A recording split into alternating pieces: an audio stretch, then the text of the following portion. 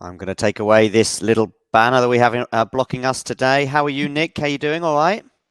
I'm doing well, John. I'm doing well. It's a lovely, crisp morning in the United Kingdom, and I'm awake and ready for the tennis. Well, I say I'm awake and ready for the tennis. It's not like I've probably been watching for the last hour and a half. Listen, Cam Norrie is the one on our screen right now, and is it the only match on as we speak? I should probably know this as I'm about to do a live It's stream, the but only singles singles match. match. Yes, yes, you're right. So Cam Norrie's in a dogfight with Lehecka. I'm not surprised really because I think Lehecka's shown some good form lately. But I think what I am surprised about is that Lehecka didn't take the first set because actually I think he was looking quite good at various points, including in the tiebreak. I think he had 2 set points. But I don't know what you've got any thoughts on either player coming into the tournament. Norrie, of course, had a pretty good United Cup. Yeah, I mean, certainly Lehecka. I think Lehecka might have played the United Cup, and he caught some eyes. I think he's got a big game, and definitely one of these young up and coming players. I'm not entirely sure how old he is, but he's definitely in sort of that next gen category.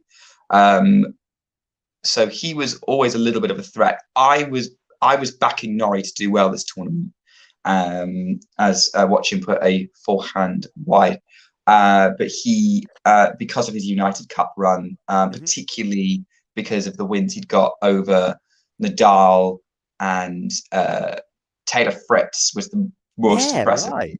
Yeah. And Alex de Minaur. So he's coming into this tournament looking pretty good, and I actually have him reaching the quarterfinals in Melbourne. I think he'll get to the quarterfinals. I think Tsitsipas and losing to Tsitsipas, but like looking at him today, like he's actually not playing bad. It's just the Lehecka's really challenging him, but he's making it close. It's only been one break of serve in the second set.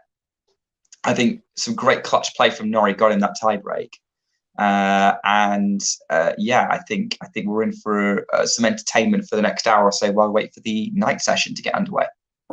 Cool. Talking of the night session, there's a few matches on the horizon. And by the way, if anything crazy occurs in Cam Norrie against Lehecka, we'll make sure we let you know. Currently, it's on serve in the third set.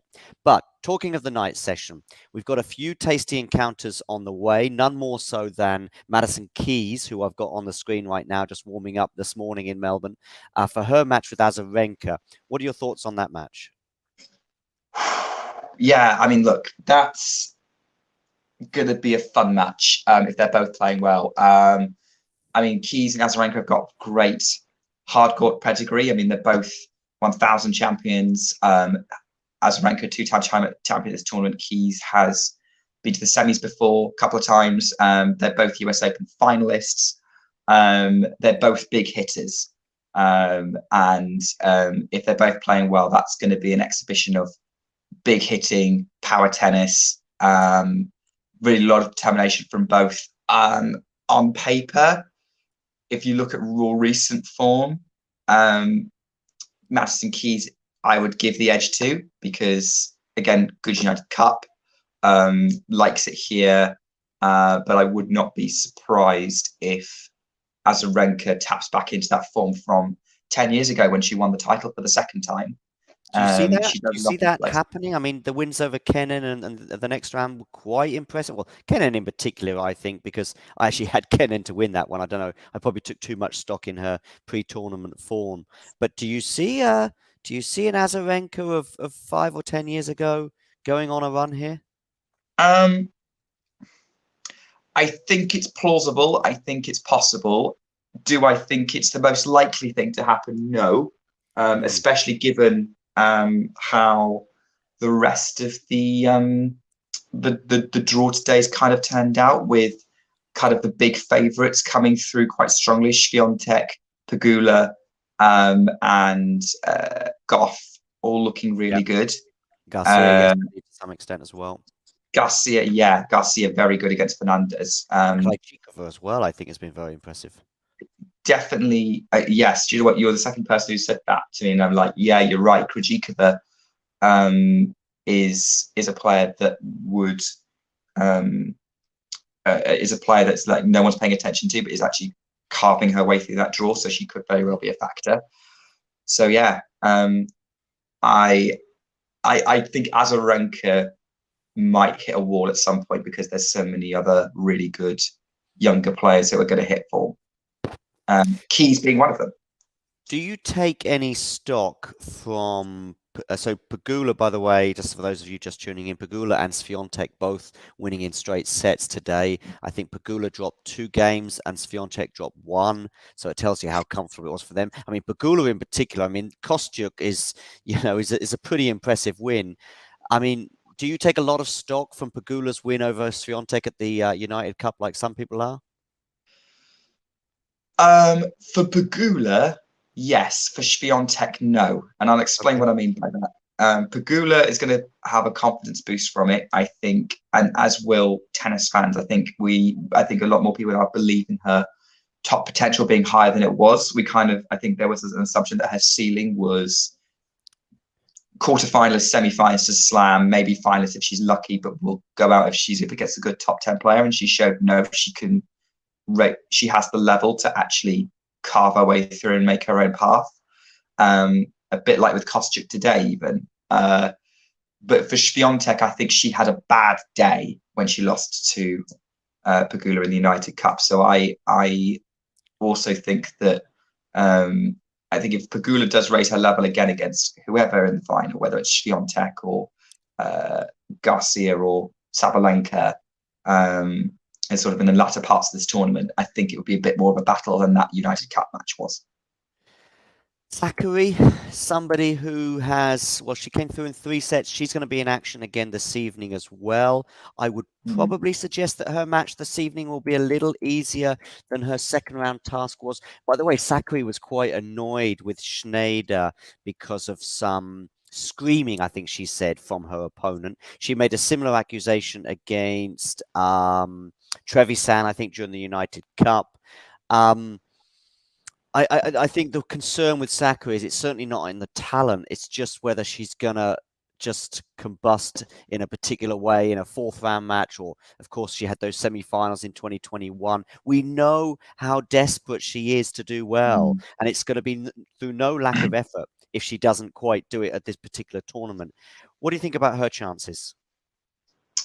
Tonight or in general? Both. Okay.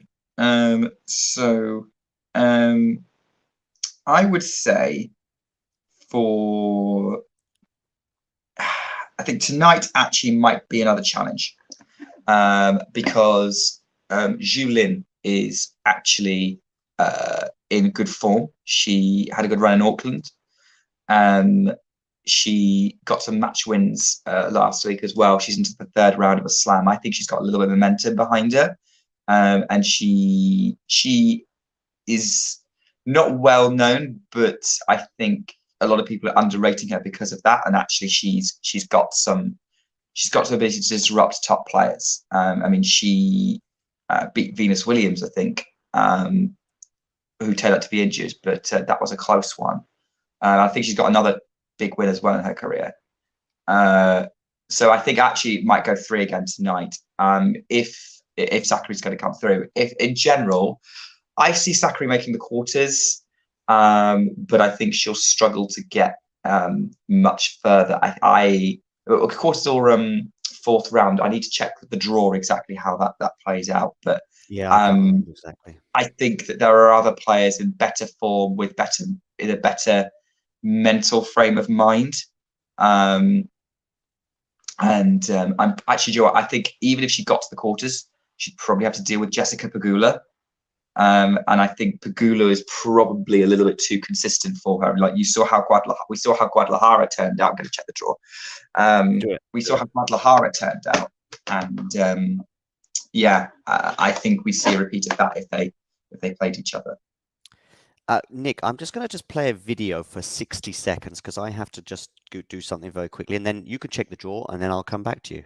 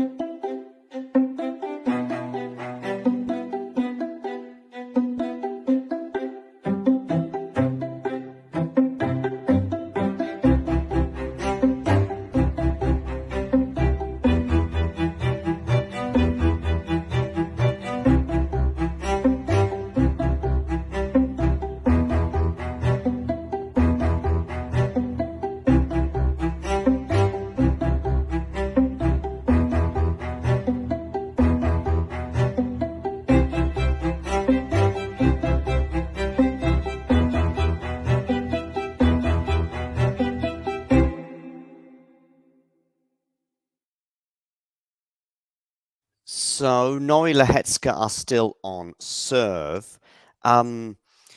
Women's predictions. Tell me how far you have Goff getting, and then tell me who you got in the final. Okay, Not Goff, so sorry, Goff, no, Sakkari. Sakkari. Actually, I need to. I'm getting my predictions up. So if Sakkari gets through Zhu tonight, she has to play the winner of Keys-Azarenka, and I think that could be tough. And I think I have Keys winning that one if it gets to Keys versus Sakkari. But I'll double check that in a second. I think who you got in your final, by the way? My final is Iga Swiatek against Aryna Sabalenka. Okay, I have Sabalenka, but I have Krejcikova beating Swiatek in the semi-final, I think, in a repeat of the Ostrava final. So that's where we differ. Yeah, honestly, that wouldn't surprise me if that happened. I mean, especially with the form Krejcikova is in, she's definitely a massive dark horse. Having said that, I think Iga doesn't tend to lose back-to-back matches to the same player. I think what I would also... who have you got winning your final then? Because that's relevant. I have Swiatek winning. Okay. And it's not because I'm a fan. I actually do, because I didn't think she was going to win the US Open, to be honest. But I think, given the form she's in, despite that United Cup loss, and in fact, actually, I think she was probably more motivated by the United Cup loss, with the emotion that kind of came out of it. I think she does have that a little additional level compared to everyone else, and her progression through her career at Australia suggests that at least a final would be next logical thing. That being said, I am a little concerned about her match against Elena Rybakina. I think Swiatek does have a tendency to dip a little bit in fourth rounds, or like a fourth match. That's something that someone on Twitter pointed out, and I was like, yeah, I'd see that happen too. And Rybakina's got the kind of game that could disrupt her. So it's not necessarily what I think will happen. I put pre-tournament, but it's something that I'm accounting for as a very tough match for her and a possibility that she could lose that one. I have Sabalenka beating Krejcikova to win her first ever Grand Slam. That's not... I honestly, when I was doing this, I was thinking Sabalenka could win this because the way she won Adelaide was super impressive. She was impressive in Fort Worth for the WTA finals. I know she lost the final, but by the way, someone we haven't mentioned is Garcia, who, by the way, came through a really, really tricky obstacle yesterday. In fact, I got that one wrong. For some reason in my predictions, I had Fernandez beating Garcia, but I was wrong. And to be honest with you, I was already regretting it as the players entered the court. Maybe it's because people have been whispering in my ear, such as Damien finds it quite amusing that I'm big on Fernandez in a way. He thinks that her run to the US Open final was fortuitous. I thought it showed a lot of guts and character, which actually I think could well stand her in good stead. And I think I take a lot of stock in the fact the draw was quite tricky for her in New York a couple of years ago.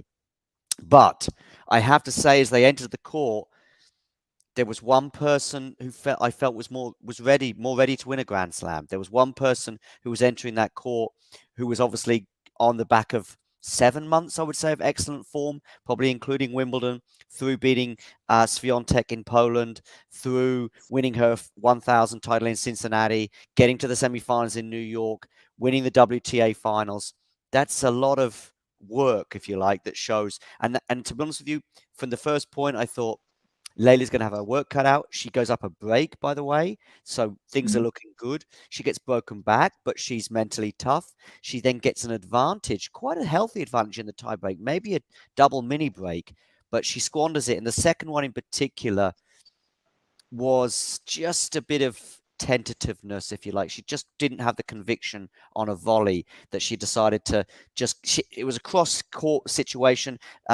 Garcia was on the run. I think she puts a backhand into Fernandez. Fernandez has got a fairly easy volley, if you like, but she can take a risk with that volley, or she just gets it back in play and still gives herself an advantage in the point. But that's what she does, and it sets it up quite nicely, albeit still a lot of difficulty for Garcia just to whip it down the line, if you like. And then that was the double break gone that she'd had. And from that moment onwards, you just thought, Garcia's got this. Yeah, I mean, I watched that match and I thought it was an absolutely fabulous match. And I think Leylah Fernandez could have won both sets. She did. She had chances, yeah. She definitely had chances. I think Garcia played the big points so well. And I think I said afterwards, like, so Jethro has Garcia winning the title, predicted her pre-tournament to win it. And I think that's the kind of performance that you could see from an eventual champion. I'm still backing Swiatek overall, but I think it's very close. And I think Caroline Garcia, like you say, is playing in a way that I think she'll be very, very difficult to beat by whoever if she does lose. I mean, looking at even that sort of, we're going back to Fort Worth. I mean, like, she did very well to fend off Sabalenka in what was actually quite a closely contested match. Again, straight sets, but deceptively straight sets. That first set could have definitely gone either way. So I'm, I think Garcia is looking very strong. And I've got my semi-final lineup. My predicted semi-finals are Swiatek, Pegula, Garcia, Sabalenka, and I wouldn't be surprised if any of them won. I mean, I would also not be surprised. Is that the 4 first seeds, by the way? 1, 2, 3, 4. No, Chabert's number 2. Oh yeah, right. So who you got? You got Pegula. What's she? 3? Is she seed? Pegula's 3. Garcia's 4 and Sabalenka 5. Yeah. I had. I think, and it seems to be going according to plan. I mean, to be fair, when I do, like, if you follow me on Twitter, you'll see that, like, before a Grand Slam, I will put my seeds. So, like, how I would seed it back in the good old days when it was down to, like, back in the pre-computer ranking days when seedings would depend on the opinion of the tournament. Yeah. And they would have been my top 4 seeds, and I would have put Jabeur at number 5. That's almost like I'll tell you what that is. That's like a power rankings almost, right? If you know that expression as well. Kind of, except that for my male one, I put Nadal as number 2 when in fact I did not think Nadal was second favourite for the title. Sure. Yeah. I think it's probably a mix then. It's a bit of also pedigree, former years, how you're getting on. You know, did you win the tournament last year, etc.? Have you been in finals before? Yeah, there's a formula involved. I have a spreadsheet for it. Oh, wow. Look at you. So yeah, it's a mix of it's based on a mix of previous history Australian Open / how new you are to the Australian Open, because sometimes you can get somebody who wins it on their first or second attempt. You get plus 2022 form plus 2023 form so far for, like, well, how they did in the first week of 23, and then try and it's not an exact science, but it gives me a nice sort of picture of where everyone is, and then a little bit of gut instinct if I'm not happy with the exact order of how it turned out. Nice. Fair enough. Okay, listen, we've spoke about Madison Keys. We spoke about Sakkari as well, both of which will be in action shortly. Norrie, by the way, is now a breakup on Lehecka, so things are looking good there for the Brit. Lehecka is 2-5. He's serving, albeit with a 40-love lead, so he's close to forcing Norrie to serve it out. Okay, over on the men's side this evening, or this morning as it is for us in Europe, we've got Tiafoe in action against Khachanov in the battle of the semi-finalists at the US Open. How do you see that one going? Oh, I mean, it's going to be tight. I think it's going to be a nice kind of contrast of styles. Tiafoe is very flashy, very expressive. He's got a lot of variety to his game, and he's quite fun to watch in general. Khachanov is a very sort of solid player, very determined, very difficult to break down. So I don't see that being straight sets either way.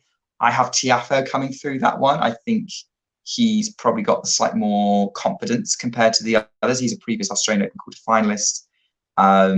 I think he's definitely grown a lot in the last few months as a player. And Yeah, I see Tiafoe being the slight favourite for that one, but I was probably going to go 4 or 5. Yeah, makes sense. I make Tiafoe the slight favourite too. I had Tiafoe beating Nadal, funny enough, in my prediction. Yeah, do you like that tweet? I just thought I'd bring that up for you.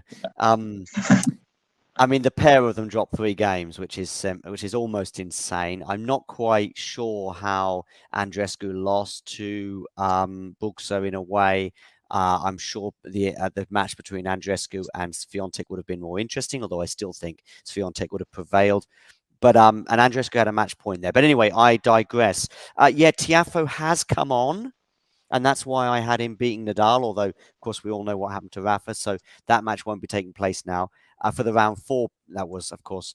But I don't think he's come on enough to be a Grand Slam winner or even a Grand Slam finalist at the moment. And perhaps if it was to happen, it might happen in New York rather than in Australia. Yeah, I think you might be onto something there. Although having said that, he was very close to a Grand Slam final. He did go 5 with Alcaraz and pushed him. I think Alcaraz did have the edge, but I think if things kind of gone his way, I wouldn't have been surprised to see Tiafoe in the final. But I think if he comes up against Medvedev in the quarters, which is what I think we're both predicting at this point. No, actually, I have Korda, which is going to be could be blown apart in the next couple of hours because that's a match that we're going to have on. One of us is going to be right because they're playing each other, later on tonight after the Keys-Azarenka match. So that could be entertaining. Okay, well, in that situation, then, like, I could see Korda beating Medvedev. I don't think it'll happen, but I think if Tiafoe was to play Korda, I think Tiafoe would win that one. Cam Norrie has won the 3rd set against Jiří Lehecka. So he leads now 7-6, 3-6, 6-3, 2 sets to 1. Things are looking good for him right now, but I wouldn't write off Lehecka just yet. It's been a fairly tight match thus far, and Lehecka's been in pretty good form going into the tournament. But then, as we discussed earlier, so has Cam Norrie. So Korda-Medvedev, yeah. To be honest with you, the Korda-Medvedev match, a bit like Leylah Fernandez-Garcia. It's one of those that I did with the phone in my hand and a camera on, and I'm talking to the phone, and the draw is just a few hours like previous. And I don't know what I was doing exactly, but I just had, for some reason, I had a feeling about Korda, perhaps. Press the Korda button, and I progress with the draw. Same with Fernandez. I just keep, it's a bit like Emma Raducanu with Fernandez to some extent. And it may end up becoming the same with Korda. You keep backing them and you keep backing them, and you think it's got to come right eventually. And you don't want to be there the day that you don't back them, and that's the day they end up getting to the semi-final or final of a slam. Korda's a bit different because I probably haven't had this feeling before, but I did take a lot of stock in that Adelaide final that he had against Djokovic a week before the Australian Open. So that's probably what I'm thinking about a bit, plus some other moments last year. Of course, it was a double breakup on Rafa in Indian Wells. Yeah, but maybe it's a slam too early. Oh, but also the other thing that influences my decision is Medvedev. And it's been a year now since I've seen Medvedev do something that convinces me he's back. There were some thoughts maybe around about September, October, following the US Open, some flashes. We did see him win in Vienna, for example. We did see him, pull out injured, but him and Djokovic were neck and neck at the point when he did pull out injured in Astana, I think it was.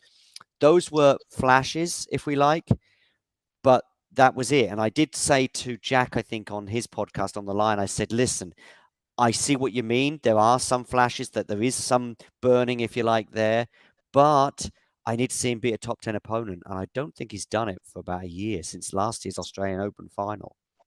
Or so the run to the final, sorry, when he beat Tsitsipas. So, okay, Korda's not top 10, I know. Albeit I would probably have him, talking about, what's the expression I used earlier about players coming into a tournament in good form. He's probably in the top 10 in that respect. In my power rankings, he might make the top 10. But anyway, I don't know where have you got Medvedev going to? Semis. Losing to Tsitsipas? Yes. Tsitsipas won in straight sets today against Griekspoor. Not really many troubles. I think it was a second set tiebreak. But yeah, Tsitsipas is somebody that we've spoken about a lot, of course, on the pod, but also in various other forms as well. Yeah, so you got Tsitsipas getting to the final, right? Yes, I do have Tsitsipas going to the final, losing to Djokovic. Me too. Yeah. I think Tsitsipas's level in recent weeks has been incredibly impressive. It's almost like he's back and like he's learning. He managed to win a lot of matches in 2022 just with his B game, and now he's finding his A game again. And I have confidence that he will reverse the Australian Open trend against Medvedev if they were to meet, or against anyone. I think the one person that he can't beat is Djokovic. I think that Djokovic, he doesn't match up well enough against Djokovic. Having said that, if it's a Tsitsipas Djokovic final, it's a battle for the world number one. The winner would be ranked number one. Which would be a nice little teaser.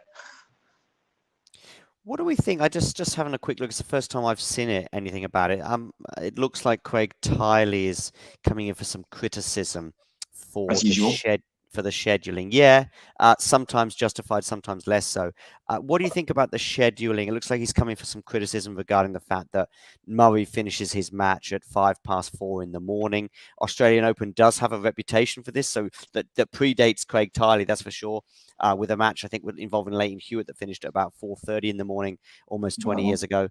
Do you think that's justified criticism? I mean, I don't really know how to get around that, because you want to fill up all the court. The only other option is to put Murray on court 17. Well, imagine how that would go down.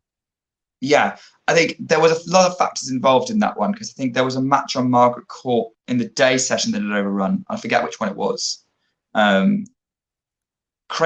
This is not Craig Tiley's fault at all. Like, Craig Tiley is not the one who should be being criticised here. You're saying it's a pre-Australian Open thing. I would argue we see this at the US Open as well. This is a tennis problem with the scheduling, and it's because the way the sport has evolved that matches are just longer now, and it was always going to be set up for that. And I think the more we try and cram two potentially minimum 2-hour-long matches into a night, we're always going to have late finishes, and that's kind of the reality where men's and women's, like a women's match can last hour and a half if it's a decent two-setter. So I'm of the view that it's not Tiley's fault. I think there needs to be he's kind of playing with what the expectations are, and the only people who benefit from a late finish are the people in other time zones. So like us, who could probably enjoy watching Andy Murray during the day. It may be a part of their thinking. It may be a part of their thinking, but for the people in the stadium and for the players and for the people working there, it's not great working conditions. It's not fun. So I am of the view that either they start night sessions earlier, or they only have one match night session,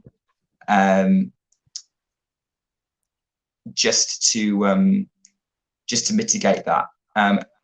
Just to mitigate that sort of late finish aspect, because you're going to get some tennis late, right? That's what the night session's for. It's partly for the prime time viewers who just got home from work, but it's also for the benefit of those in the wrong time zone, as it were. You're still going to get that, whatever. I see a comment here in the chat, so thanks for that as well, about should matches start after midnight. Well, you know what? This is not just the Australian Open, and we'll come to the French Open in a minute, but I remember even in Paris-Bercy last year, a match starting after midnight, albeit a three-setter among the men. No, and don't forget, Murray didn't start after 12 o'clock. It started about 10:15, I think, local time, 10:20 maybe. 10:30. Yeah. So, and it was an epic, and it did continue for 5.5 hours, as we said, maybe more than 5.5 actually. So, you know, there are extenuating circumstances, and they do start at 7 o'clock, unlike in Paris, which I think is like 9 o'clock. Albeit I think it's just one match maybe in Paris. But it is one match, but it's too late. Like, yeah, and you don't need to start at 9 o'clock. It doesn't make any sense. especially as public transport finishes at like midnight. So yeah, it's also not good for the players as well to be potentially playing till 2 or 3 in the morning. It's on clay; it could easily go 5 sets if it's men. So, and there doesn't seem to be as much logic there with the Australian Open. The only other option is to build more courts, which is obviously going to cost more money and so on and so forth. So it's a tricky one. It's a tricky one. Then the other option is to move it drastically at the last minute. But listen, if you've bought tickets for Rod Laver to see 2 matches, it's just logistically very difficult, I think. I don't really know what the solution is. Wimbledon, what they do is they the logistics of running a slam, I don't envy anyone, because you have to get so many matches done, particularly in the first week, and there is no perfect solution, because you're not only trying to get matches done, you're trying to put matches on that TV are going to want to see, and you're trying to make money off this. So I don't envy anyone that job. Just had a message off Jack. He will be joining us shortly, but he's just finishing penning an article. Yeah, I don't have any don't really know what the solution is. I have millions of solutions and sometimes questions too. And although I do think I understand it, but I don't really know what the answer is. Not right now, anyway, not in Australia. Okay, listen, what other matches are there this evening that I haven't touched on? Hurkacz-Shapovalov? And Shapovalov, yeah, I think that's the one match we might not have talked about yet. Hurkacz-Shapovalov for sure, yeah. What are your thoughts on that one? That's going to be fun. I think you've got Hurkacz is kind of almost slightly passive game, although I might finish my point because Norrie's actually break point down early in the 4th set. Oh, yeah, so he is, yeah. Shall we talk about this for a second? Yeah, and then we'll come back to Hurkacz-Shapovalov. Yeah, sure. You can talk us through this point if you want. Okay, so Norrie serving at 30-40, put the first serve into the net. So makes the tension even higher. It's on a second serve. He's continued to bounce it with his racket. He's bouncing his racket and not his hand. Unusual for a player. Still bouncing the ball. I don't know whether there's some noise or anything like that in the background. He's getting potential for. Oh, he doesn't get a time violation between first and second. Serves out wide. Lehechka gets the ball sort of high and loops back in. They're going sort of taking the pace up a bit. They're kind of putting a lot of topspin on their shots. They're going forehand back up, but Norrie puts the forehand into the net quite limply, and it's game Lehechka. He's a break up in the 4th. This could go 5.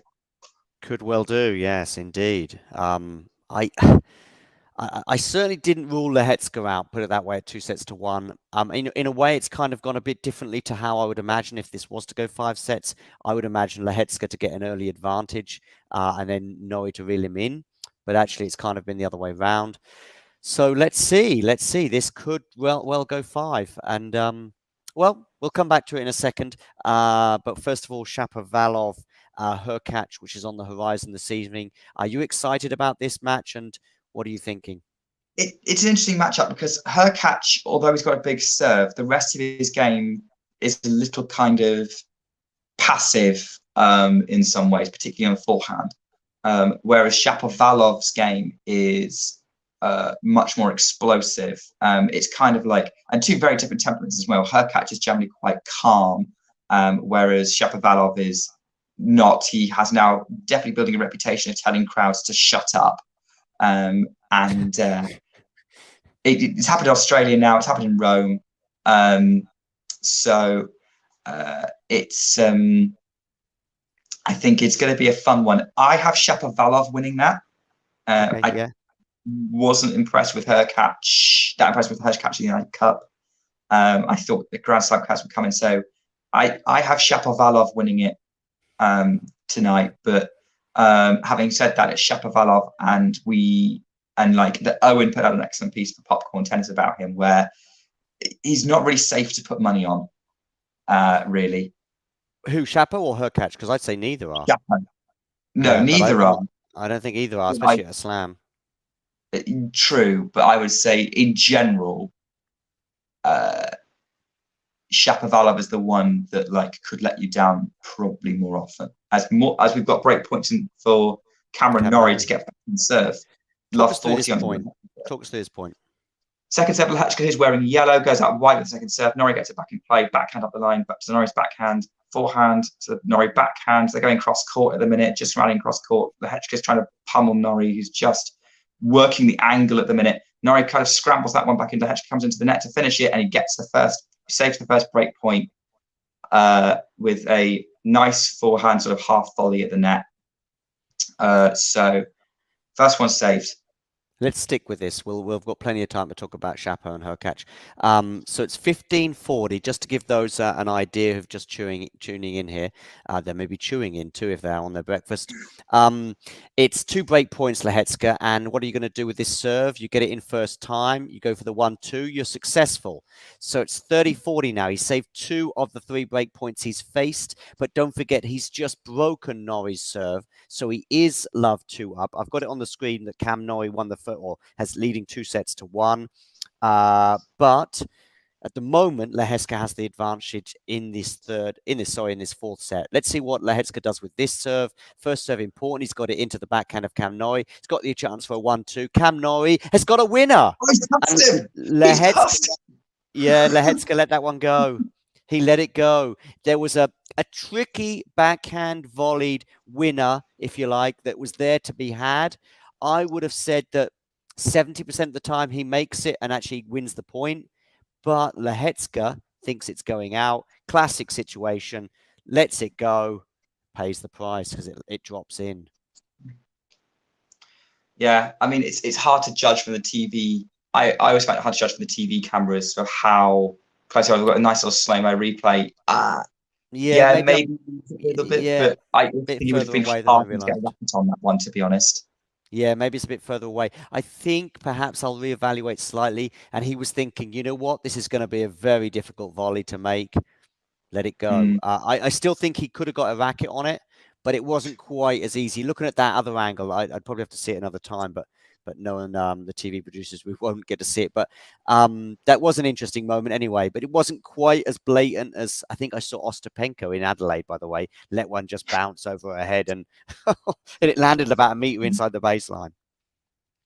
Oh, yeah. That was, I mean, like, to get that with anyone. But yes, that's a particularly bad miss. I mean, John, on the tennis court, how are your volleys? I mean, you probably grew up learning to serve volleyball. Yeah. My volleys were terrible, I would say, 18 months ago. Bit of practice, got better. And I probably thought that they were quite good. But then the most recent match I played, they were pretty bad. So maybe just not got the consistency that I thought I had. And I think there's still some technical things. I think what it was is I made some progress and I thought, okay, great.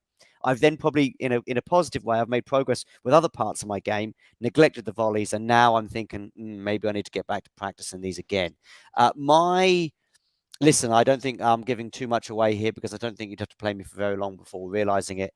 I have a very flat forehand, but it's not bad. Return a serve can be good. Let's say that's a positive in my opinion because other parts of my game less so. Serve is a huge problem. Serve is a huge problem for me, especially the second serve in particular. Second serve is just getting it into play, and let's see how the point pans out. Which, when you're playing a beginner or intermediate, you might get away with. Anyone above intermediate, I'm in big trouble on that second serve. And by the way, I generally say this: if you're good, you'll beat me. If you're not, you won't. There you go. I'm right down the middle in terms of ability, I would say, among the 100 or so different players I've played of all different levels. What about your volleys? Terrible. They are the worst part of my game. Cam Norrie, by the way, 2 break points. No, facing the second already bonkers. Yeah, indeed. And he's not got the first serve in. Yeah. So you got terrible volleys, Nick. Yeah. I'll tell you a bit more about them after Cam can save these break points.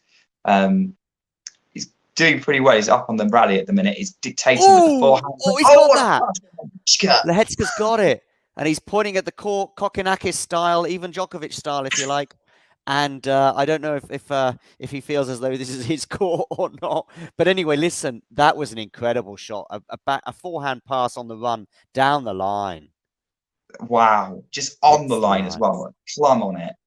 That gets him back for it's interesting. We've had 2 consecutive breaks won by passing shots. Yeah, that was awesome from Lehechka. That's the kind of stuff you see from top 10 players. Indeed, I would agree. In fact, I think if Rafa and Novak had done that, would be salivating over for quite some time. That was an incredible shot down the line. 3-1 he leads. We've had 3 breaks of serve. I think Lehecka saved, kept his serve once. But anyway, game on once again. So your volley's not good, you said. No, not good at all. They were. I try and swing too much with them, and you got to sort of punch it. You got to sort of punch it, right? Yeah, exactly. Exactly. That's how you should. That's how I've been taught how to do it. But when it's just me in a moment on the court, it's just I want to swing, also my reaction times aren't great as a general rule. So yeah, worst part of my game. I mean, serve when it goes. I'm a bit like you, John. Basically, if I'm playing anyone who's like beginner, I'll beat them. Intermediate, it'll be close. But I'll probably lose because my shot selection will fail me at some points. And I think my first serve is good when it goes in, but it is very predictable pattern. Second serve is very attackable. Forehand is pretty good, very high spin, but if you tack it long enough, it will go long. Backhand's pretty solid, but not much of a weapon. And basically, my best shot is my return of serve. Okay. So we've got something in common there, yeah. Me, you, and Novak. We're like that. Yeah, and Andy. Yeah, I have been able to hit return winners on quite regularly against a big server, which is always quite nice to do. Yeah. I had a big server last year I played against. He was erratic on serve, but when he got his first serve in, it was, in fact, his second serve too, but his first serve especially, it was pretty meaty. But I also loved it. I loved cracking back a few winners, and there was one on the backhand side, which, like I say, my backhand is probably, well, it's definitely a weaker element compared to my forehand. And by the way, we've got 2 break points for Cam Norrie. I think this will be the 3rd or 4th break in a row. If it happens, it'll have to be the 4th, of course. So Lehecka, both of them struggling to hold on to serve after what was pretty solid for both of them on serving until now. We've got 2 break points. I'll let you talk us through the first one of these 2, Nick. Here we go. We've got Lehecka dressed in a yellow shirt, Norrie in a blue shirt, bouncing on the baseline, ready to receive, trying to get back on serve again in what is an entertaining set. That first serve is long from Lehecka. He's trying to go kind of body serve to Cam, wasn't enough. Goes second serve out wide. Cam gets it back in play. Forehand up the line. Lehecka. Cam gets to it, loops it up. Lehecka runs back. It's out. It was looking like it was going out from how far back Lehecka had to run. So yeah, 30-40. Okay, 30-40. So can you talk me through this one as well? Because I've got to go and make a coffee in the kitchen. Yeah, sure. I'll talk me through it. You're going to talk me through it as well. I'll talk you through it as well. I'll keep the audience. I'll keep the audience up to date. So here we go. Lehecka's going to try and save another break point. So serves up the middle ends. It's an ace. No, it's not. It's a let. No, he saves the break. It's an ace.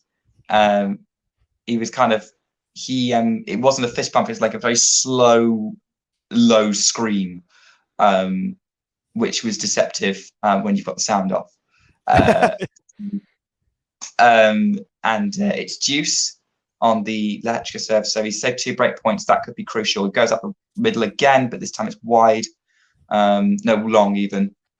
So next up, second serve. Definitely a lot of nerves in this set. Oh, Norrie tries to go to tack on the return and puts it in the net. Norrie puts the return in the net, and he's going to be ruining that because he had a great opportunity there.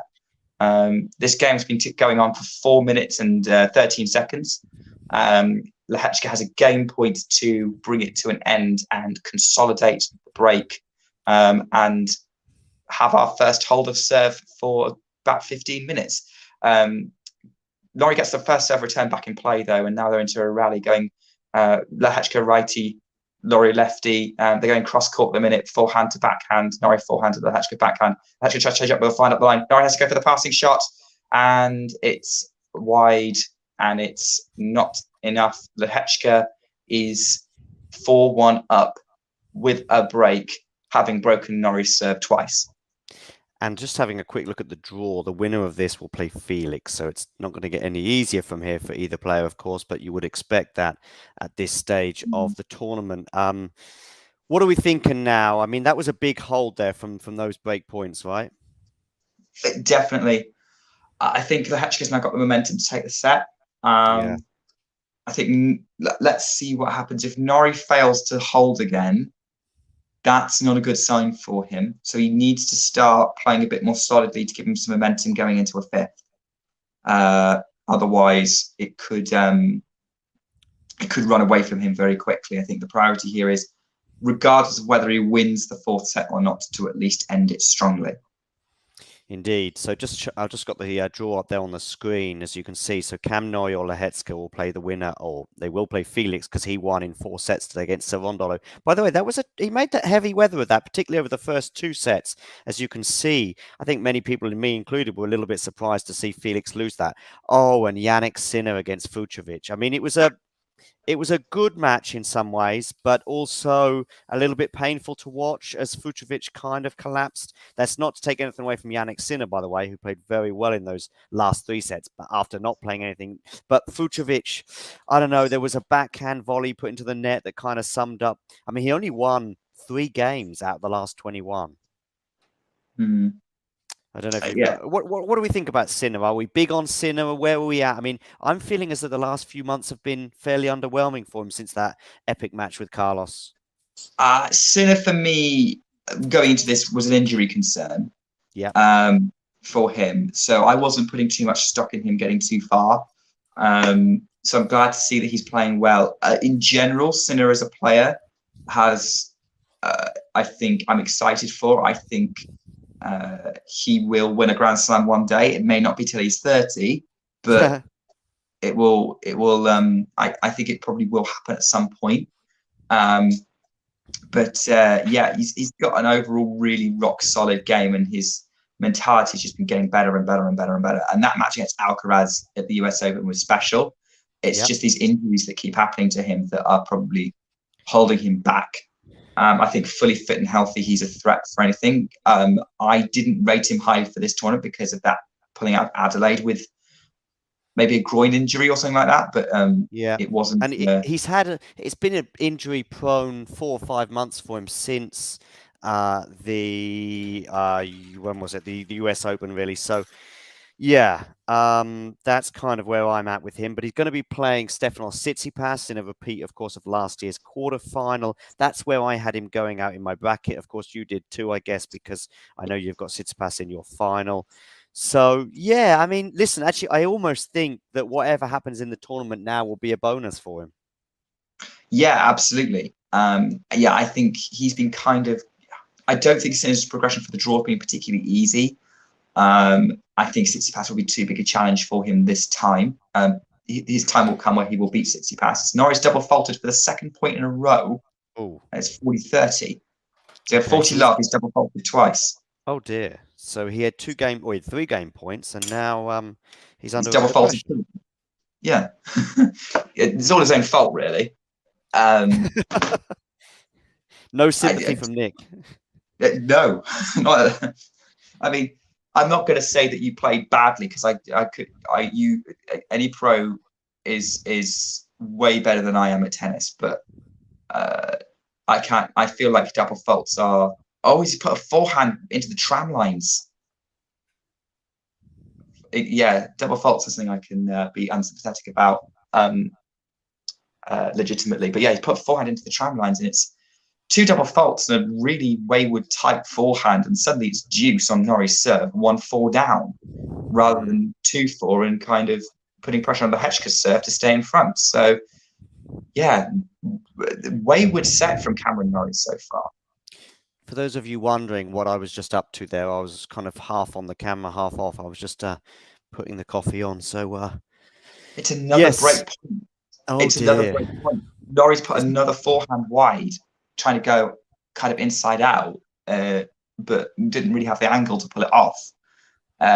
So, yeah, we've got another break point potentially for 5-1 and a double break. So Norrie's coming into the net, trying to serve volley. Lehechka goes for the pass. He's got it. Yep, 5-1. That wasn't an amazing volley from Norrie. I think he did kind of give Lehechka the opportunity to run it down. I'm not entirely sure why he didn't play it into space. But hey, kind of in the heat of the moment, you've got to go for what you think is you've got to go with what's you can. But yeah. Oh, Lehechka apologising. Maybe there was a lap called in there at some point. But yeah, he's 5-1 up. And Norrie has not held serve this set. The one game he's won this set was a break. Oh, yeah, right. Yeah, that's pretty damning. Okay. Lehechka's serving now. Down the tee. It goes long. Yeah, so back to Shapovalov and Hurkacz. I have Shapovalov. I agree with Owen saying you can't really trust him, but I certainly don't think I've got any more faith in Hurkacz, especially at Grand Slams. Apart from that run he had at Wimbledon in 2021, he's always disappointed really at Grand Slams.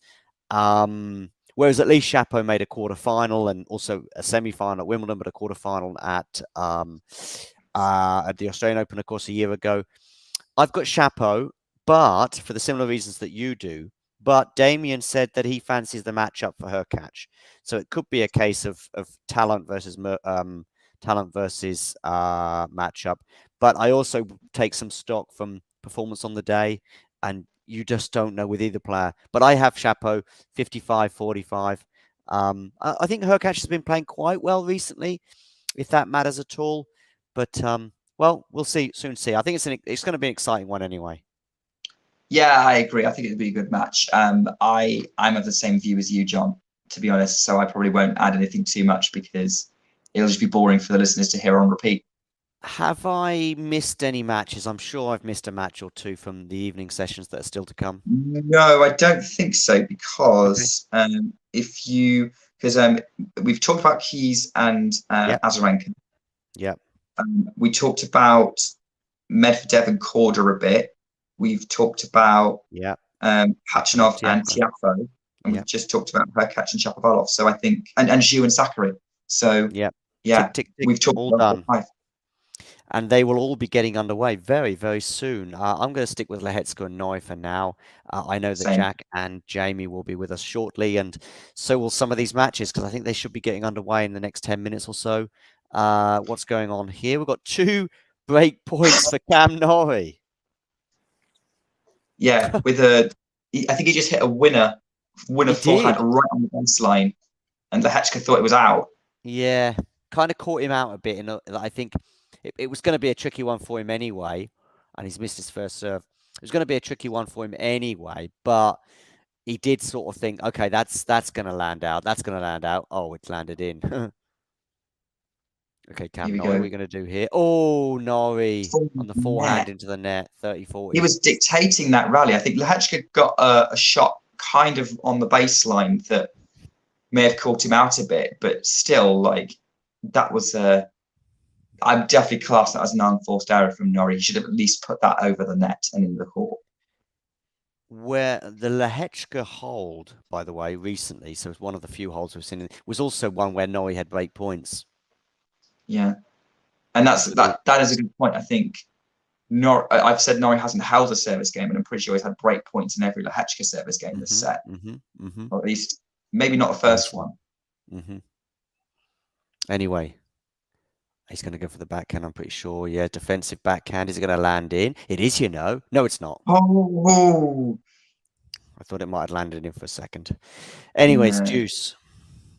Yeah.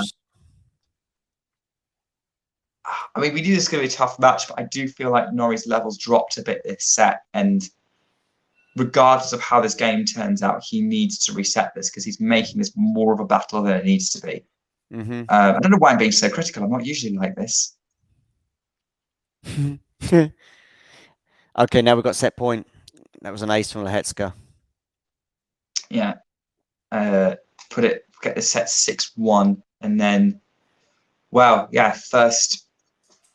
me, I'd say I think this is, if Norrie does lose this, it's going to be a massive missed opportunity for him. I mean, he has been to a Grand Slam semi-final before, but yeah, just to kind of get that little bit closer back into the top 10, as Norrie's return goes long, and it's a fourth set for Lehechka. Now, that being said, Norrie's a great competitor, so I have full confidence that he'll bounce back to the set. Well, I agree. There's going to be no giving up from him, that's for sure. But yeah, I'm not sure. Momentum and all the rest of it. But yeah, 50-50 is what I'm saying. 50-50. Oh yeah, as it is with a lot of with most 5-set matches, unless they involve Novak Djokovic. Yeah, especially if he's come from 2 sets down. Net points won there. Lehecka's doing pretty well at the net. It looks like Cam Norrie's 50-50.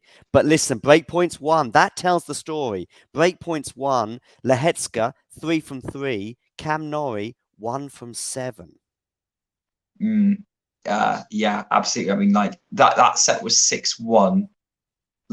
It could still be going at 4-3 at the minute on serve. Had Norrie converted those break points in those 2 Hurkacz service games. So, yeah, there's no, yeah, I think I think Norrie definitely didn't take his opportunities that set to get himself back in. What have you thought of the tournament so far?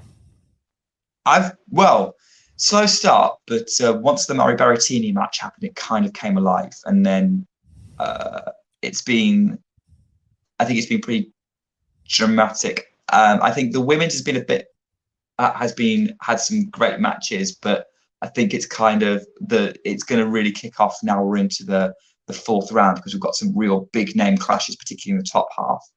Mm-hmm. The men's draw has just been insane. It's almost like the opposite way round to how it's been the last few years, men's to women's, where the men's draw's kind of been warming up for a blockbuster second week, and the women's draw's bonkers for the first week.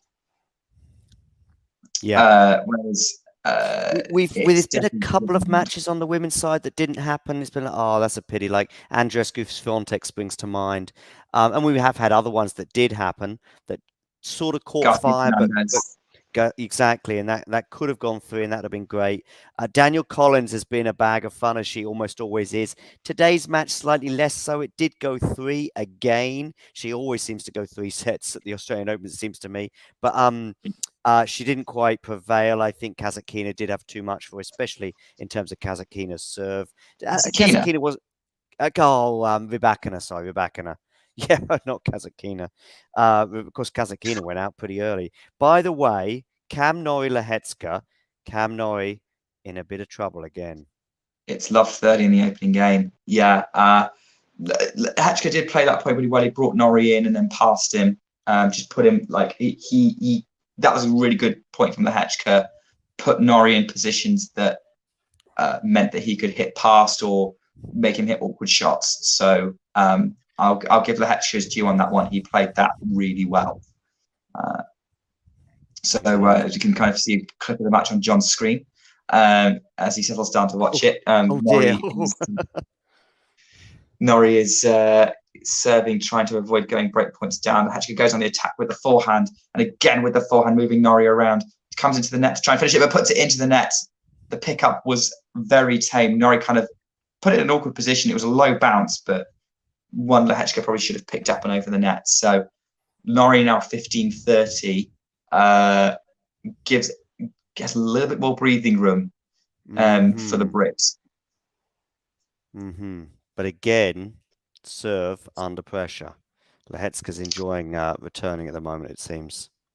Yeah. Got that first serve in, though. They're kind of into a bit of a rally. Norrie goes on the attack with the forehand up the line. Lehecka goes cross-court with his forehand. And Norrie puts the backhand long, and it's 15-40.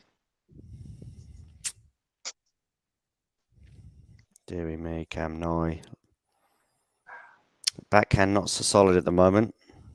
No. But even some of his shots are falling a bit short. I think Ledhetska senses blood here. Yeah, for sure. I mean, I'm being a classic Brit biased commentator here, and I hope he doesn't like. I hope he comes through this. So you're Uh, a Cam Norrie fan. I mean, I'm not. I don't mind him. I just I not. I wouldn't say I'm a fan. That I find his game a little odd. Yeah, Um, Ledhetska's as breaks, Lehecka by the way, wins with a backhand up the line. and Um, it I must be find probably. Sorry to interrupt, Nick, but that's probably 4 service games in a row. Norrie's lost. yeah, it is. He hasn't won a game since serving out the third service So game. exactly. Yeah. Dead Is right. he doesn't look injured. No, he's all right. I think. Yeah, I think you were making a point like the Hurkacz returning well. Not returning well. It's just return in the return game. So there's no fear, if you like, in terms of, it's not like he's standing a bit further back because he knows he's going to have a bullet serve come in. There is a phone call going on. I always think it's always curious when the phone call comes in from the umpire. So let's hope there isn't an issue for Cam Norrie. Or actually, there is a physio coming out, and it does look like something is going to happen. Let's Yeah, see. yeah. He's going to Norris have talking some, to beside the court treatment. Could be on the leg somewhere, just below the knee. Just below the knee, it seems. And it's going to be a bit of prodding here, and we're going to see out. Hello. So it didn't seem to be too obvious when he was playing, but obviously losing 4 service games in a row would suggest that not all is right. Anyway, you said you're not really a fan, but like. I think he's a nice guy. I really think he's a nice guy. Like I think he carries himself well. I like his style. Even though I find his game a little bit weird, I do like the variety that's there. I by the do. way, just sorry, Nick, I've got to interrupt you. Breaking news: we've got Cam Norrie's biggest fan of all time just walked into the living room. It is Damien, by the way. He's come to sit down and chill out. Or in fact, I don't think he's coming to chill out. He's so nervous about his man Cam Norrie that he can't resist, and he couldn't sleep. So he's awake again and he's pumped for this 5th set. Either that or he's coming down to hope to see if the Hurkacz match is on. Yeah, I think it could be that one. Yeah. Well, he's not a big Hurkacz fan either, by the way. Okay, like because people always assume that I don't like even know who he's a fan of, actually. I don't think he's a fan of anyone. I think he's a fan of himself. I think if he was in the quarterfinal at the Australian Open, I think he would prefer himself to win, but he would also be quite critical. He'd say, "Oh, I don't even know if I want to watch myself. I'm a bit of a pusher." Cam Norrie medical timeout here. Damien Krust has an ego. Who knew? The yeah, I think there's always an assumption that if you're from a certain country, you're going to be a fan of their players automatically. And like, I want Norrie to win. I think I always see him as a little bit of an underdog compared to a lot of other people, which is why I'm a little bit disappointed because I felt this was a great opportunity for him. So I like him, but he's not one of my favorite players. In fact, I would say that the only player I'm a fan of on the men's side is Andy Murray. Now Roger Federer's retired. I think I'm much more invested in. I'm invested in far more players on the WTA tour, to be honest. I am a bit suspicious though, Nick, of some of these people that you meet, but also you see their Twitter byline where it says big tennis fan, favorites, Cam Norrie, Ledhetska, Hurkacz-Shapovalov, Djokovic. The only one you won't get is Djokovic and Nadal, but they'll have like 6 players, and they'll be like Tsitsipas, Medvedev, and I'm like, you can't be a Tsitsipas and a Medvedev fan as well. It's just incompatible. And I'm like, how many horses do you want in this race? I think you're allowed to like more than one player. You are, and I have a soft spot for Leylah Fernandez, for example. And I probably want to see her go quite far. I feel a bit sad for Swiatek, sorry, not for Swiatek, for Sabalenka and Sakkari in their pursuit of a Grand Slam that I think they deserve. Probably there's 1 or 2 more that I look out for. Daniel Collins today, I was probably rooting for her. Her tennis excites me, and Rybakina's less so. On Jabeur, there's a great story there, if you like. So But listen, if Ons Jabeur had 2 Grand Slams, so it's all often about this as well. If Ons Jabeur had 2 Grand Slams and Swiatek didn't have any, then in that US Open final, it would be the other way around, and I'd be wanting Swiatek to win. But the fact that Swiatek already had a couple of slams and Ons Jabeur might never win one influences who I'm supporting. So it's really a narrative rather than a player. Yeah, I'm necessarily supporting. Go on. Yeah, I'm the same. I am the same as a general rule. Although I would ask, I mean, how have you been in finals where Rafa's playing someone like a Dominic Thiem or a Stan Wawrinka or a Daniel Medvedev? Maybe not Daniel Medvedev. Like before they won slams. Oh, it didn't matter. It's exactly the same. I mean, Rafa could have 73 Grand Slams, and he could be playing a 98-year-old Cam Norrie, who has. He could be in the French Open with Cam Norrie in the year 2067, and he's won 50 French Opens in a row, and he's only ever lost 3 times on Philippe Chatrier. And Cam Norrie is trying again to beat him, and I would still be supporting Rafa. Yeah, and I think, yeah, that's it, right? So sometimes I'll be going. You know what he needs? He just needs one more. He just needs a 60th one. You know, just to really cement his legacy. Exactly. And I felt the same about watching Roger. I am currently feeling the same watching Swiatek. Oh yeah, I get that. But if you're a neutral, that's what I'm saying. Which I am with most women's matches, if you like. Like I say, maybe a bit of Layla. There is a bit of Layla love there. I would probably, but also predictions, that has a big influence too, right? Oh, for sure. And actually that does influence my my reactions to this match as well. As Lehechka wins with that game with a mega backhand passing shot. I am definitely, I think part of the disappointment in Norrie is I had backed him to reach the quarterfinals. Morning, Jamie. Morning, guys. What have you got on your TV screen? Have you got Cam Norrie? What's going down? I've got Hurkacz-Shapovalov. Good. On Eurosport 1. And on Eurosport 2, I've got Cam Norrie. Okay, cool. Keep an eye on. Has Hurkacz and have they started yet? Hurkacz and they've just started. I think they're in the first or second game. Let me just double check. Cool. Second game. Can you stick with that? We'll keep you updated on Cam Norrie. I know you're a big fan, Jamie. Oh no, you're a Lehecka man. You've always been on the Lehecka bandwagon, Jamie, haven't you? I've had posters of Lehecka for a long time. Which is weird because he's only 21.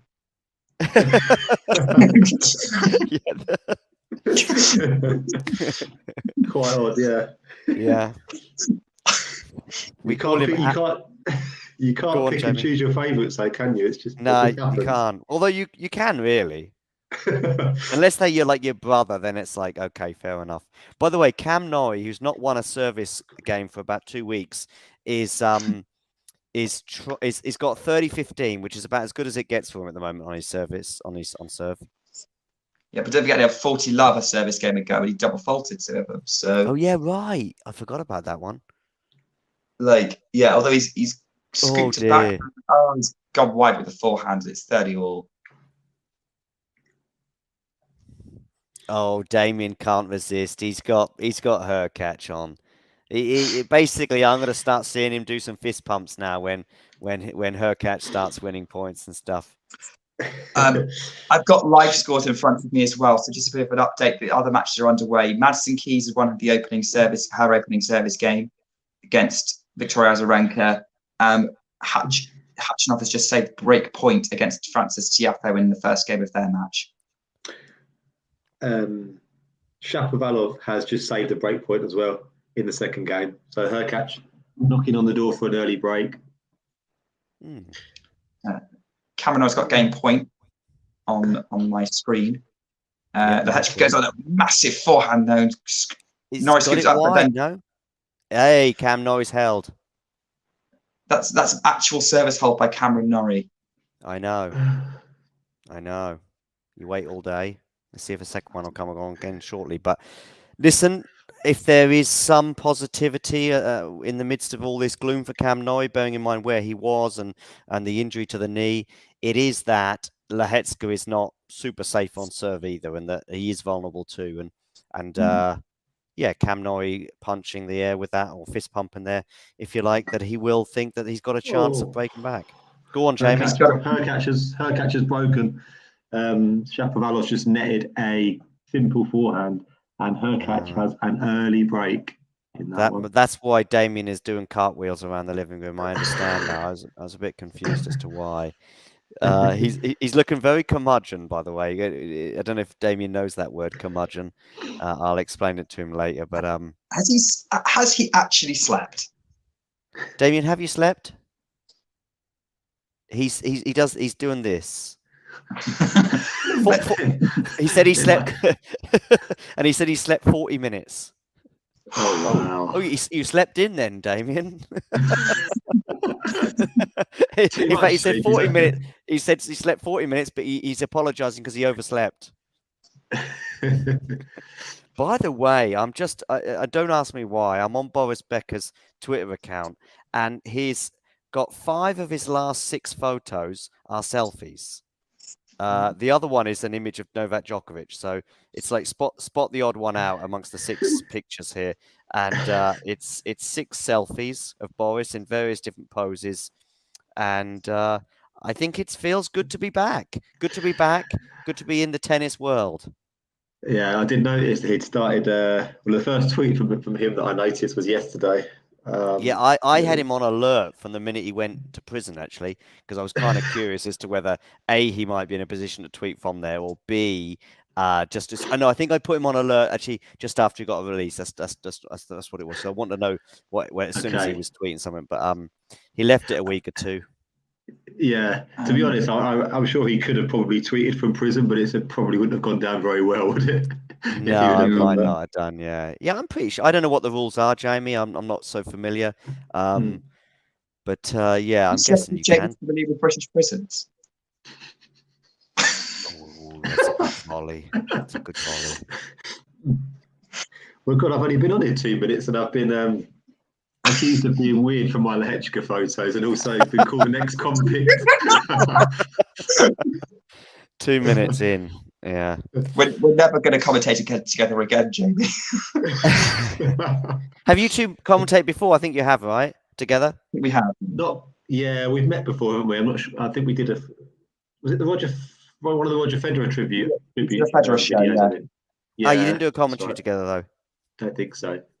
I thought we had, but it might have been. Did you do any ATP final stuff, Jamie?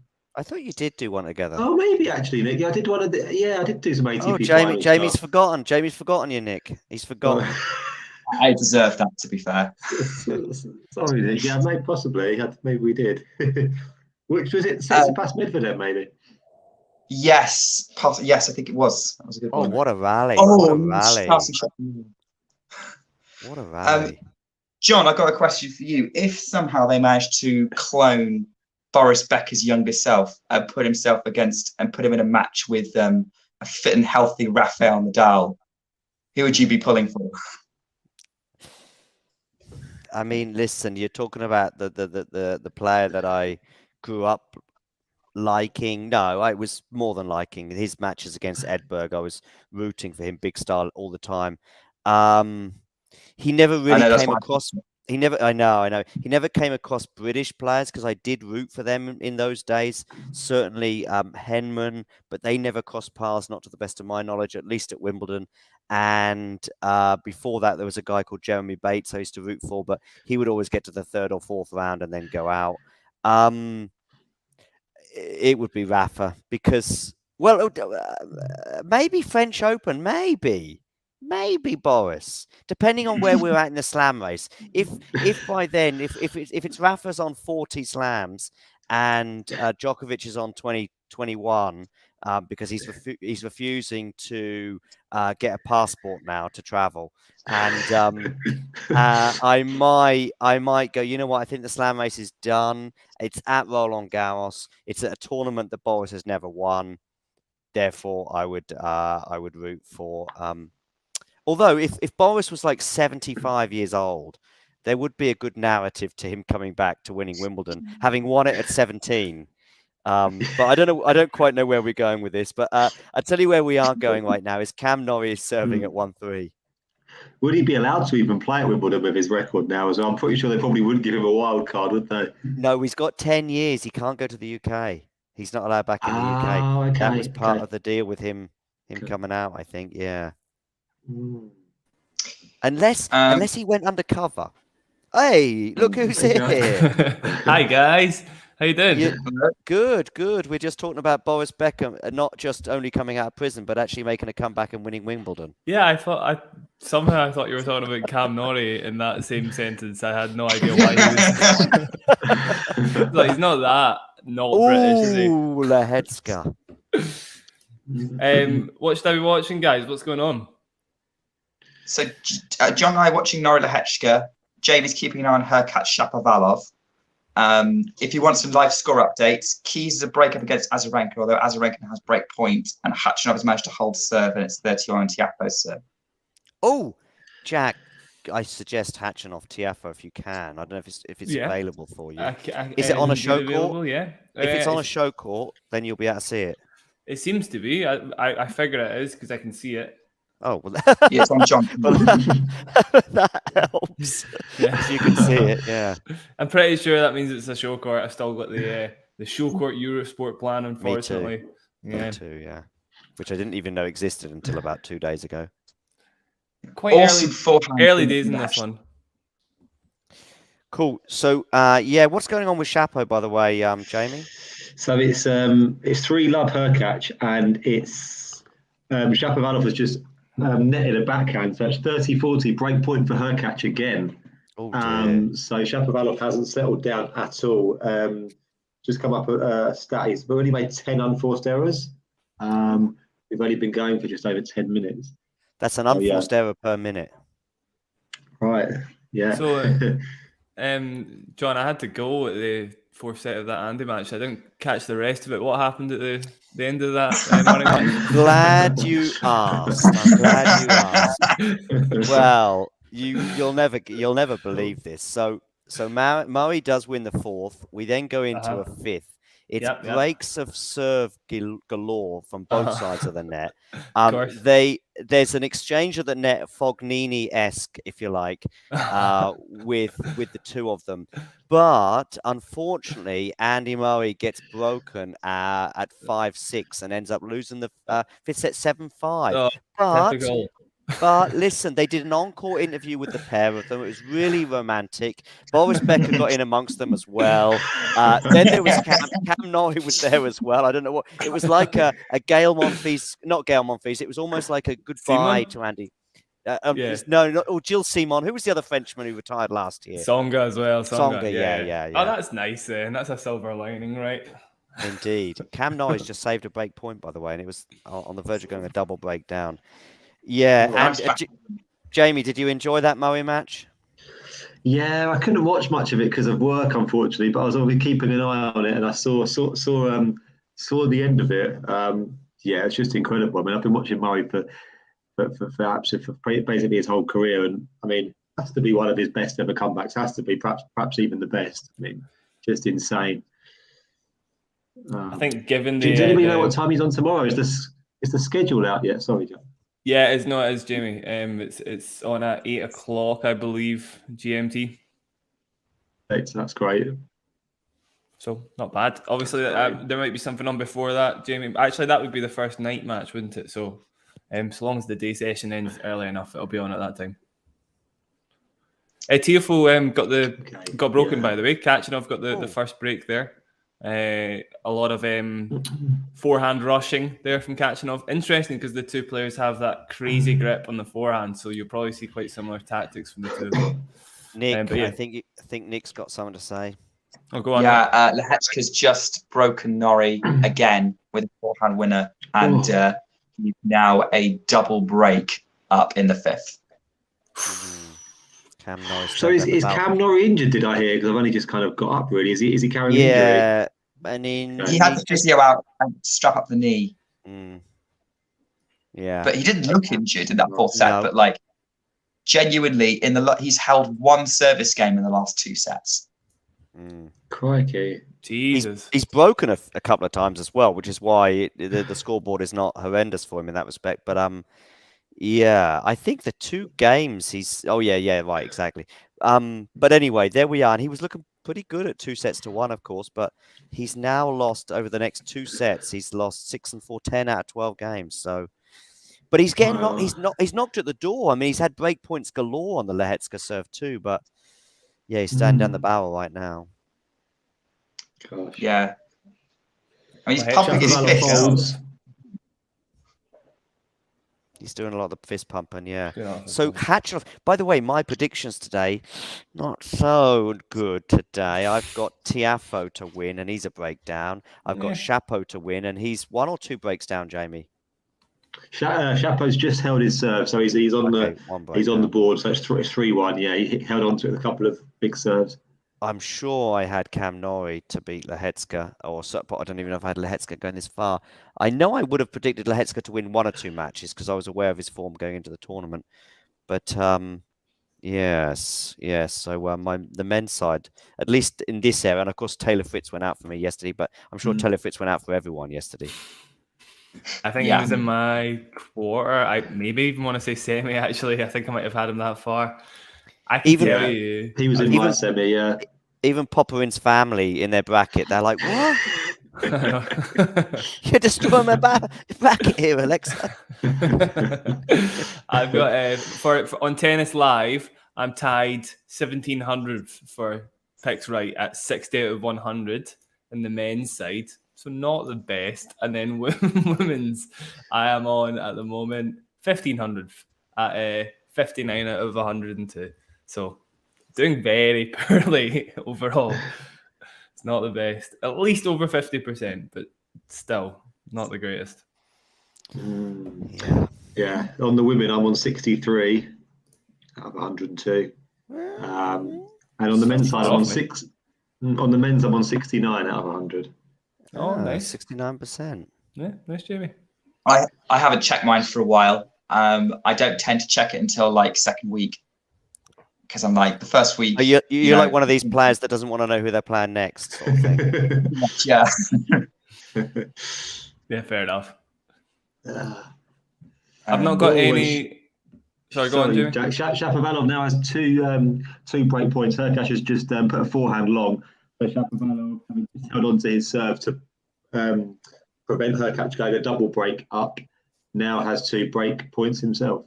What's the overall score there? Sorry, Jamie. It's 3-1 Hurkacz, and Hurkacz serving at 15-40. Is he a set up or is he a set? No, it's the first set. Oh, it's the first set. Cool. First set, yeah. And Nick, Norrie has break points. Yeah, right. Little hope. Oh. Yeah. So we've got matches with break points everywhere by the look of it. Hurkacz has saved 1. Second serve here for Norrie to look at. I'll talk us through this point at 30-40. Cam Norrie looking to get one of the breaks back. Goes down the T Lehecka, scoop back in. Is that gone long? It has. So Cam Norrie has one of the breaks back. And he's sort of going, look, that's why I'm doing the fist pumps, ladies and gentlemen. The comeback is on. Yeah, the comeback is on. It would be a good time to start holding his serve, right? Well, I mean, he did have 14-love at one point in the fourth set. I forgot what the score was. And he double faulted twice and put 2 forehands in the tram lines to then go break point down. Yeah. Losing his serve. By the way, Shapovalov has just broke back. So we're on serve at 3-2. Yes. Yeah, I could tell because Damien was rolling around in disgust. So I could tell that his compatriot must have lost his serve. Is that in his sleep or is he a sixth sense? No, he's fine now. He's fully energized again. He had 40 minutes sleep, so he's all right now. Jesus, 40 minutes sleep. Damien. He can't hear you, by the way. But Jack just said, "Oh, Damien." There you go. Brutal, honestly. How long have you guys been up for, John and Nick, doing this? Nick got up about 6 a.m. Was it, Nick? Something like that. 5:30. Yeah, my alarm went up at 5:30, and fortunately, I'm not working today. I think I put I genuinely think I've got up earlier to watch tennis than I would have done if I had work. So I've joined the stream from about 7 a.m. with John. John, have you been up all night? Yeah. Bombs. It's just weird though. It's just weird in terms of feelings tired at various points and then energized again. I mean, probably the worst moment I had this week was at the end of a women's match. Oh, it's Mukova against Collins, which by the way was a really good match. But it was like, please get this done. It was like 3 p.m. or something, you know. I was all right during the Murray match yesterday, and even though it was going much later. And then I slept after the Murray match for maybe 4 hours, and here we are. By the way, you're not doing your normal job at the moment, John. No, I had a day at work yesterday, and that's the only day I've done in the last week or so. And I think I've got to do a day's work on Monday again, actually, and that's about it. But most of the 2 weeks I've got off. Okay. Yeah. By the way, for like a live script of the match we're not watching at the minute, Keys is a break-up 3-1 against Azarenka as a point for 4-1. Ooh, okay. Interesting. Well, do you know, I expected Keys to go through that one, but it's obviously still a very interesting matchup with Azarenka having been a former champ here. But I think I've got Keys going through to the quarters. Pretty sure. Same. Beating Sakkari. Same. Yeah. Norris just held for 3-4, so another fist pump there. Especially as he's barely held in the last hour or so. So just having a look at my bracket now. There we go. Yeah, I'm the same as you, Jack. I have Keys reaching the quarters, beating Azarenka and Sakkari, and then losing to Pegula. Likewise, yeah, exactly the same, Nick. I've still got Pegula winning the title, Nick. Did you know that? I don't know if I knew that, but that is a good pick. Why not? Didn't you have Korda-Medvedev in the final, Jack? Yes, Jamie. I think I saw that video. We don't look Sorry the for other bringing half of the job. That still doesn't match when I went on stream at the US Open and I predicted Simona Halep to win the title on the day she lost to Darius Snegur. Yeah, I remember that, yeah. So my top half of the quarterfinals for the women is Swiatek, Coco Gauff. Not exactly rocket science, I know. Krejcikova, Sakkari. Yeah, maybe some people have either of those players going out early, so that's still on. But that's where the positivity ends, because I have in my other quarterfinals, I have Kudermetova against Leylah Fernandez, Sabalenka, which is of course still in, but against Haddad Maia. Haddad Maia's out, right? Yeah, Haddad Maia's out. I missed that, actually. Yeah, I missed that too, but I just felt that. She lost to Nuria Paritsas-Diaz in what was a I didn't watch the match because it wasn't on my Eurosport. Nori gets a forehand winner to go love 15. It wasn't on Eurosport, but it was a bizarre tiebreak that Paritsas-Diaz won 11-9 in the first set, but she had set point. Haddad Maia had no set points that set. It was just set point. Paritsas-Diaz. Haddad Maia saved it. I think it was 9 set points before she finally eventually converted. Yeah, it was, wasn't it? Because I saw 9 set points somewhere, Nick. So yeah, I think it was. It's mental. It was bizarre, and then ran away with the second. So yeah, John, I also had Haddad Maia making the quarters and against Sabalenka. So we both. I'm sure. Says the man who had I was about to say. I'm sure I had her getting beaten by Samsonova or something, and she got beat 6-3, 6-love by Beckett. Yeah. So I'm hardly one to talk. Yeah, I've got a lot of bad picks this tournament. Oh, that's a good point for Lehecka. Yeah, my women's quarters are Swiatek, Gauff, Pegula, Keys, then Kudermetova, Garcia, and then Sabalenka, Haddad Maia. So obviously 2 of those are wrong. Okay. My Maybe final the same one as is me, Nick, apart from that last one. Okay. I've got Krejcikova beating Pegula. I guess that's where we differ. Oh, I've got Svianchenko at the top, which is the same as everyone, I think.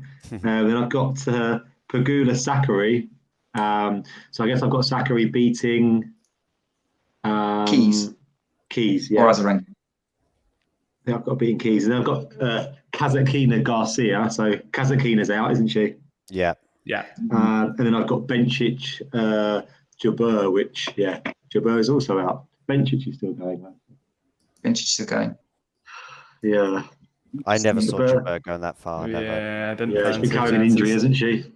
Yeah, but there's a few reasons, but the injury didn't help. But form and draw and I just felt that US Open run, maybe in terms of being a hard court, might be the only time she makes a slam final on that surface. But we'll see. Sort of like Casper Ruud in the men's side as well, John. Right? There's a few parallels there. I don't think Casper Ruud's making another finals run to a hard court. I don't think. Exactly the same. Both number 2 seeds, neither of which really, they were both kind of under the radar in that nobody really had them going that far. Nobody really would have thought, unless the draw opened up for one or the other, and nobody would have been surprised if they didn't get shocked early on. What happened? Brilliant serve and volley there from Shapovalov, and from 3-love down, it's 3-3. Probably won't do much to help Damien. I'm going to dip out, but I'll be listening to you, and I'll let you three continue with your matches, basically. Cool. Right. Nice, John. All right. Brilliant. Cheers, John. So for my match, Lehechka is now 1 game away from beating Cameron Norrie. Norrie's serving to stay in it. Saw that, Nick. It's getting close. It's Squeaky bum time for Lehechka right here, right? Serving it out. You're Norrie's serving to stay in. Oh, no, Norrie's serving to stay in. Okay.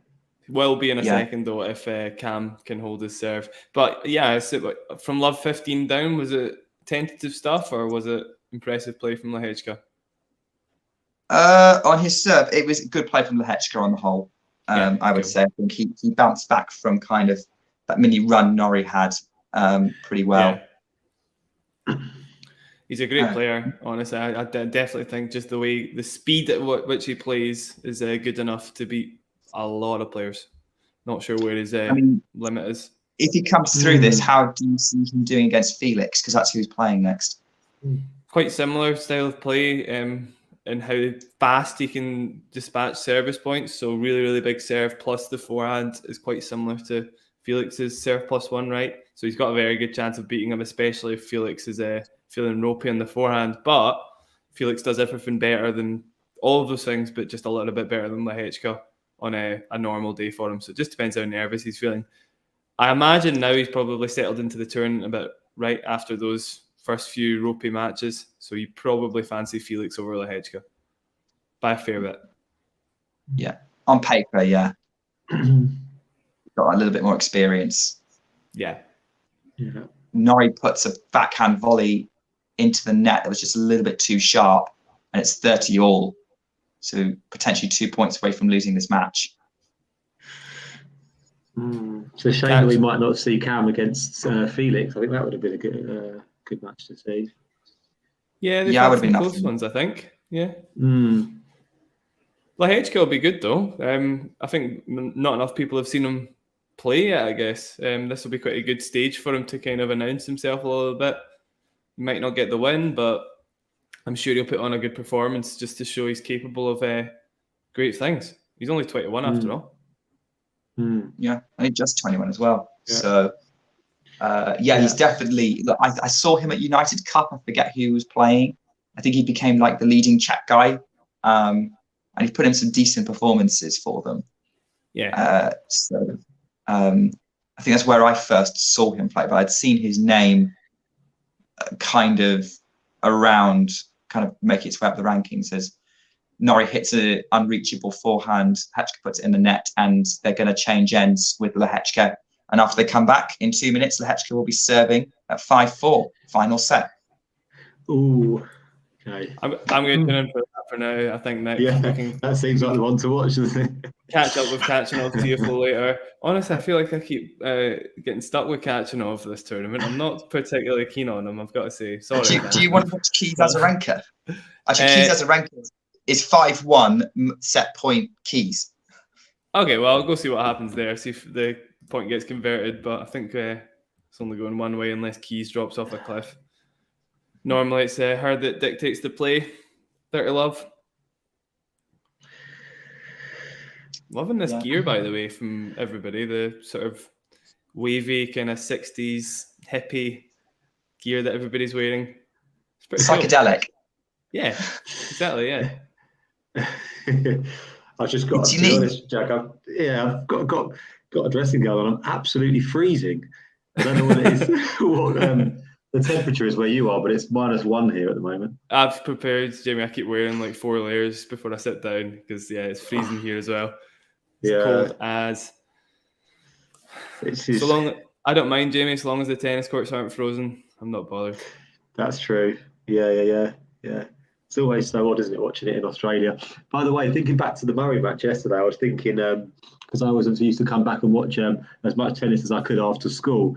But imagine, being at school still and coming back and there's still an Australian Open match live and Andy Murray's playing. That was just insane. I love that feeling. I'd have loved that so much, honestly. Yeah. And it's like, where is this guy playing at the moment? You'd expect it to be Wimbledon or something. The time they're still playing to, it's insane. Right. No.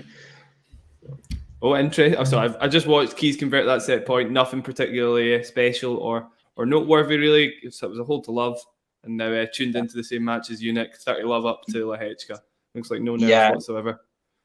Yeah, I'm not seeing any nerves either. I think it's looking good for Lehechka. Yeah, great overhead plus volley there. 40 love.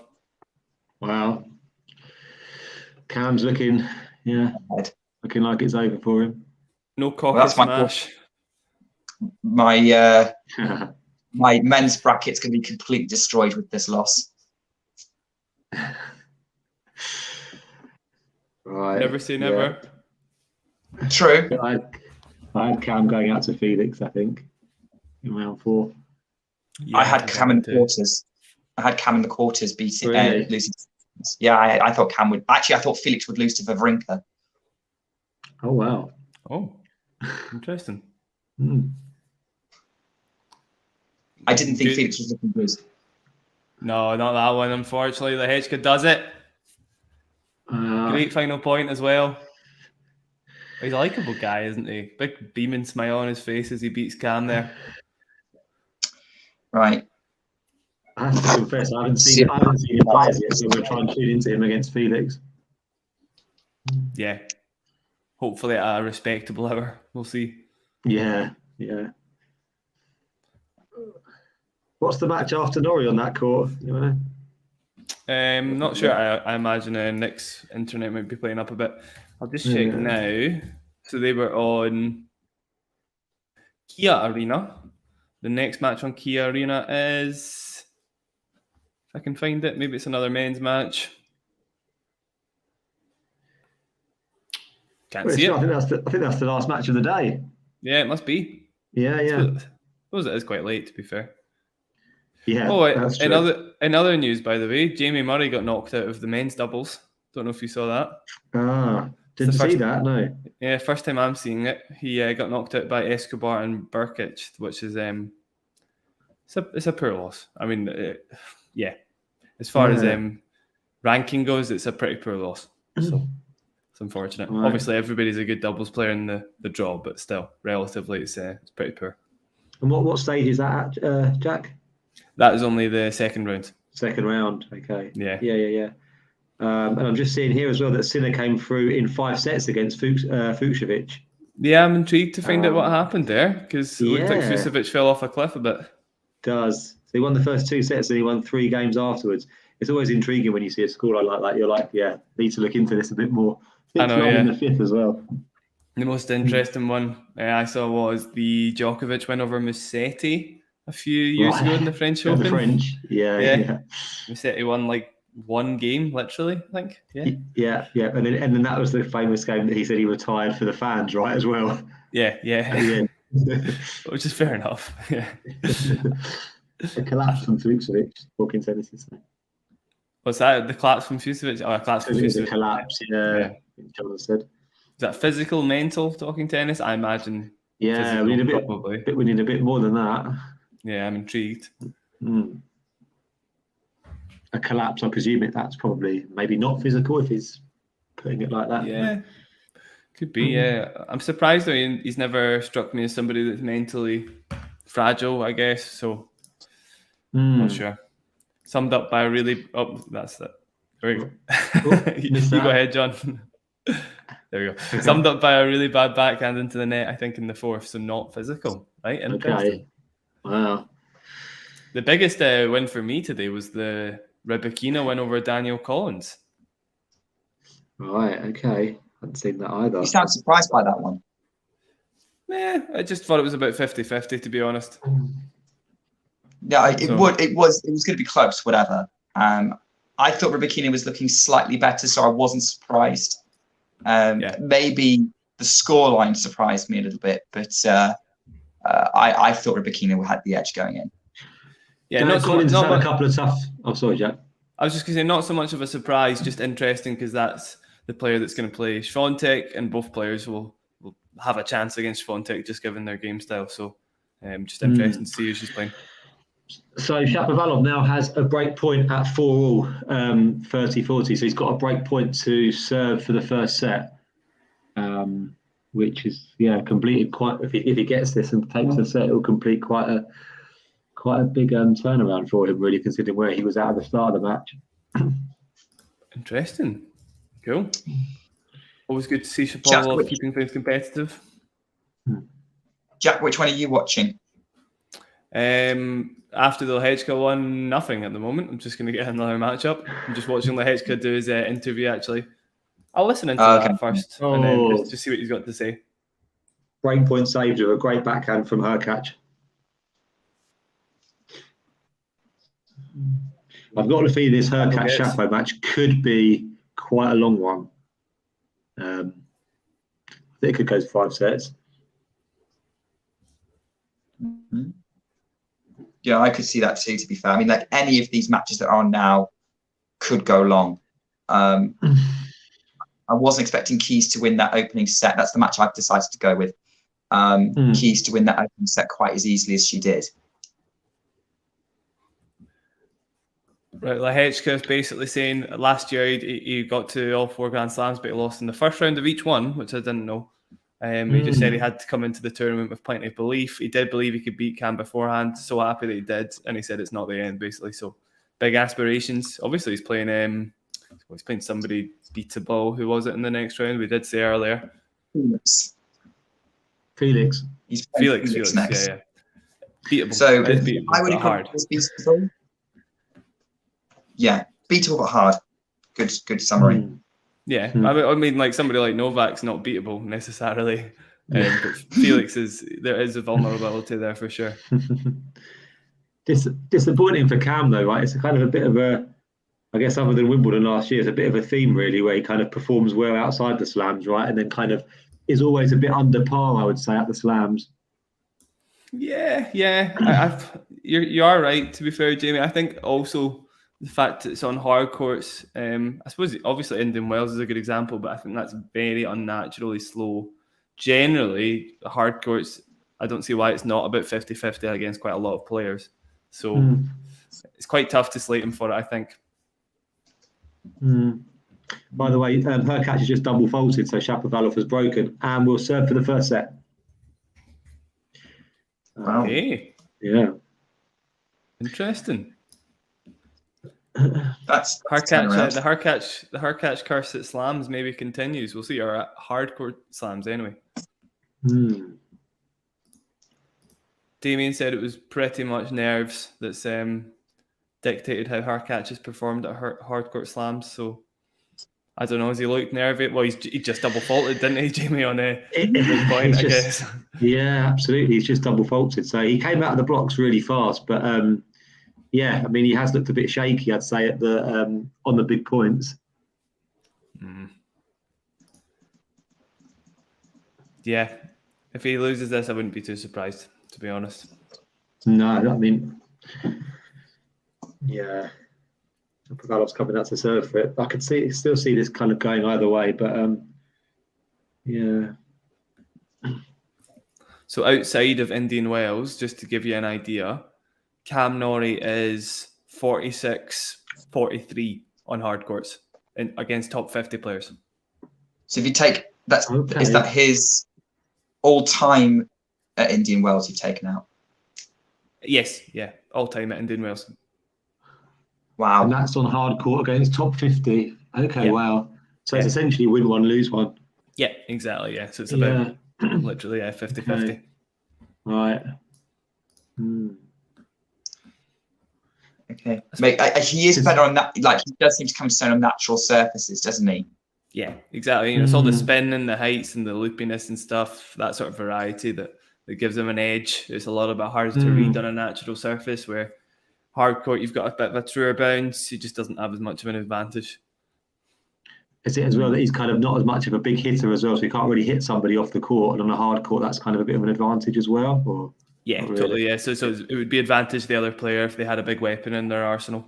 Whereas on clay, Cam can track pretty much anything down. On grass as well.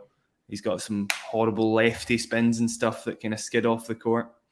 Yeah, so, is Hurkacz got a few breakback points? Yeah, Shapovalov, talking about nerves, Shapovalov was, oh my God. There's basically 3 errors from Shapovalov that's just given Hurkacz 3 breakback points. I mean, Shapo's a good player to play if you're feeling nervy yourself. He's not going to make you play too many balls at least. Right. Yeah. Gosh. He tried to serve a volley the first point and just dropped a volley halfway up the net. There was a long period last year where coming into the net was like second nature to him. Not second nature to him, he'd be doing it a lot, but not necessarily pulling it off every time. I wonder if that's something he'll have adjusted a little bit, because he almost just seemed a little too keen to get forward at times. Is that Shapovalov? Yeah. Yeah. Because I tell you what, Hurkacz is someone who always seems to be very keen to get to the net. I love Hurkacz's approaches, though. He's a big, lanky guy. He also generally will put it away every single time, where Shapo sometimes is a little bit more vulnerable. I like Hurkacz's approaches, personally. Oh, I do too. I think it's pretty... I wasn't a criticism. It was more of a... I just had an observation. Wasn't sure which... It was an observation, but also wasn't sure which player we were talking about, because you were talking about it. That's how Hurkacz beat Nadia at Wimbledon a couple of years back, was his net game. Yeah, exactly. That's true. Another match that comes... Well, I was just going to say really quickly, sorry, Shapovalov's double faulted, so it's 5-5. Oh, Christ, okay. A double fault and break point apiece. A stat on that, by the way. But firstly, I'll say, did you ever get to see the Hurkacz match against Bautista Agut at the ATP Cup one year? I think Bautista Agut won, but the third set was all out net aggression, and it was so good to watch. I mean, Hurkacz could easily have won that match just as much as Bautista Agut.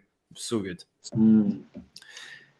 John's just said Chapo on brand. He actually he did go for a really big second serve, and it looked like it may have clipped the line, but yeah, it was just long.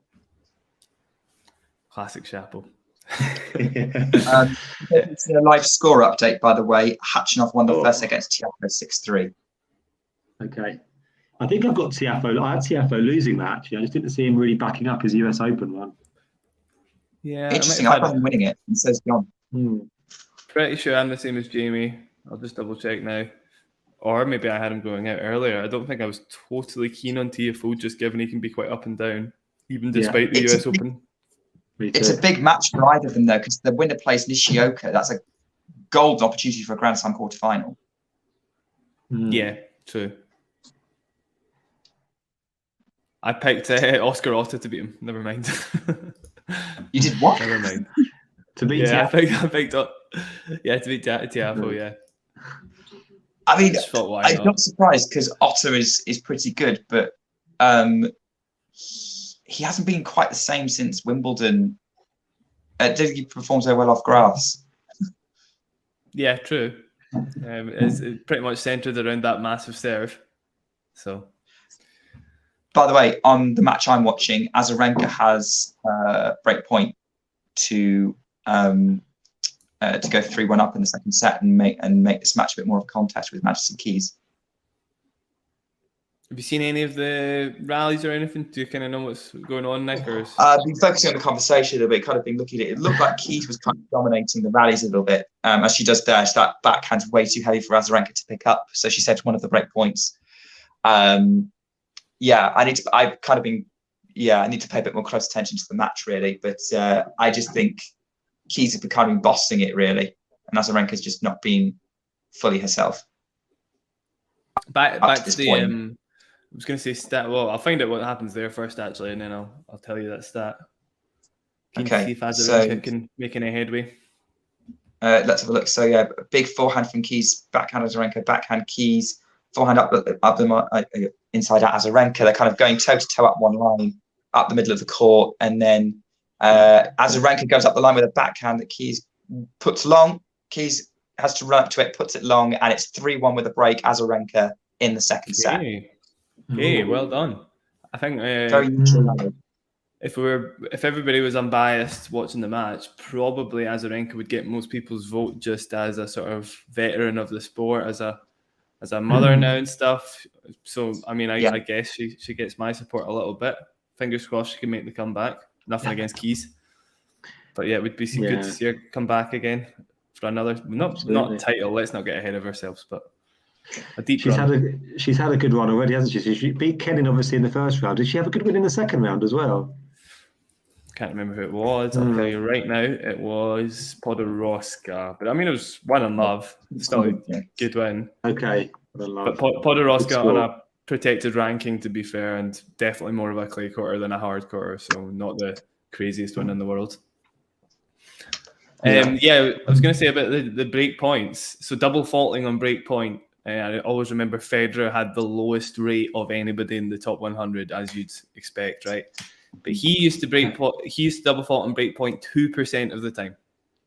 2%. Wow. Yeah. Wow. You take somebody like Tiafoe. I don't have the percentage, but it certainly seems anecdotally like there's a lot more than 2% of the time. 1 in 50 points.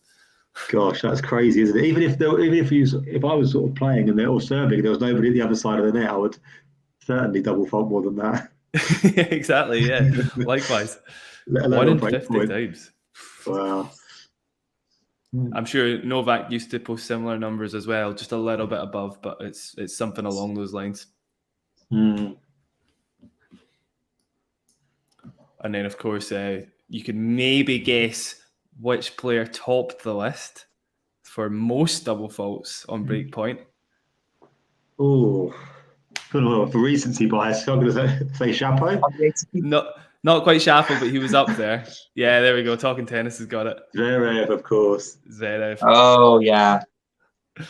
Had to be.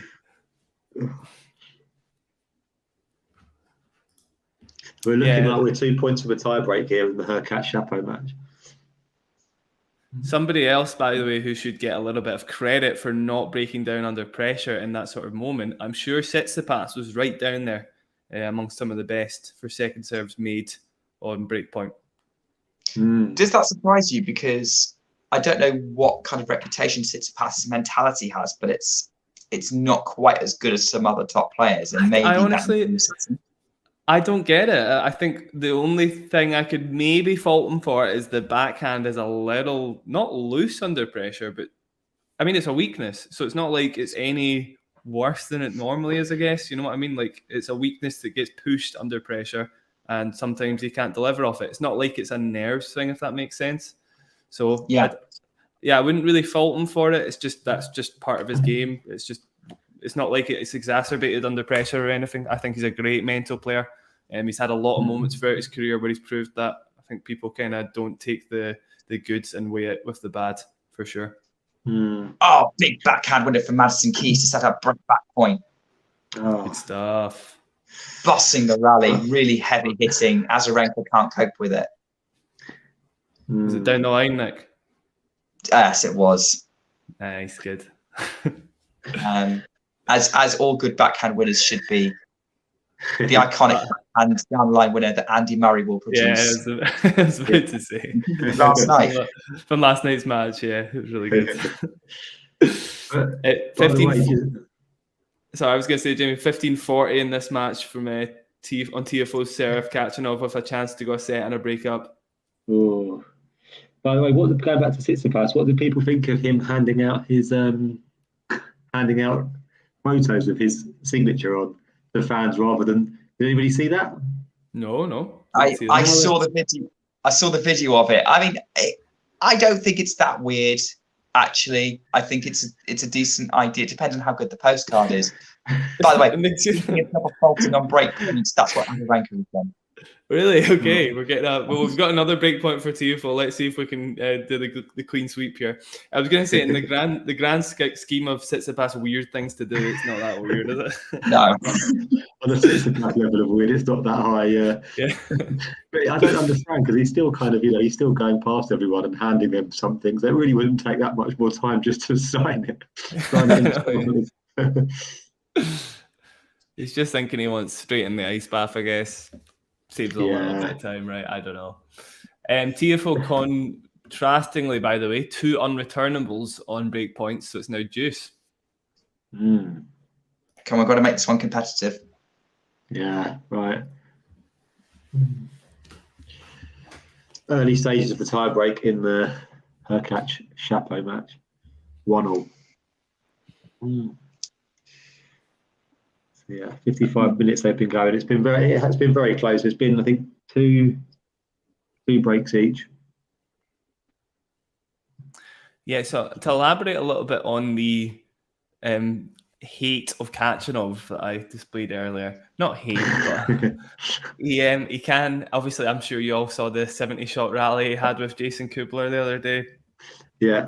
He can be a little passive and just makes himself a little boring to watch sometimes, I would say. Some of the rallies going for a long time, and then when it's his service game, it's big serve, and that's kind of it.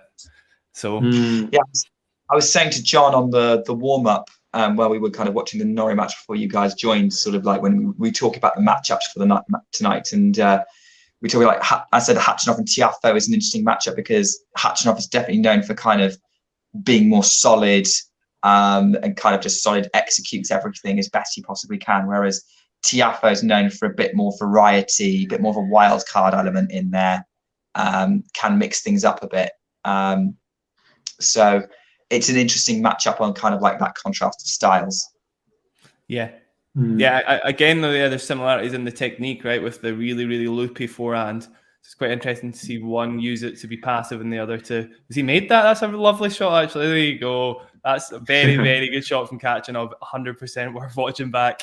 18-shot rally that ended with a lovely backhand pass, but only when he's pushed to hit a good shot. That's the problem, really, for me. But yeah, watch that back. It's an absolute stunner. He's got your comments clipped up in the dressing room, Jack, as motivation. Yeah, don't be boring, is what it says on the wall. That's a lovely shot. It was definitely worth watching back, by the way. I'd just skip back 30 seconds on your Eurosport player if you can. Are there any other, or whatever player using whatever country you're watching from, are there any other players that you would advise sticking something up on their wall to say, don't be boring? Yeah, good question. Cam Norrie maybe gets my vote. Poor guy. Is Cam Norrie boring though? Because like his style is weird, but it's not boring. It can be for me. Yeah, it can be. It can be a little painful depending on who's playing. It really depends. I don't find him super boring to watch, but I wonder if it's because just purely because of the British interest as well. I think the two Spaniards would be up there, right? Bautista Agut and Carreño Busta, perhaps. I love them. No, I really like them. Really? I think they're a lot more aggressive than they are made out to be. Sometimes it's not all just backhand cross-court rallies. Bautista Agut with some great forehands inside in and stuff, and Carreño Busta as well. That run to the Montreal Masters title was actually really entertaining last year. He played a really good match against Hurkacz and stuff, and Dan Evans too together. No, I like those two, I think. I also, just by the way, I like Cam Norrie as a guy. Just the tennis isn't the root thing for me, to be honest. So it's nothing personal, Cam. It's just is what it is. Yeah, I don't find it boring because at least each shot is different. But I'm kind of a similar to you. I like him as a guy, but he's not my favourite tennis to watch. I find his technique odd. Like I do, whenever I look at his backhand, I'm like, that doesn't look right. Yeah, exactly. Honestly, Nick and Jamie, I'd like to watch him live because you get to see the different heights he employs and stuff, the different spins. But when you watch him on a bird's eye view sort of camera, then the tennis balls look exactly the same every time, and it can be a little dull. Yeah, I think that's what I think. Jeff. I think speaking to Jethro, I think he said that about Cam Norrie. I think he's seen him live, and he saw him against Goffin at Wimbledon last year, and he said I think it really changed his perception of Norrie as well, and he was really fun to watch in person. Yeah, and I can understand that. You really lose the idea of height in tennis when you're watching it on these cameras, which is a shame because it's a massive factor in tennis that you completely lose. So. Yeah, I guess they do show that kind of down below angle every now and again, don't they? It'd be nice if they had that option, I guess, to watch it kind of all the time there. Yeah, I love that angle, Jamie. I really wish they did it more often. When sometimes when I'm coaching and I'm teaching people to hit with a lot of margin over the net, I stick on a video of Rafa at ground level, and you're literally talking about a meter over the net for half of the rally. He's got so much margin. He clears the net by so much, and it somehow finds the court every time. But watching Rafa live is on clay, particularly when he's got that massive margin, is a spectacle, obviously. Yeah, interesting. Just briefly on the show, Hurkacz has 3 set points here. And he's taken it with an unbelievable passing shot. I'm watching that. Let's see it. Brilliant passing shot. Shapovalov come to the net, and Hurkacz has just hit a forehand down the line, and he's just curled it around the racket of Shapovalov. Brilliant winner. Probably the best shot of the match, actually. Save for set point. I was certain that was going to be on the backhand, Jamie. But yeah. On the Hurkacz forehand. Lovely. Brilliant shot. So it was 3-3, and then Hurkacz just went away and takes the first set. Keys puts a forehand long and concedes a break again. 4-2 Azarenka. Second set. Oh, so it's breaks galore in that one. Little bit, yeah. Speaking of, just wasn't too many errors. Khachanov in a little trouble, but came up with a lovely drop shot just to get back to 30 off. So he was left 30 down. Maybe not in danger anymore. Jamie, the match you're watching with Hurkacz-Shapovalov, how do you think Shapovalov's going to react to losing that first set? So given that he was he had an opportunity to win it, is he going to crumble in the second, or do you think he's going to keep the intensity up? Yeah, I mean, he was kind of, just looking at him there when he was 3 set points down, he was extremely angry at himself. He wasn't kind of keeping his cool there. So yeah, I mean, quite difficult to say, but I guess I wouldn't be surprised if we see a bit of a fall off actually at the start of the second set, unless he can pull himself together here. He looked quite angry, so I wouldn't be surprised if we sort of see Hurkacz start to pull away at the start of this second set actually as well. Yeah, I think with Shapovalov, the only players I've never seen him fall away against when he's behind are Nadal and Djokovic, in the sense that he knows he needs to keep the intensity up even when he's behind. And he nearly did that against Rafa last year. He took Djokovic to 3 close sets at Wimbledon in 21. But sometimes against someone else, maybe against someone he thinks he should beat,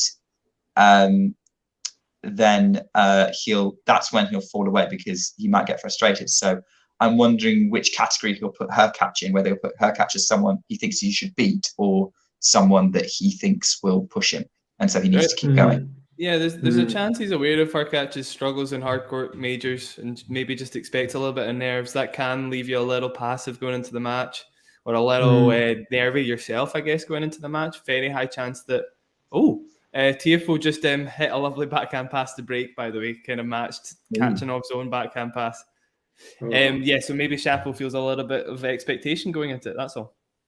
Right, yeah. He just hit a lovely backhand down the line there, so he's at 30 love on his serve in the first game. But I mean, just going back to that Rafa-Shapovalov match last year, if to double check the scoring, but how did the scoring go? Didn't Rafa go up 2 sets and then Shapovalov mounted a comeback? Yeah, that's right. And he could have got a break up in the 5th, and then I can't remember exactly what happened. Yeah. So I just wonder there as well, because it kind of almost flipped, right? I guess when Shapovalov won the 4th set, everybody kind of expected him to win at that point.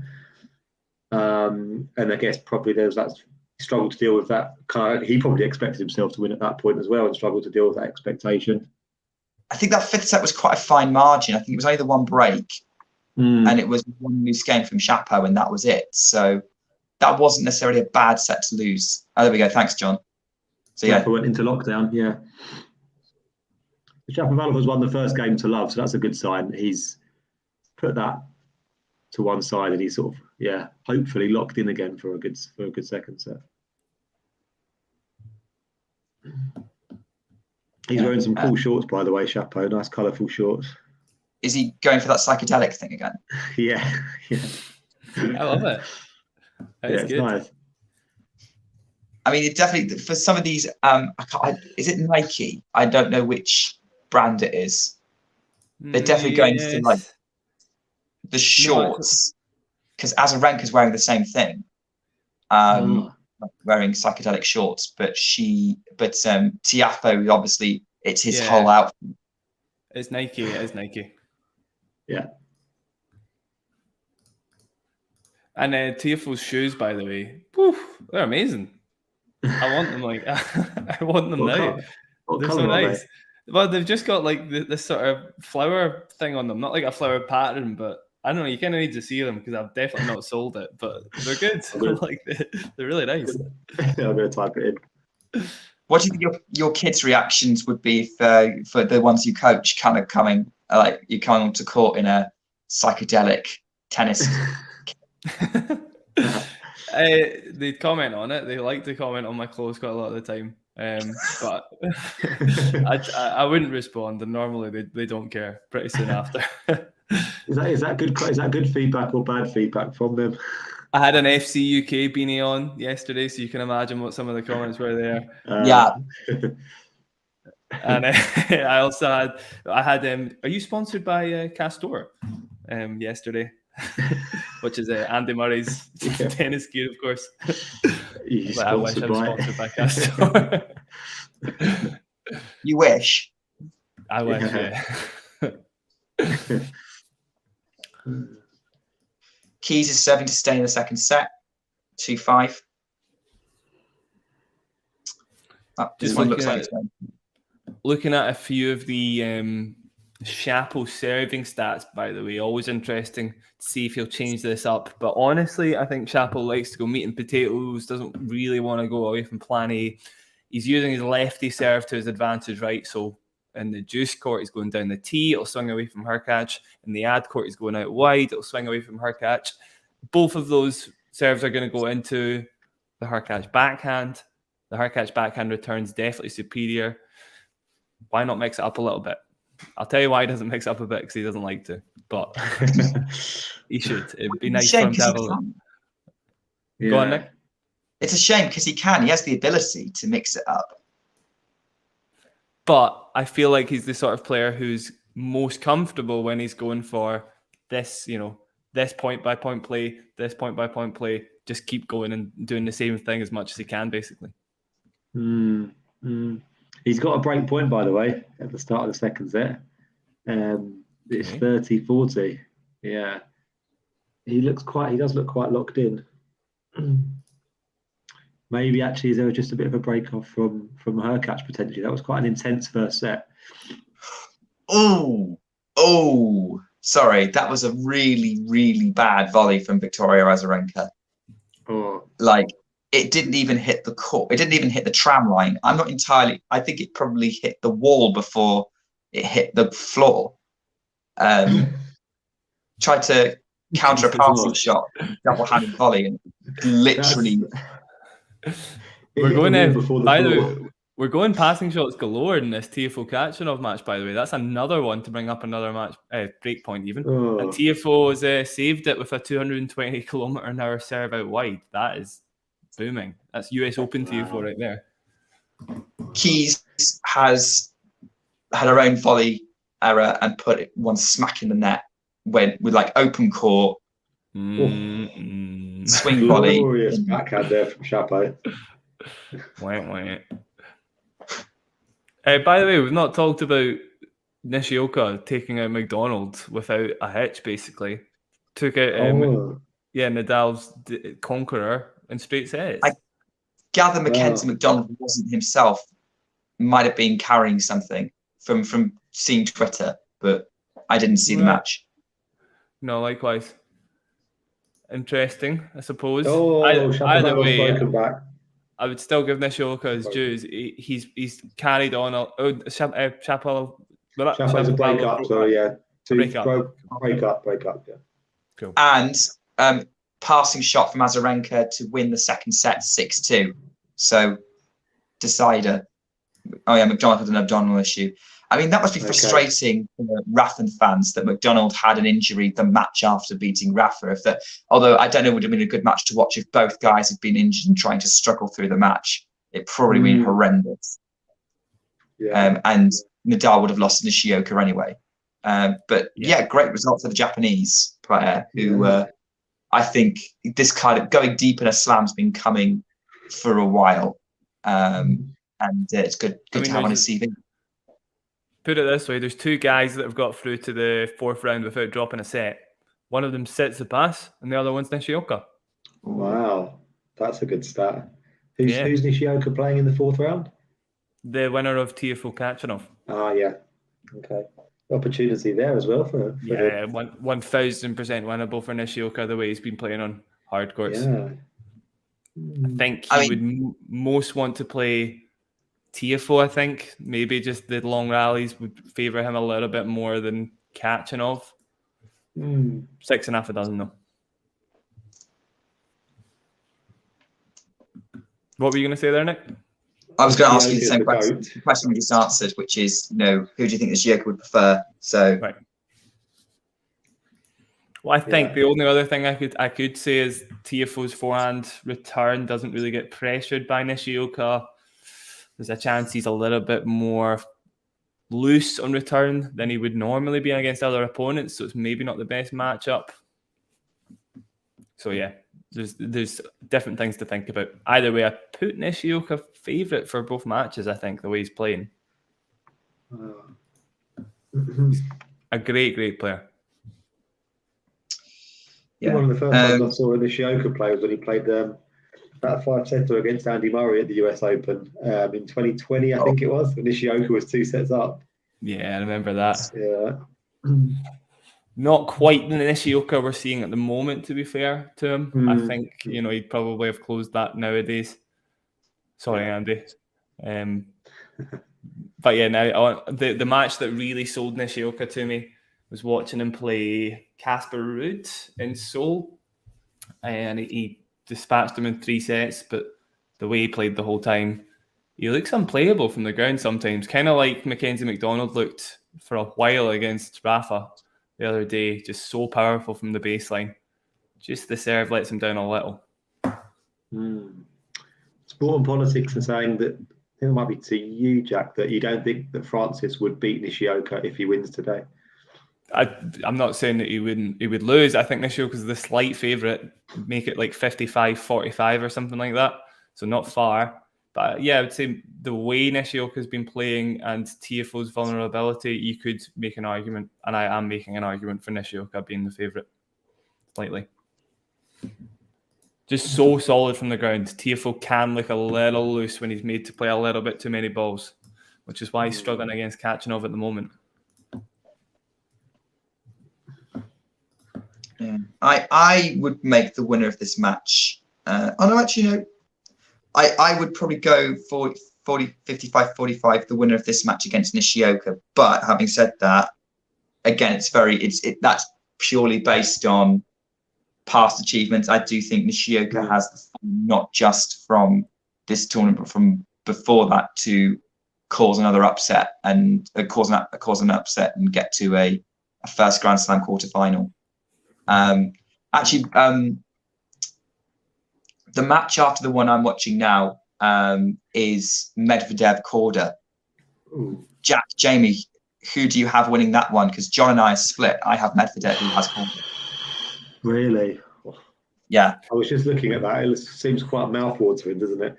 I think I would give the slight edge to Medvedev, but I think that could go all the way. Yeah, I'm big on Korda. Have been for a while. John knows that. Still like sort of top of my list of Americans with the most potential. However, the only thing sort of stopping me from being all in is that I don't know for sure how he performs under pressure. And there have been times under pressure so far in his career where he's been a little bit shaky. So big stage against an opponent that he's going to have to play his absolute best. I'm actually more tempted to go for Medvedev by a fair margin. I mean, I will say I'm impressed that Korda's got to the third round, because I thought that after that losing the Adelaide final to Djokovic in the way that he did, I thought that he might not bounce back well and he'd crash out first round. So for him to get to the third round relatively pretty competently means that I think he'll that stands him in good stead, and it's better than the way he bounced back from losing to Rafa last year in Indian Wells. But yeah, that's a bit different though, I suppose. I suppose it felt more like the Rafa loss was in Korda's hands, so he kind of lost that match, where Djokovic won the match in Adelaide. Fair. But the mental impact would still be the same. It depends on how you as the player view that. Yeah, I honestly think, and he obviously, you know, he can take it one of two ways, but I think the way he would probably have taken it is Djokovic in Australia. You get a match point against him, you're you can beat anybody in the world basically. Yeah. Again, we don't know how he's reacting, but I would probably go with I'm pleased he got this far, but I think Medvedev, for the reasons that you guys have kind of put forward, is the favourite for that one. Yeah, I think Medvedev is the favourite. By the way, as well, Hurkacz has just broken back, so no surprise that Shapovalov wasn't able to consolidate the break. We're back on serve. Yeah, I'd love the stats on Shapo's break consolidation. That would be very interesting. You've probably definitely got the most interesting match, Jamie. Although, having said that, I think the Khachanov Tiafoe one's going back and forth. It is, There has been the one break traded in this set, and it's now 2 break points to Khachanov. Khachanov takes this set. Can you see Tiafoe coming back from 2 sets down? Highly doubt he's done it before in his career. I don't think he has anyway. Don't think it'll happen. He has got a tendency to sort of fade when he's down. We've seen that quite a lot in his career. So, no, I don't think so. By the way, I was just looking at Korda's Grand Slam record. Of course, he had a good run at Wimbledon, didn't he, a couple of years ago, where he beat Dan Evans, which I remember. But I don't really remember he lost to Khachanov actually in the 4th round. Can anyone remember that match? Yes, that was an insane match. That was like breaks galore in that final set. Yeah. So it was 10-8 in the 5th set. Khachanov. It was all breaks, right? I think it was like a battle to see who could hold. It was a ton of breaks. I'm sure it was like 13 breaks now that I'm remembering it properly, actually. It was again, quite a nervy match. I remember looking at Korda's matches and thinking that when I was trying to figure out if he's prone to nerves. Not the greatest. Yeah. It was fun. I don't mind crazy breaks in tennis because it's kind of fun to watch. And embrace the chaos and the tension. But if you're a purist, it probably wasn't an amazing watch. Yeah. Right. By the way, Khachanov broke. Tiafoe forehand goes long.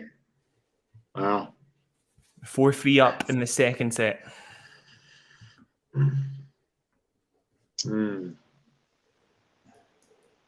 Yeah, Tiafoe Keys. Go on, oh. Nick. No, ignore it. Keys has been taken to juice by Azarenka, but bear with me. I may have to drop because my stream's gone funny. Okay, no worries. Back. I was about to say Tiafoe's record at the moment, Jamie, hangs at 144 matches won to 144 matches lost on the ATP Tour. Oh, wow. Yeah, I love the parity.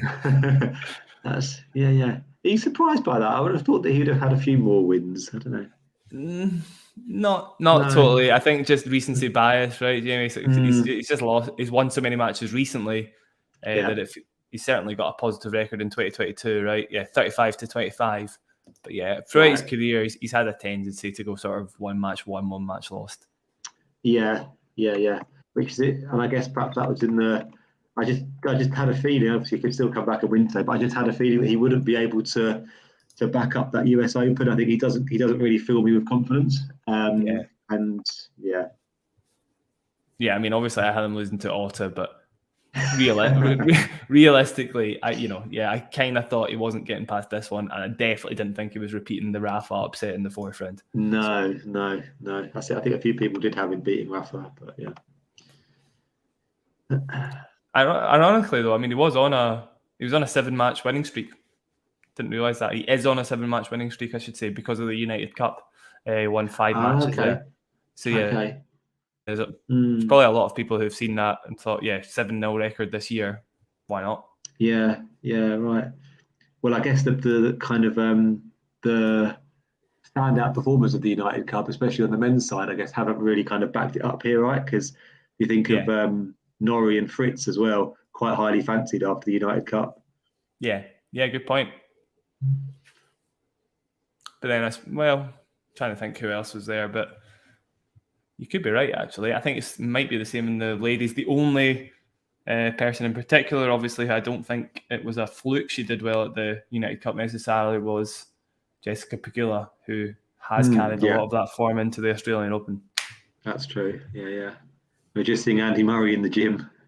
I honestly, if I had to assess Andy's chances against Bautista Agut, I did make a little article for Last Word on Tennis today, just coming up with clutching at 5 reasons Andy could win that match. I mean, the first one was basically just he's defied all odds. There was a point in the Kokkinakis match where he was 1.4% chance of winning, basically, in the third set. Gosh. He was, he's never in his career has he won 2 matches like this in a row at a slam. He's never done it before. So 2 5-setters in a row. Not 2 5-setters, but 2 4.5-hour plus matches in a row. Yeah, absolutely. Yeah. I mean, then it reminds me of. Obviously it was the other end of the tournament, so it's kind of obviously more impressive. But in I think it was 2012, wasn't it, when Djokovic beat Andy Murray in a match which was almost 5 hours. Yeah. And then in the final, he's got to beat Rafa in a match that was almost 6 hours. There's some kind of parallels there between the amount of time on court, at least, anyway, in those two. Yeah, good point, actually. That might be the only direct comparison appropriate, because I can't think of any other time somebody's done that. Yeah, right. The one feat of strength I will bring up, and now I need to see how long the match has lasted, was Tommy Robredo at the French Open in 2013. Now, it sounds quite innocuous because his run there, I guess, ended up being only a 4th round, right? But during that time, he won, I believe, 3 matches from 2 sets to love down in the same tournament. That does ring a bell. Yeah. Insanity. And it was 3 matches in a row. It was 3 matches on the bounce. So Schizling from the Netherlands went down 2 sets, Monfils, and then Almagro, and then he lost 2-1 and 1 to Ferrer in the quarterfinals, of course. Right, okay. That's insane. On a clay court as well, right, to do that. It'd be interesting what the total time was on court. Well, actually, the total time was less than Andy's 2 matches. So it was I'm just looking at it now. It was 9 hours or 10 hours, and roughly 20 minutes. So Andy was on court for maybe, was it less than that? I don't know. It was certainly close. Nearly 11, wasn't it, I think? Yeah. It was it might have been about the same. So there you go. Just quick. Hurkacz has a break point here. So, does he? Is that to get a break back or to go up a break? Ah, right. Okay. So I think he's broken twice in a row because Shapovalov was an early break up. Hurkacz has just broken again. Shapovalov just absolutely kind of shanked a forehand, and now Hurkacz is up a break at 3-2. Right. Wow. Yeah. Setting a break up, Hurkacz. Yeah, absolutely. But yeah, so in terms of Andy tomorrow, then, Jack. So yeah, I guess thinking about it, the only chance that he has, right, is if he can get it done quickly, and that's not going to happen. I guess I don't know. Don't count him out. All logic seems to be out the window this season for Andy Murray. So I've got no clue. I counted him out about 4 different times, during his Berrettini and Kokkinakis match. So yeah. So there's Nick waiting at the sideline there. Back in, Nick. Hey, sorry about that. My screen went white, and I was like, "What's going on?"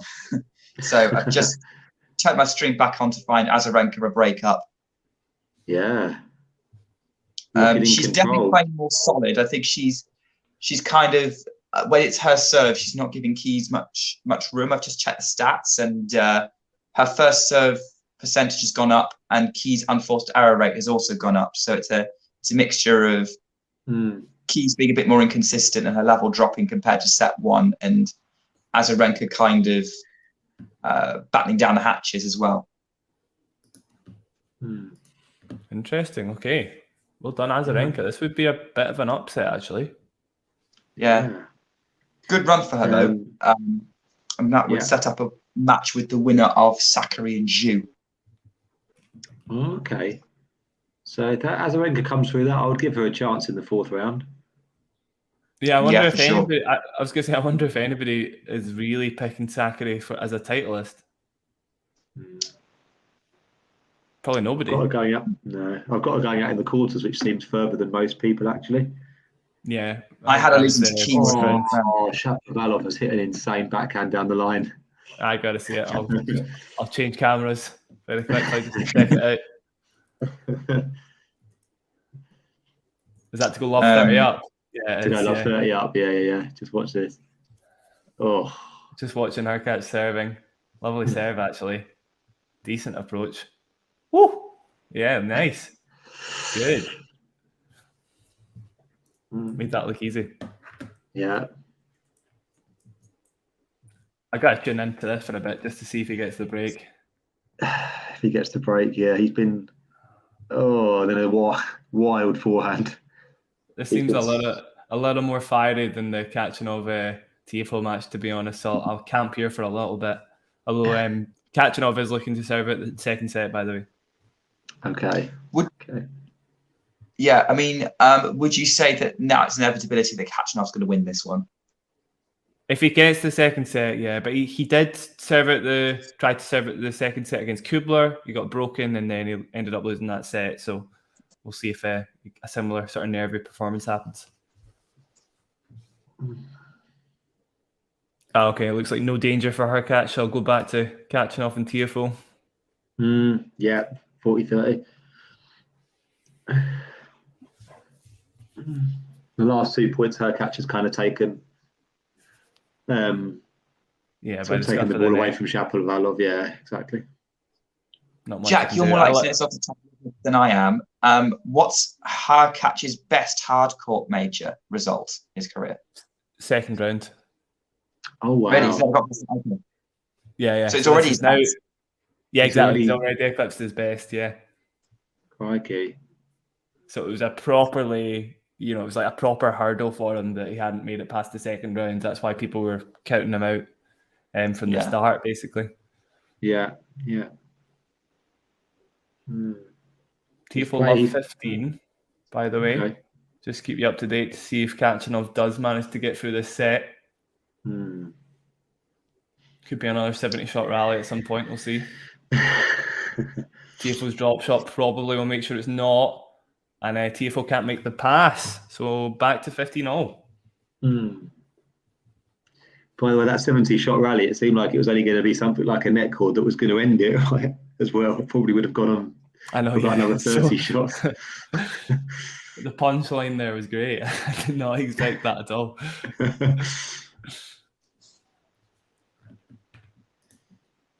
Right. Oh. Backhand winner. That came up out of the blue. Sorry. Nick. Oh, no. We were both commentating on good shots from our respective matches. Yeah, I was just going to say Shapovalov had another break point there. He got it to deuce, which passed me by a bit, but then Hurkacz saved it with an ace. Facing Hurkacz serving, honestly. Hurkacz's serving used to be like okay for his height. Obviously, it was still good, but then at the start of sort of 2021, it just got to the point where it's it's almost untouchable. He's so tall, it's a joke. Like he sends it down from such a height that the angles he can get in the court are ridiculous. Commentator's curse there, like he's just double faulted. Of course. Is that another break point, or is that just... It's the break point for Shapovalov, yeah. Okay. Oh, there we go. So Khachanov serving out wide to the Tiafoe forehand. That's the return that's a bit weaker. And we're now at 40-30 set point. Set point, okay. Hurkacz has saved that break point with not quite an ace, but an unreturnable first serve. Love it, Hurkacz. Down the tee. Keys has saved her own break point with a heavy forehand Azarenka can't do much with. Is she still in that match? It depends if she wins this game or not. Okay. Oh, balloons a forehand long and it's another break point for Azarenka. At the minute, her unforced error count is way too high. Wow. So this is break point to go double break up, Nick? Yes, exactly. For full love double break in the decider for Azarenka. So, yeah, at the minute they've just flashed up. Keys has hit 14 unforced errors in this set. Wow. Which is in 4 games, which is crazy. How many points have they played? I'm not entirely sure how many points they've played. I have to get the info system up. But as a double fault from Keys concedes the break, for love Azarenka. They're not really getting into many rallies. When they are getting into rallies, most of the time Keys' strokes are very heavy. Azarenka's just trying to get them back, but sometimes Azarenka's coming up with winners. But well, I'll tell you now. So if the unforced error count is 14 and she's just hit another double fault to make it 15, the total points they've played are 30. Yeah, so 50% of the points are ending in unforced errors. You're not going to get the job done. Yeah. No. That will not get the job done. No. Yeah, and Azarenka's won 20 points. So 5 of the points have been non-Keys unforced errors for her when she's won them. Wow, so 3/4 of the points she's won are unforced errors. Yeah. And Hurkacz puts the forehand long. Shapovalov has another break point, which is actually his 4th of this game. So he is knocking on the door here. All right, I'm keen to hear what happens there. I will tell you that Khachanov has just held, I should say, to go 2 sets to love up. All right. So that one's looking done, you think, as well, yeah? I think so, yeah. I think so. I'll just get the Tiafoe 2-set comeback stat up, but I imagine it is 0. So it's kind of going a bit of a pattern here. So he has every time kind of Shapovalov has a break point, Hurkacz will hit a big serve down the tee, and Shapovalov can't return it. Has that not been every break point? Pretty much. Pretty much. Yeah, credit to Hurkacz. That's impressive under pressure. Right. Oh, Shapovalov's just passed him with a forehand across court. So 5th break point? It's another break point, yeah. Probably wasn't quite enough on that approach from Hurkacz, but it was still good execution of the passing shot from Shapo. Yeah, you like to ask Shapo the question, I think. Percentage chance, you're probably going to win the point, right? Do we think we're in for a long one on Margaret Court Arena then? Who's on Margaret Court again? Is that it's Jamie's match. Oh, Jamie's match. Yeah, Jamie's match. I think so, potentially. I think, I guess just going to see this break point through. Shapovalov backhand down the line. He's coming to the net. And Shapovalov has taken it. Well came done, to the net. Shapo. Yeah, brilliant. So 3-3. Yeah, I think a lot depends on this second set. Like if Hurkacz takes it and goes 2 sets up, potentially not. But I think if it goes 1 set, we could certainly be in for a 5 sets. So Tiafoe, 16 matches where he's dropped the first 2 sets. What do you think his record is? Never won any of them. No, never won. He's not won any of them. Yeah, you're right. No. In fact, not including next gen finals, let's ignore next gen finals because that's a bit silly, obviously. For the rest of them, oh my God, no way, surely not. He's only won 3 sets total in the other 13 matches. Wow. Yeah. So he most of the time he will lose in straight sets. He won't even win a set. Yeah. Yep. So there's only 2 matches where he's picked up sets after he's dropped the first 2. So he's gone. It's not encouraging. That's a horrendous record. Yeah. Is that a mental thing or a physicality thing? I think physical. Yeah, I think physical. He's definitely struggled with fitness in his career. You can kind of see the way he plays that he starts to get a little sluggish. He starts to get a little slow. Yeah, I think must be a big mental thing there as well, though, because if you've lost the first 2 sets, it's still only 2 sets, right? So you should be able to still take the third or the fourth. You'd think it's a clean slate, so you're probably right, Jamie. Yeah, maybe there is a little bit of a mental thing going on where it just feels like he's out of the game sort of thing. Yeah. Could be right. That is a brutal stat though, right? Oh, yeah. Yeah. That was even worse than what I thought it would be. Yeah, likewise. And here we go. Surprise, surprise. Guess what's happening on Shapovalov's serve? Double faults? Well, it's love 40. He's just shanked the backhand long. Okay, no double faults though. But okay. No. Jeez, But he's not. Yeah, terrible. Terrible at consolidating the break, isn't he? Mm-hmm. And Khachanov has. Oh no, I've done that the other way around. Sorry, but ironically, he's dropped the first 2 sets twice, and one of those wins was against Tiafoe. So, but I meant to do. He's won the first set 30 times in his career. How many times has he won the match? So just the first set. The first 2 sets. Sorry. What was that? Sorry, I was just watching Hurkacz break back. Oh, he did break back. He broke back. Yeah. Well done. Great backhand passing shot. Okay, ignoring next gen finals, Khachanov has won the first 2 sets in a 5-setter 28 times. How many times has he won the match? 28 times. I would say he's won the match 26 times. Even 14. Better. 14. that would be unprecedented.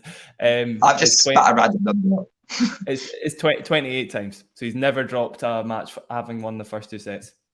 Okay, yeah, this is 100% happening for Khachanov. So it's an immovable object versus completely movable objects. Yeah. Unstoppable force against a very movable object. Yeah. On Rod Laver Arena, Keys-Azarenka wins a long rally by utilising the angles really well and gets 5-love up. So Keys will be serving to stay in the match. Okay. Oh. I'd love Frances to mount a comeback. Yeah, I think we probably would, right? Yeah. A little bit of an elaboration in that stat as well. Khachanov's only ever been pushed to a 5th set twice after winning the first 2 sets. Okay. Who are the 2 players who've done it? Baghdatis pushed him to a 5th set at Wimbledon in 2018. And did not realise Baghdatis was still playing in 2018. Yeah. Right. And that extended scoreline looks like a 5th set, from John Isner, but it's actually only 4 sets. So it's just the one time. Sorry. Just one time. Yeah. I mean, if anyone's going to do something like that, it would be Baghdatis. Yeah. Baghdatis deserves a bit of credit for those sort of feats. Just saying the other day, double bagel Schwartzman apparently, for Schwartzman's only double bagel in his career. Oh yeah, Baghdatis is a player that super exciting, and I find it weird that he only ever had one good year in his career. Yeah, likewise. Yeah, arguably only one good event. I don't know, how well did he do for the rest of 2006? 2. I'd say 2, because 2006 Australian Open obviously got to the final and won a set off Federer in that final, but he also got to the Wimbledon semi-finals. Did he? Okay. Yeah, I remember because he beat Murray that year, the match after he beat Roddick, and then got to the semis, and lost to Nadal, I think. So there is, in a world without the big 3, maybe Baghdatis would have a slam or even 2. I think that can be said for many, many players, to be fair. Yes. But it would have been an absolute chaos era without the big 3 until Murray came along. Yeah, quite right. love 30 on the Keys serve. It's not going well for her at all. Good first serve, but Azarenka gets back into court. Keys puts it away because she had loads of time with that forehand. So still 2 points away from losing on Rod Laver Arena. I'll probably stick with the Rod Laver stream just because then that's Medvedev Korda, so I can keep an eye on that when that gets underway. Kind of talking like it's inevitability, right? Well, we'll see. Keys is, she's capable of blowing pretty hot from blowing pretty cold in an instance, so you never know. You could go from like just going supernova and win 7 games in a row. Yeah. 7-5. Although Azarenka, credit to her, isn't really prone to letting go of leads like that, to be fair. No, she doesn't. Like, she has been known to miss leads, but she served for the Indian Wells final against Podoroska. That's actually the one I was thinking of, Nick, and I kind of thought the whole time she played well there. Yeah, exactly. It was a couple of points that got away from her, but the level from both was incredible, and it wasn't a giant comeback. I'm agreeing with you. Basically, it's when she has let leads go, they've not been big ones. Yeah, I'd say generally, obviously relative to the whole of the WTA, it's easier to let leads slip and then momentum go in the WTA, given your serve can't bail you out of trouble as much. She has let go of a few leads in her career, but relatively, she's one of the better players at keeping a lead for sure. Well, she's just blown a 5-love lead for a 5-1 lead. Okay, was that a break or was that a hold? Sorry, hold from Keys. Okay, right, fair enough. Yeah, I'm being somewhat facetious. Somewhat, yes. Shades of Jabeur yesterday, right? She got back to 5-1 from 5-love, but did go on to lose the next game. That was an odd match. I was paying more attention to the Murray match, but I think Jabeur was injured. I think that seems to be the consensus, or struggling with something. Yeah, I heard that as well. Yeah. He's talking about Steph and Sinner. Talking about they're playing tomorrow, right? Was it the day after? Yeah. Okay. Tomorrow. They are playing tomorrow. Yeah. I also agree. What do you guys think? No, a lot of people are making it quite close, but I would say Steph's definitely got a fair edge. Not only was Sinner a little injured in Adelaide, Steph has been playing quietly, fantastically. That's been 3 straight set matches in a row. Nobody's really paying any attention to him. I'm pretty sure, at the same time, most people have him in their semis bracket, right? And I think people need to remember why they put him there in the first place. He's playing really explosive tennis. He played Sinner last year. No reason why he can't do that sort of performance again at the Australian Open. He was so good in that match. Best match I've seen him play all year. So, Steph by a fair margin. I agree. I think I would be surprised if Sinner wins more than a set. If he wins a set, that's an if. Yeah. Yeah, he could win a set, but Steph will set. Yeah. They were on the same By the way, Tiafoe's mounting the comeback there. First step, first game Tiafoe. Is this the start of an incredible comeback? Yeah, but just a hold. Khachanov's locked in a pretty big service game, but he has just got advantage. Unlikely, Jamie. We'll see. Yeah. Yeah, like I said, I didn't get to see the end of the match, but obviously I got to see most of it. I would love to look at the video back, actually, because there's a lot of clips of me in that third set just being like, why is he even fighting at the moment? He's done, obviously. Why is he scrapping for all these points? It was so exciting. Such a good match. And there was a forehand that people are kind of missing. And we did talk about it at the time. I think somebody in the chat was basically said about Kokkinakis' forehand, people would be talking about that like Berrettini's backhand if it was a match point. And it ended up being really crucial. It was an absolute sitter at 2-love. He missed that. Goes back to 2-all. Obviously ends up going 5-2 up. It could have made a huge difference. Yeah. I've still not seen the Berrettini backhand because I watched Australian Open had extended highlights, it was called, for 8 minutes on YouTube. Yeah, it's not there. And for some bizarre reason, they just omitted it. Yeah, I saw that. They omit the whole of the fifth set, right, and just jump into the super tie break. Yeah. I mean, how can they omit a match point from extended highlights, let alone just normal height? Yeah. I know, yeah. I was flabbergasted. I didn't understand it. I don't know who picks the highlights. Match point on Rod Laver Arena for Victoria Azarenka. Has a second serve though, but let's see what happens. Keys puts the backhand return long, and Azarenka is into the fourth round of Australia once again, and she's looking pretty pumped. Love to hear it. Let's see how many times has Azarenka been in the fourth round of Australia before? By the way, Hurkacz was serving for the second set there, and he's taken it with ease. Actually, served it out extremely easily. So he's 2 sets up now on Shapovalov. Okay, cool. Yeah. Azarenka's been in the fourth round 9 times, by the way, at the Australian Open. This is the 10th. This is the 10th. Yep. It's a great record. Yeah. When was the last time, by the way? Last year. She got to the fourth round last year. Okay. Yeah. She lost to Krejcikova. Right. Ghibli's crying about Shapo. Looks like he's going out.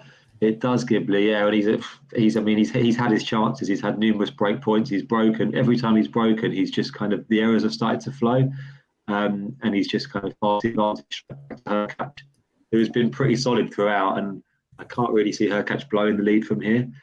Though I still give Shapo more of a chance than Tiafoe in terms of making the comeback. Yeah, so it would be the nail in the Hurkacz hardcourt slam coffin if he were to lose from 2 sets up now, and it could happen. You know, if there's any nerves left, then a loss from here would be brutal.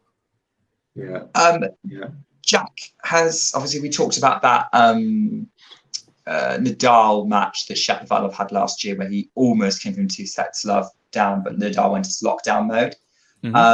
Has Shapo ever come back from 2 sets to love down? He has once in his career, yeah. So he's played 13 matches from 2 sets down, and he's won just the one against Robin Haase in the Davis Cup. Never at a slam before. Generally, yeah, you've got that Rafa match where he made this slight comeback. But apart from that, he's just had the one match where he's picked up a set out of the other 10 matches. So he does tend to go away.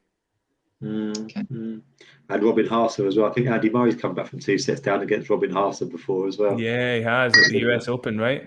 Yeah, Andy Murray from 2 sets to love down against everyone. Yeah, he has. Fair point. These guys are still in this game, Jesus. So Khachanov and Tiafoe have been playing for a while in this game now. Breakpoint number 3 for Tiafoe as he nails a backhand pass. Oh, he's fighting. I can see your Khachanov. What's the word? Prediction or? Or just the kind of. I can't think of the word. It's kind of you're sort of hoping the match finishes earlier, right, Jack? So you don't have to watch any more of Khachanov.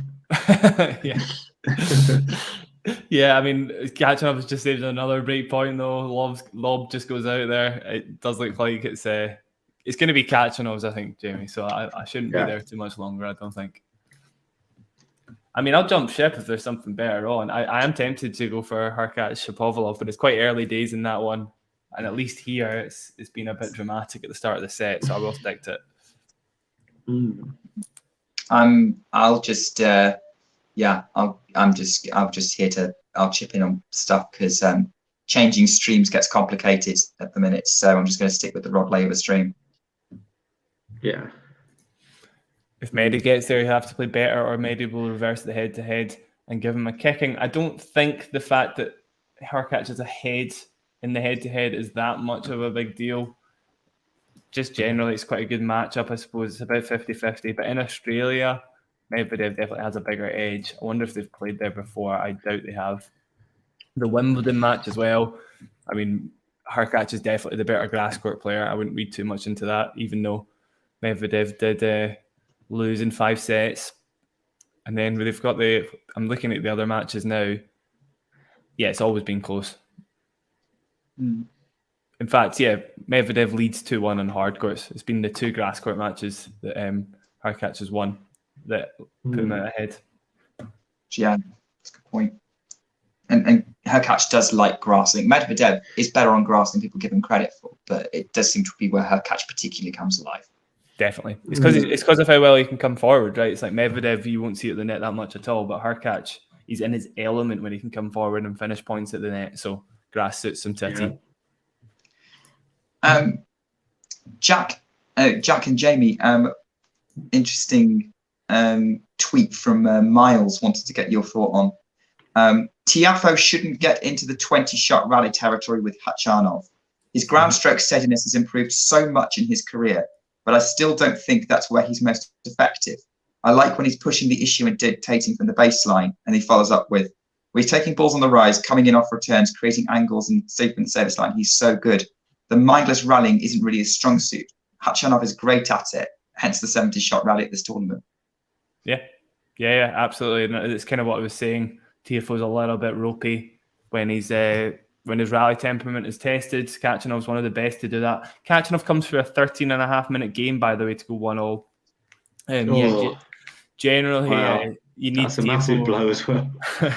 You need Tiafoe to be the instigator in this match for sure. So yeah, I agree with Miles. Yeah, I think it's a good analysis of Tiafoe's game. It's a shame the conditions are a little slower though. It's much more difficult to be the point dictator, and that big booming US Open serve that he was using isn't going to be quite as effective, so there will be more baseline rallies. Feels like Khachanov probably has the edge conditions wise. Yeah, that's not really surprised, is it? Really, we know what Khachanov's game's like getting to a baseline rally. He's pretty comfortable. Like he's known to make Djokovic uncomfortable, even though Djokovic has a superior head-to-head. Like he's taken sets off Novak before, and he's beat him at the Paris Masters. Yeah, I don't talk about that because everyone seems to. Whenever I bring that up, someone says, "Yeah, but Novak wasn't himself that day." Nah, who cares? Because if Novak's not himself, he's probably because he's lost a match, right? I just think you can't always expect anybody to be 100%. A lot of the time, you don't hear that players are 100%. If Khachanov beats Novak in a final, that for me is a big deal, regardless of what's happening to Novak. Yeah, I agree. Khachanov seems to have improved his serve at least a bit in the past 6 months, but maybe I'm imagining what I want to see from the big man. Probably off the back of the US Open run, it might feel like that, but I imagine the numbers will probably be quite similar. I'm pretty sure the US Open run was fairly kind to him in terms of the opponents he played for return. I guess Carreno Busta could have been harder, but that did go 5 sets actually. And then the other players he's able to overpower with his serve. Even Kyrgios, whose return isn't the best in the world compared to other players. By the way, has there been any change at all from Tiafoe at the start of the third set? Has he been trying to sort of shorten the points at all? Or I guess it doesn't seem like it because that game was so long. I've seen a few already. The first point of this service game, he shortened a lot. It was like a nice serve +1. And then, the other two were unforced errors. So, he has been trying to shorten the points. Good. Okay. That's to no avail. To no avail. It's 15-30. Now it's 30-all, to be fair. Great serve from Tiafoe. Just looking up Khachanov's service numbers, I'll just tell you now. So from his 2021 season to his 2022 season, let's just check it out. Serving at 65% points won for 2022. Then you go to 2021, the year before, 65% points won. So it's exactly the same from season to season. Okay. By the way, Shapovalov has a break point here at the start of the third set, but feels like we've been here before. Interested to hear what happens. Yeah. Big serve down the tee. Let's see. No, he's gone out wide. He's actually missed the first serve, Hurkacz. So he's a second serve here for Shapo to have a look at. Ah, okay. I might have seen the score accidentally. And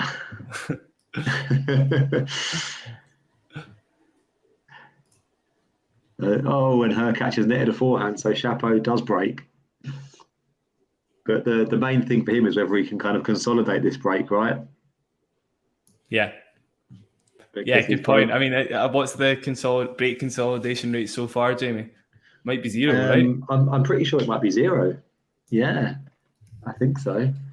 So So it's almost kind of, it's more important he consolidates. I think it is 0. He's broken all 3 sets. He's broken at the start and not been able to consolidate it. Yeah, I'm just checking it out now. There was one game at the very start that he managed to break, Okay. and which was a break back. And it was when he was 3-love down. Yeah, then he got it back to 3-3. Yeah, at the start of the first set. And then, there was one more actually, but it just because it's amidst all these breaks of serve, it kind of feels like he's been a lot more ropey. But he has been ropey, hasn't he? It doesn't matter if it's literally a consolidation. He's gone on to lose serve like a game later after the one. He has, held, so. Yeah, and maybe when it's felt bigger as well. He certainly hasn't had the chance to he certainly hasn't been up 3-love in a set, which is what he would be if he could do this. There's an insect on court at the moment, which Hurkacz is just swatting away. I love that. It's so Australia, isn't it?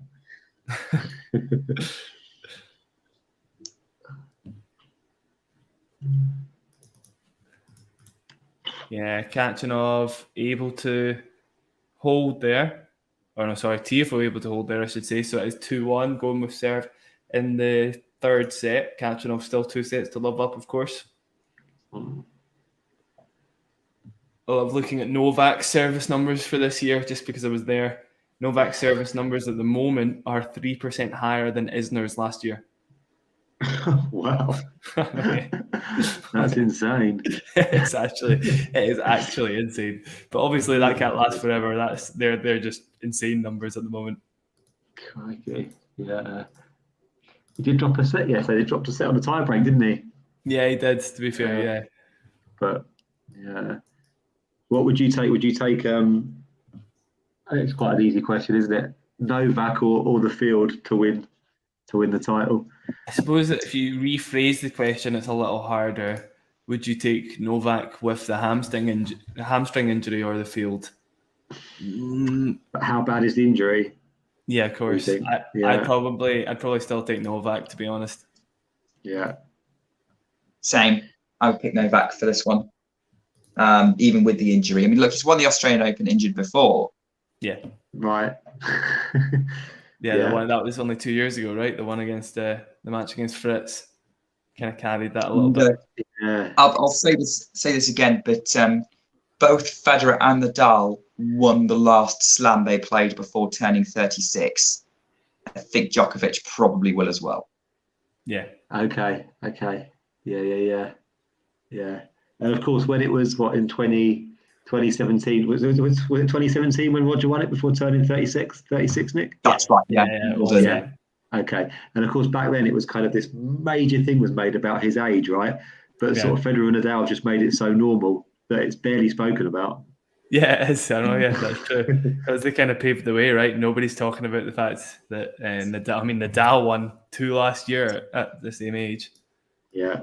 Or 35, I guess, right? Yeah, he won Australian Open 35 and then won the French just after turning 36. Yes, so he did, right. Yes. Okay, yeah. Shapovalov's got 40-30, but he's just put a forehand wide, so he could have consolidated it, but now it's at juice. We've also got 30-40 on the Tiafoe Khachanov match, actually. Tiafoe trying to break Khachanov's serve here. I'll let you know what happens. I can talk through this break point. We've not done that in a wee while. Why not? Khachanov with a first serve out to Tiafoe's forehand. Walked in a rally with shots down the middle. Nobody going for much yet. Backhand down the line from Tiafoe. Sets him up for a big forehand. Khachanov on the run. Still on the run. Manages to get it deep though. Kind of neutralised. Yeah, now they're going still down the middle. Khachanov hasn't done anything aggressive so far. Massive forehand down the line from Tiafoe. It's lobbed up into the air. Tiafoe has a smash and he puts it away. Yeah, well done, Tiafoe. Takes that point by the scruff of the neck. Exactly what Miles wanted. Taking the ball early, sending it down the line. And he's been knocking on the door for that break in this set, right? He has, yeah. I mean, is that the first break? I think that's the second break Tiafoe's made, but it feels like he should have had a few more than that for sure. So that was a well-thought point considering. Yeah, just the second break of the match. 2 out of 11 break points converted for Tiafoe. Oh, wow. Yeah. Not the best. As always, though, the real stat should be however many service games he's failed to break. And you know what I mean? Like, if he had a break chance, how many games has he had a break chance in, rather than just break points? Like, if it takes you 20 break points to break in one game, that's better than 5 break points over the course of 5 games, right? Yeah. Does that make sense? I've said a lot of words there. I think so. I'm basically saying if you manage to break given 20 opportunities in one game, that's better than having 5 separate opportunities over the course of 5 different games, right? Yeah. Okay. Yeah. Why is that? Why is that better? Do you think because you're? So normally, Jamie, you're just showing the break point stat, which doesn't tell you how many games Tiafoe actually had a chance in. So he might have had a chance in. He might have had a chance in 11 different return games, which would be awful, or he might have had all of those break points in one game, in which case it's not really that bad. Yeah. Players now walking out onto court on Rod Laver Arena. So we're going to get play underway probably in about 10 minutes between Medvedev and Korda. Okay, got to tune into that, I think. I will probably be jumping ship for a bit, even though Tiafoe is mounting something here. Maybe. How many times did he? Oh, he has a breakback point, does he? Breakback point, yeah. Oh, Shapovalov saves it with an ace down the tee. Okay. Yeah, I wouldn't leave the Tiafoe match yet, Jack. I'll let you know when actual play starts. Okay. Yeah, I'll stick with it for now. That seems like the one to watch, isn't it, this morning? Medi Korda. How late can the Australian Open finish? These guys can go 5 hours. Are we going to be here till 3 p.m.? 5 p.m. wasn't it yesterday? Yeah, it was 5 p.m. Crikey. It's actually unreal. Tiafoe with a big hold. He's getting the crowd behind him. All those stats I said earlier, it does feel kind of moot. There's always a first time. Tiafoe's still young and he's a big match player. I'm not surprised he's trying to get the crowd up. Yeah, likewise. So, but if he takes this set, this would be just the 4th time that he's won a set from 2 sets down. Is that right? Yes. Mm-hmm. Yeah. I was trying to remember what the stat was, Jamie, but yeah, just the 4th time. Or was it the 3rd time? Maybe he only had 2 matches. I'm not. He's only had 2. Yeah, I think 2 it's the or 3rd 3. time. So Shapovalov has saved another break point. So we're in a long game here. It's deuce number 4 in the 3rd game of the 3rd set. That match sounds kind of wild. There's been a lot of chances to and fro, and it's very up and down. Yeah, there's kind of flashes of brilliance, but then also flashes of absolute insanity, which. Yeah, it's probably Shapovalov to a T, isn't it? Has Hurkacz been the same, or? Probably a bit more understated, but he's kind of not been. I don't think he's been kind of super consistent either. Which he's been giving a lot of chances away. Yeah, I love this stat. 5 out of 12 break points saved for both players. Just bizarre that they'd have the same amount of break point opportunities and the same amount of break points converted. Wow. And yeah, it's another break point here. Oh, is it? Okay. Let's see how this one breaks goes. have there been in this match? Yeah, 10 overall. 10 breaks. God, it looks so innocuous. Obviously, you take one look at the score and it's like, oh, they've had 1 break each, but Jesus. Right, yeah. Very surprising. Neither player the best returner, but Shapo in particular has historically been a very poor returner. He's right down there with the worst in the top 50. So very surprising. Okay. So surprising he's broken Hurkacz has served so many times. Yeah, for sure. It's just that one-hander. Honestly, it's not just the one-hander. He's got problems blocking the forehand back into play as well. Just seems to have no sort of chip return. Obviously, a player who likes to smack everything as hard as they can. Maybe not the best feel in the game. Still, we've seen him pull off some worldies, but yeah, return-wise, I'm very surprised he's had 5 breaks of serve. Crazy stuff. Well, he's actually held his serve now, so he has consolidated the break. Okay, well done. So that's a big step for him here for Shapovalov if he wants to mount any kind of comeback. He's up 3-love now in the third set. The conditions must be very slow. If there's been 5 breaks of serve on Hurkacz's serve, the conditions must be pretty damn slow. Definitely. Just looking at the other matches, yeah. Sonego managed 5 breaks of serve throughout the entirety of their 5-set match, and Martinez managed 0 and 0 break points. You'll have to give me 2 seconds, guys. I need another coffee and a quick bathroom break before the Medvedev match starts. 2 seconds. Yeah, I see you. I can see the players coming out to court, Nick, on the rod laver. Yeah, they're currently doing the warm up, so okay.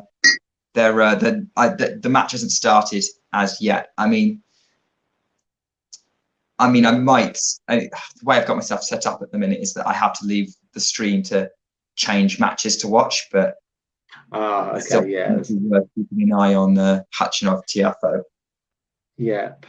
What are you streaming it on? Is it just a stream from Twitter? Yeah, I'm using the link from Twitter. Basically, behind the scenes tech issues here, guys. My laptop just freezes when it's trying to use the stream, so I have to stream from my tablet, which is also where I have all my apps. So I'm casting a match to my TV, which means in order to change match, I have to turn off this to then go onto my Amazon Prime app, flip it round, and then come back. Right, yeah. So it's kind of not worth it. Yeah. So, but I also want to make sure we've got everything covered, because I know Jack wants to watch Korda-Medvedev, but I think the Tiafoe Khachanov is interestingly poised. Yeah. If Tiafoe can take this third set, right, which is looking like he's doing, it's 1 break, or is it 2 breaks? Just the one. Okay. I don't know who's trying to phone me, but ignore that, because that's my work mobile, and I'm not working today. So, by the way, that reminds me of did you see the kind of thing that was going on BBC at the start of this week for the FA Cup football with the phone disruption? No, I didn't see that. What happened? No, okay. So you know that that kind of like porn kind of ringtone that some people have, or that noise. Oh yeah. Yeah. Right. They had it going on in the studio. So someone had like planted a phone underneath the sofa, and just at random moments when they were talking, you just sort of hear that noise of like somebody, like a woman moaning. Oh no. It was, they didn't know what to do. It was quite that's someone who decided they didn't want to work there anymore. Yeah. I think so, yeah. Yeah. So Keeper's getting excited about 2 break points for Shapovalov. 2 break points for Shapo. Let's have a look. I just lost track of that there. Okay, so it's 30-40. We've got 1 more now. Yeah, Hurkacz just saved it with a great backhand. Now we're in a rally. Cross court. Oh, Hurkacz has gone down the line but missed it, and Shapovalov has 2 breaks. This match gets very interesting. Isabel, do you want to give us an update on the Khachanov Tiafoe match? Because no one's watching it at the minute. Korda and Medvedev are underway now. It's 15-all on Medvedev's serve. He is serving first. It's currently there. Too early to tell. But yeah, Isabel, if you're in the chat, if you want to let us know what's happening with Tiafoe, then that would be great.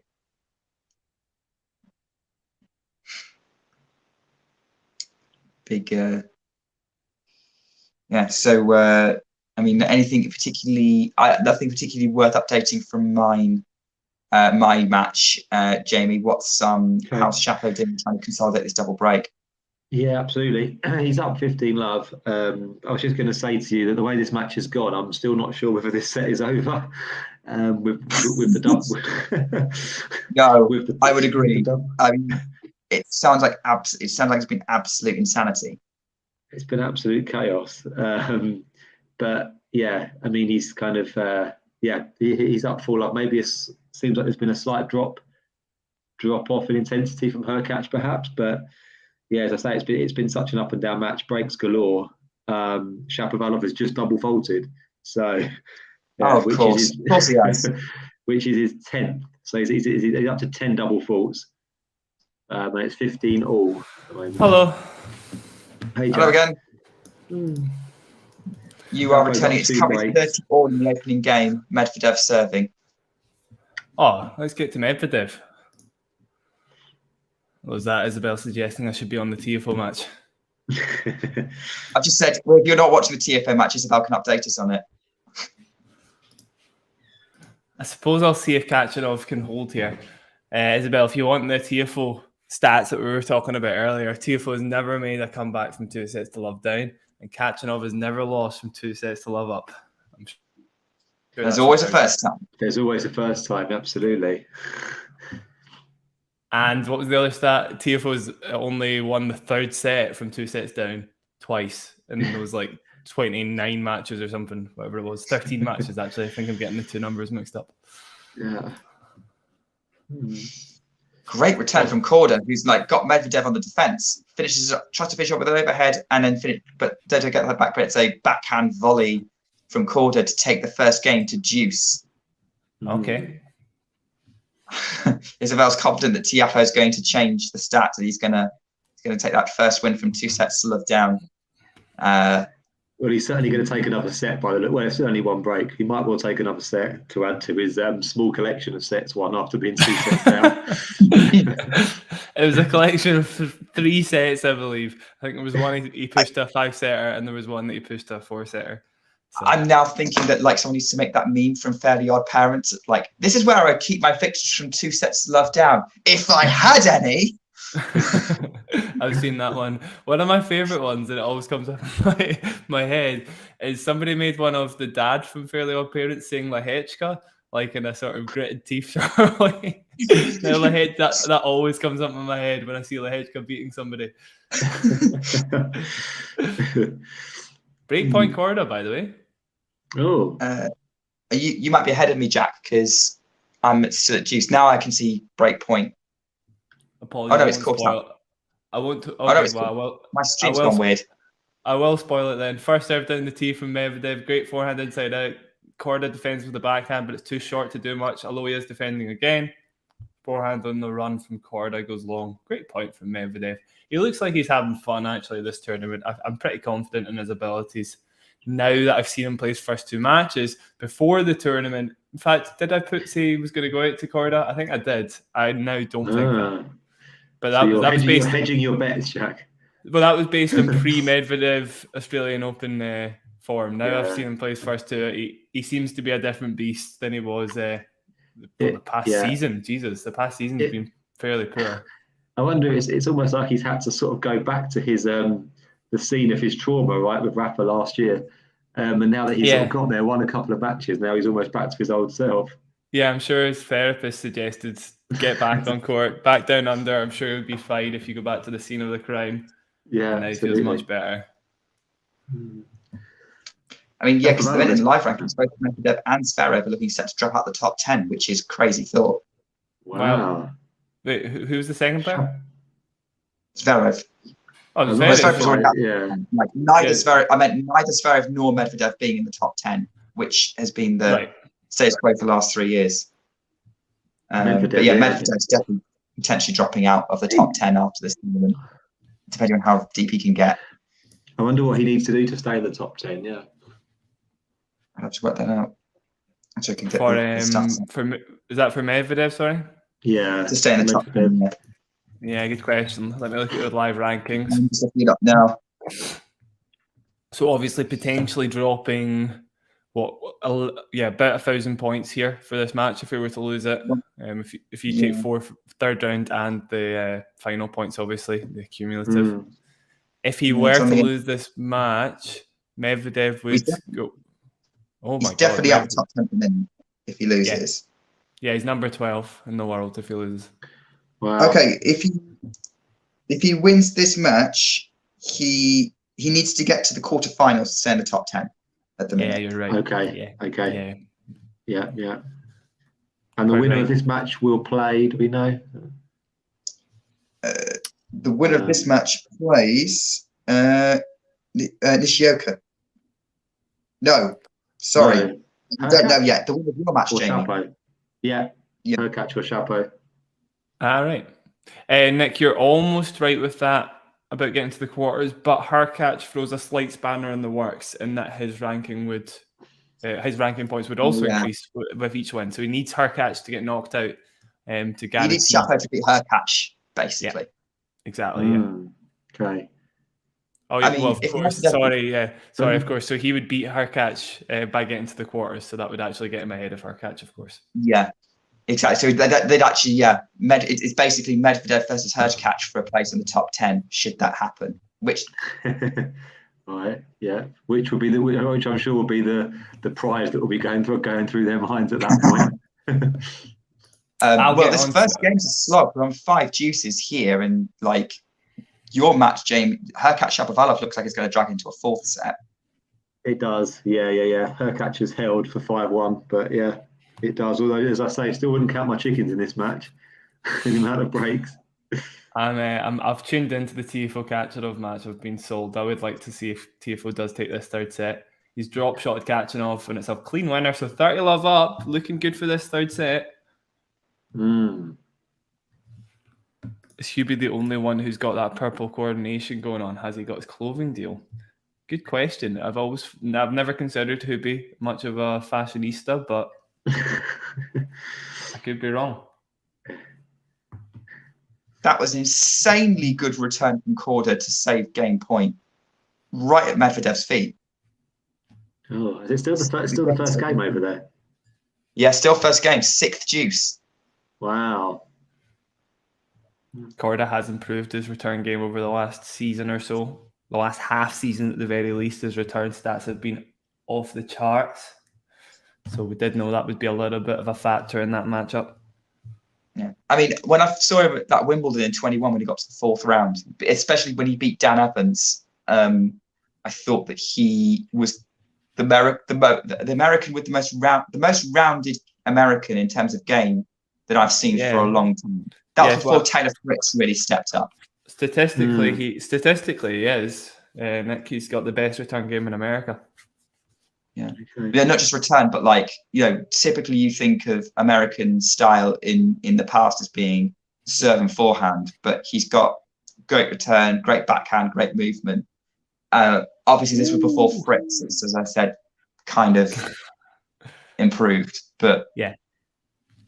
Well, I mean, as I say, statistically, still Korda beats him, and that's why you still see Fritz getting beaten by players that can hold their own on serve. Poprin obviously being the obvious choice. By the way, set point for Tiafoe. Okay. Great point to get the set point. By the way, Tiafoe must be totally aware of forehand winner from Korda to break in the opening game. Okay. Exciting. Okay. That's going to be the match there. That's going to be the match. Huge serve from Tiafoe surely doesn't. That was poor from Tiafoe. So he great serve down the tee, has a drive volley, and he channels his inner Andy Murray and pushes the drive volley along. Andy and the drive volley don't have a good relationship. Second set point for Tiafoe. First serve down the tee, catching up with a block return, and it's enough for the forehand winner. Tiafoe's getting pumped up. Here we go. Wow, so Francis. Those 2 matches are at the exact same stage, and Shapovalov's just taken the 3rd. Oh, really? Yeah. All right. So for those who weren't here earlier, the Shapo stats from 2 sets down. Shapo has made the comeback once. He beat Robin Haase in the Davis Cup. But outside of that match, he also is very poor at taking that third set when he goes 2 sets down. So Weirdly, the two of them... Sorry to interrupt. Weirdly, Medvedev is sat down at this change of ends. And he's not... Wow. Korda's ready to play. Medvedev is sat down. Yeah. Like, I'm going to tune into he's that. just taking his time. I don't know what's going on. I'm just going to grab some toast. 2 seconds. I want to see Medvedev do something shocking.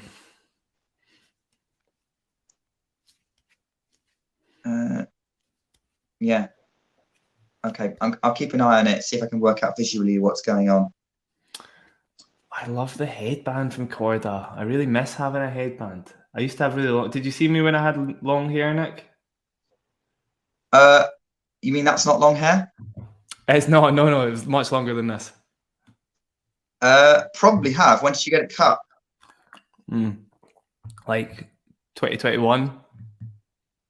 I probably have seen you photos of you with long hair, but I've not talked to you much on a screen. Definitely not in 2021. I was inspired by that Korda headband anyway. That was my look. Loved it. Yeah. Ball kid's running out with some kind of... Oh, no, it's the physio.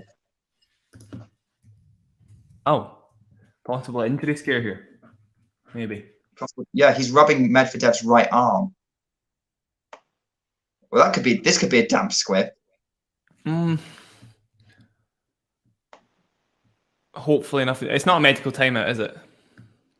No, he's coming back out. Like, the guy literally came out, rubbed Medvedev's arm with a towel, and now Medvedev is running onto the court. So I don't know what was going on. Fine, he's fine. He'll be fine. Hopefully. Obviously, Korda not used to playing as many balls as Medvedev will make him play. Honestly, though, I think he's got a big enough game that he might not make a difference. But we'll see. The first few service games will be really telling. The problem is, though, it's very, very slow. So kind of advantage Medvedev in that department. True, but the opening, I would say 2 caveats to that. One, opening service game just suggests he can hit through Medvedev. He does have the ability, at least while Medvedev's warming up. 2, he's just played Djokovic, who is again very similar in that everything kind of comes back. Yeah, the only difference I'd say there though is the courts there were much, much faster, so he wouldn't have had to play quite as many balls. It's all about serve there. It depends, honestly.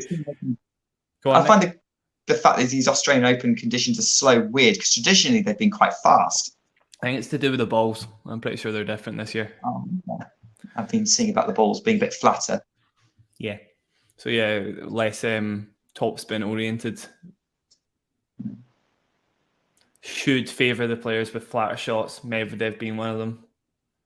Probably the flattest shots in the business, actually, in terms of the sort of top 10, top 20.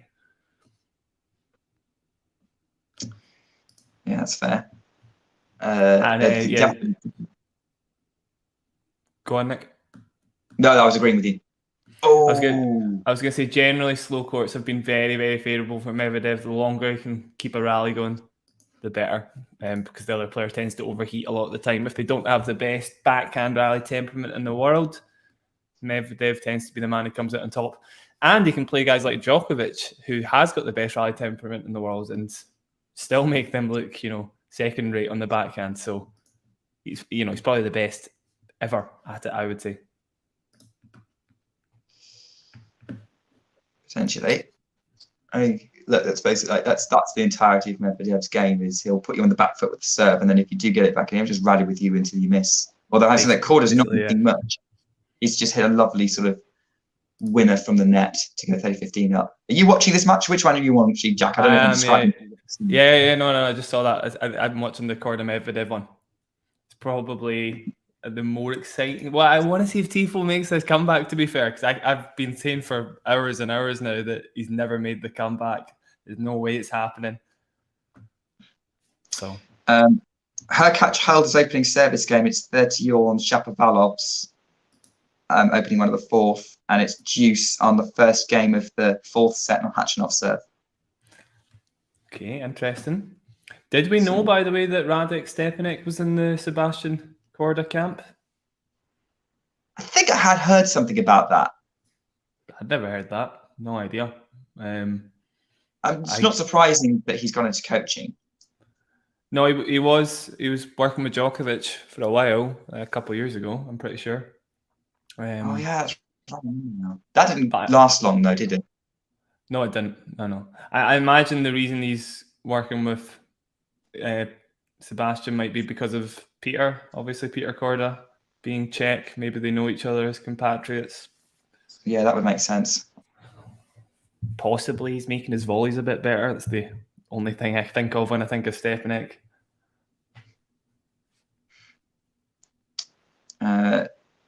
Korda holds for 2-love.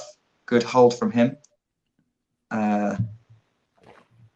So currently game points in the other 2 matches according to the live scores. Is that right? Jamie's back. So yes. Sorry, guys. That's right. Where are you up to in your match? I'm just saying, like, Hurkacz held the opening service game. Yeah, Hurkacz has held, and it's 30-all on Shapo's serve. Okay. We're just in a rally at the moment. Okay, I might actually stick to this because Tiafoe is taking off a little bit. Every single time I'm watching a point, it's Tiafoe playing something out of this world.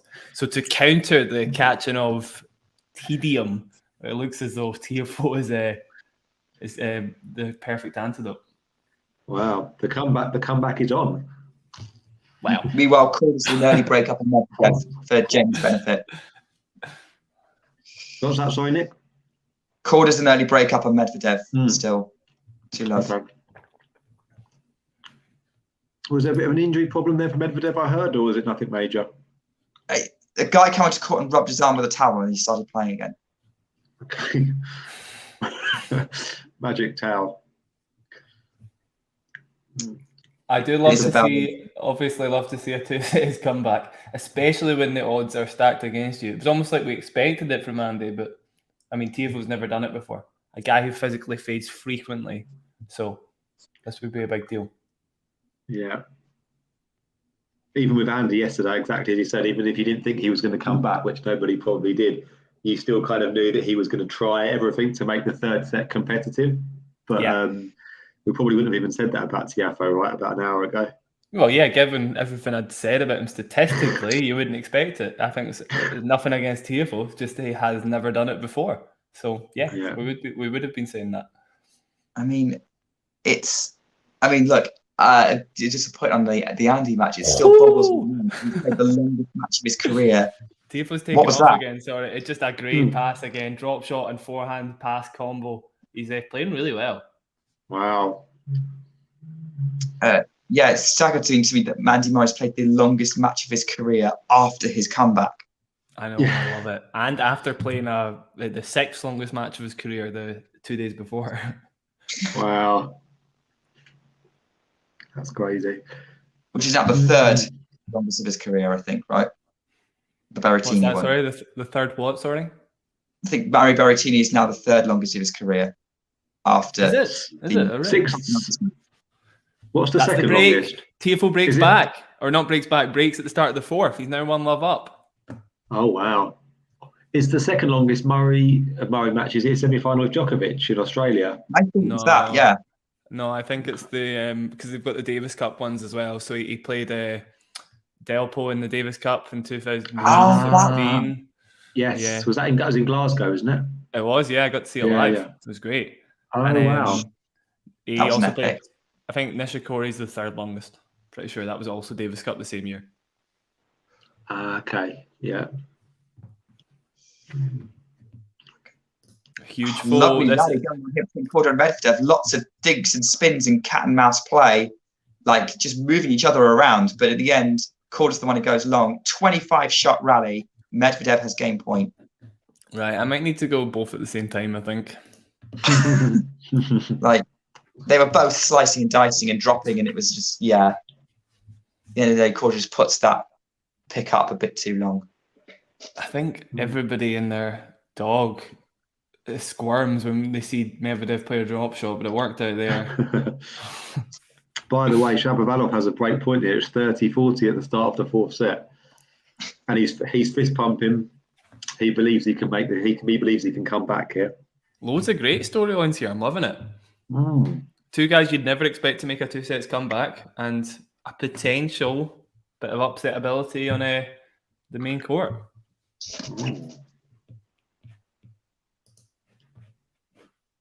Shapo has the second serve to look at. Oh, and he's gone for it, Hurkacz, and he's double faulted. So Shapovalov's a break up. So how many breaks has that been gifted with a double fault? It's at least 3, isn't it? When I was talking about Federer's 2% double fault rate on break points. Yeah. That's a crazy record, Federer. Hurkacz hasn't actually broken for a while. Backhand to the net, Medvedev, breakpoint Korda for a double break. Whoa. A double break? Not yet.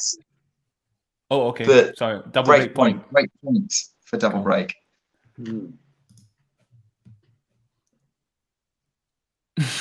There was no hatred on Foe and Chapo. Again, it was all stats, you know. There was no emotion involved. Commentator's curse is real. Yeah, fair. We curse them in a good way, though, right? We all want to see this. Yeah, I'm up for the 2 sets comebacks on both courts, definitely. Great smash, Tiafoe. Tiafoe's playing well. He does do this sometimes, though. He just peaks for a while and then he got past. He does peak for a while and then he maybe can dip a little bit. He's got a lot more peaks and troughs than Karan for sure. Yeah. Unreturnable serve from Medvedev to save break point. Like, it looked like a double fault. Oh, an incredible backhand almost around the net, definitely over the high part. Korda can't do anything with it, and Medvedev now has game point. From Medvedev, I'll check that out. Is that on the juice point? Yeah, on the juice point, like, hits the shot. It's a slow-mo replay over the highest part of the net. Yeah, and that. Just on the line. Well played. James Keofovon felt the air on his face there. Korda goes long, game Medvedev. Okay. What's the score in games there, Nick? 2-1. 2-1, okay. So he's on the board. See Tiafoe, a couple of unforced errors later, and it's 2 break points.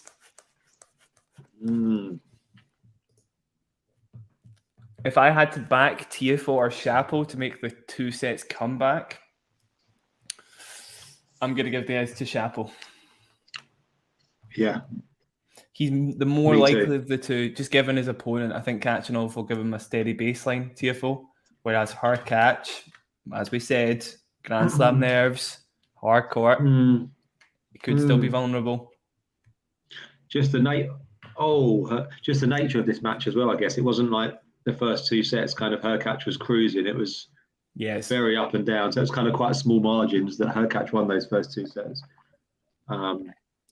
So yeah, it doesn't seem like that much actually really needs to change overall for Shapovalov to take a set. Khachanov defending well, and the Tiafoe forehand goes long. It is the break back.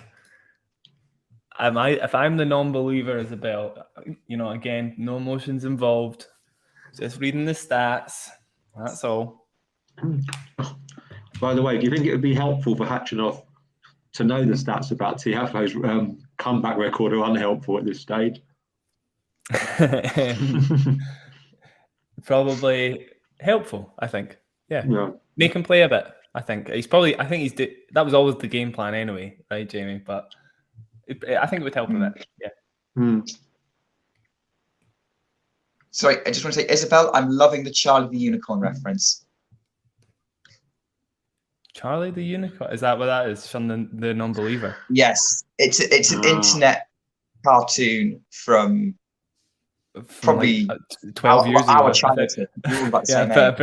Pretty sure I remember seeing it, but I didn't know that was a line from it. It is, yeah. Shun the non-believer. Yes. If you like dark humor, check it out. Ghibli, that's the story of my tennis career. Always back yourself with stats. There's an entire podcast dedicated to it. Exactly. Never put yourself out. If you don't put yourself out if you've got stats to hide behind. No, I just could put myself out there with a couple of stats and gut instinct. Yeah, gut instinct Intuition. leaves you exposed, I'm afraid, Nick. Too exposed for me, I'm afraid. No gut instinct here. All stats.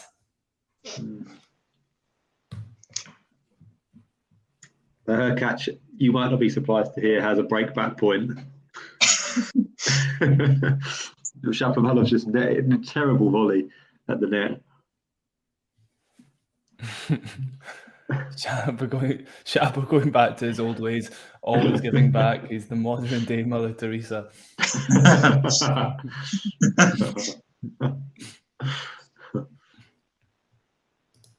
Back on juice. Yeah, it wouldn't be a break without a break back in a Shapo match, would it? No. And also wouldn't be a break in this match without it going to juice as well. There's a lot of juices in this match. Keeping more of an eye on the Korda match now. Yeah. It's still early days, but Medvedev starting to work his way. It's 30-15, 2-1, but wouldn't be surprised if Medvedev makes a push for a break. He was a little slow to start against John Millman, and then as the match wore on, he was fantastic. So we'll see. Yeah, I was kind of expecting that one to be a bit more of a battle, really. I would have thought it'd be a lot of long rallies in that Millman match, but I think Medvedev didn't find him a problem at all. No, I kind of thought everything that Millman does, Medvedev does better, and then the serve is a mile better. So it always felt like it was a pretty favourable matchup for Medvedev. Talking to us the difference to the drama unfolding. What drama? Where? It's all drama, Isabel. Everywhere. We picked a good morning, right? There's a lot going on. I'm sure the dogs are just thinking that there's a fluffy yellow ball. That's quite exciting, is it not? For dogs. Tiafoe. Yes, dog to tennis match. Oh, lovely smash from Korda to win that point and go game point up. Yeah, I saw that. Tiafoe, sorry, didn't manage to break there, so it is 2-1 Khachanov. He's under the cosh a little bit. Lovely shot of Jamie chewing, dominating everyone's screens there. I seem like I've been eating toast for a long time. Has Shapovalov won his game yet? Or it's he's held. Yeah, it's advantage Chapo, and he's just held. That feels big actually because he's held off a break point. He's consolidated another break, and he's 3-1 up in the fourth set. So the comeback is very much on for Chapo. And there's Nick. Nice close up of Nick watching Medvedev. I think our producer has fallen asleep. Probably was head of the keyboard. Yeah. Maybe this is what the fans, the subscribers want to see, extreme close-ups of us all.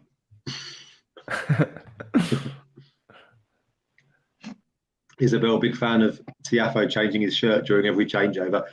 Maybe. I mean, at this rate, at this rate, he may as well just play without one.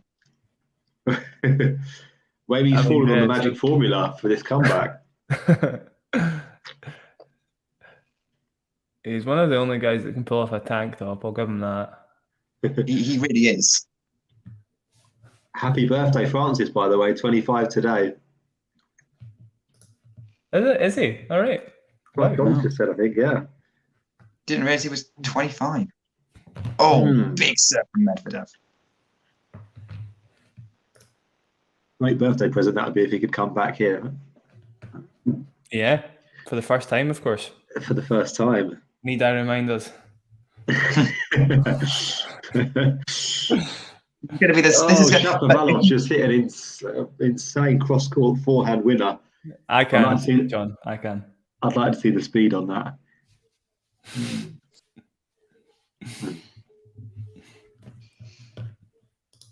Shapovalov hit an insane winner. What is the score there? I've completely lost track. I've just heard juice, break point.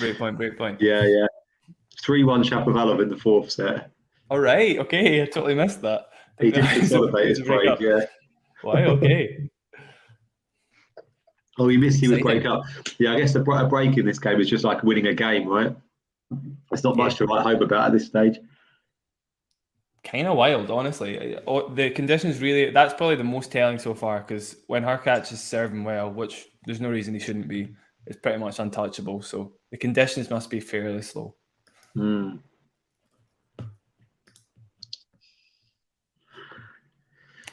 on Medvedev's serve as well, to fall down a double break. Where he to get broken here? Not quite there yet. Oh, lovely inside out double-handed backhand from him though.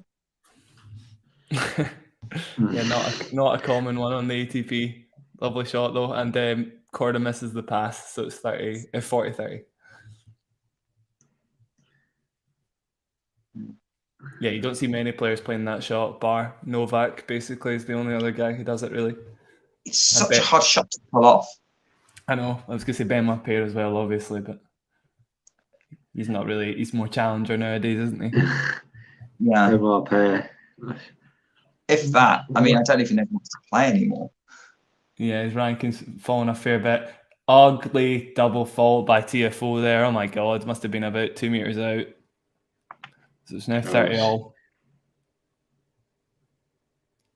What are they? I know. I was going to say Medvedev slice approaches, misses the overhead though. It's just yeah. Oh. There's been a lot of juices in that match, right? It feels like it is. Yeah. Tiafoe. Oh my God! It's another drive volley that he pushes wide this time.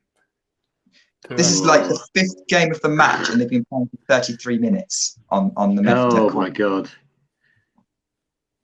This could be another late afternoon finish.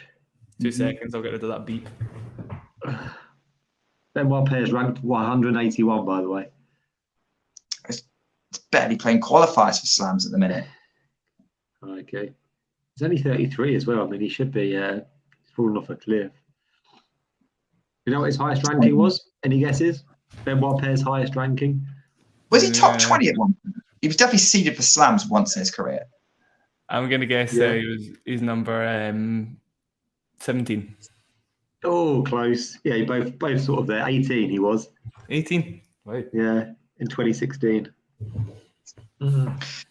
Do you remember that somewhat ridiculous thing? Like there was a prediction of like, I can't remember what year it was, like someone, like some French tennis magazine, I think it was like the mid-2010s, it might have been 2014 or 2015, said, or by like in 5 years' time, the top 5 in the world will be Dimitrov, Paire, Djokovic, Murray, and can't remember who the other one was, might be Nishikori.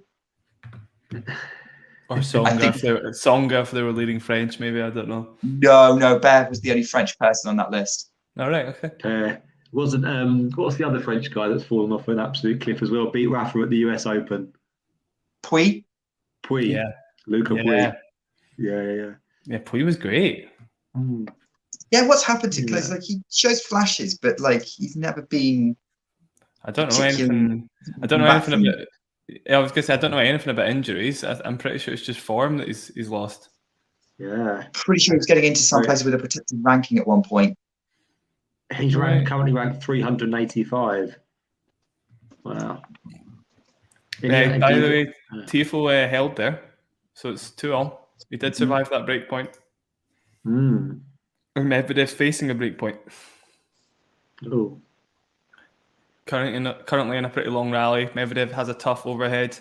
Korda has a chance to accelerate in that forehand, but misses it. So they're trading down the middle at the moment.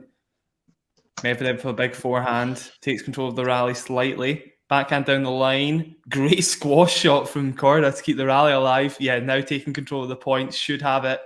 And he does. Great defense by Korda. I've not seen that from him before. Double break.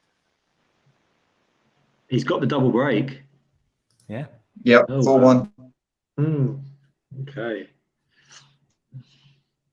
By the way, going back to just Luca Puy really quickly, do you guys know what his highest ranking was? Yeah, I can take a punt at this. I think number 10. Nick? Or 9. I think he was number 16. No, Jack's right. He was number 10 in 2018. Okay. Yeah, I shouldn't have changed to 9, but yeah. He's another kind of like Luca Puig, Jack Sock players who have somehow been in the top 10. It would have been off the back of him getting to the Australian Open semi-final. Yeah. It was in March 2018. Yeah. After. Shapovalov holds on to his serve, and he's 4-2 up in the fourth set. So he's 2 games away from taking us all the way to the 5th. Keep going, Chapo. I want to see it. I'll tune into that if he makes it.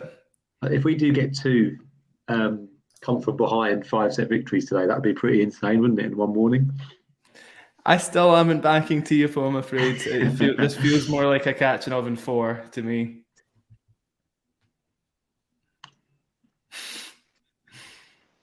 Isabel says Big Foe is big first. We'll see. I'm not backing him, I'm afraid. As I say, still back Shapo over Tiafoe to make the comeback.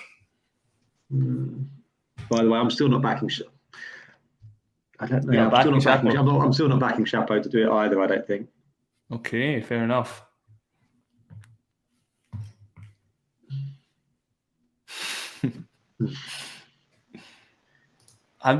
It's just the stats, Isabel. It's just the stats. That's not my opinion. I mean, look, if we wanted Jack to shut up, we wouldn't put him on air. It's true. It's true. Yeah, you could just get me cancelled. That's true. I'm sure there'd be grounds for it with my terrible predictions. Everyone's predicted terribly this Australian Open. Yeah, that is a little bit of a silver lining, at least for me. Yeah, I mean, if Medvedev loses this match, I will only have 2 of my pre-tournament quarterfinalists still in it. Wow. Let's have a look. Wow, yeah, fair enough. Tsitsipas and Djokovic, who have also predicted to be in the final. Yeah, likewise. Mario's the only person I know so far that hasn't picked Djokovic as their winner. I think he picked who did he pick? I can't remember. Was it Tsitsipas or Medvedev? No, neither of them. So it was somebody else. Oh. Sinner? No, it wasn't Fritz. Sinner either. Actually, yeah, Ashley picked Sinner to win, I think. Was it Sinner? Maybe it was Sinner. Doubting myself now, though. John, you're with Mario. If you're John or Damien, whoever's running this, can you find out who Mario backed for to win the Australian Open men's title? I think he is currently, yeah. He didn't pick Felix, did he? Where would that come from? Not sure. No. I don't know anybody who's picked Felix to win. No. Right. Rune, it was Rune, so it was. It was Rune. Yeah, he had Rune. Oh, So he did. I mean, out of anyone in the draw, I would say Rune has the best chance of stopping Djokovic. Out of anyone else. Yeah, of course, after Paris, you've got to say that, right? Okay, even more than Medvedev, you think? Yeah, more than Medvedev. Yeah. I think Djokovic has kind of got Medvedev. Djokovic has kind of cracked Medvedev now. Ghibli, without having looked at it, I would have said that Khachanov has the advantage in the longer rallies. Just got a little bit more solidity about his shots than Tiafoe. So probably he's the one that's looking for long rallies rather than Tiafoe. But I'll tell you right now, I'll find the stat for you. So yeah, you do that. I'll keep an eye on them. This match, as Korda's gone long with a backhand, it's break point Medvedev to get one of the breaks back. Okay.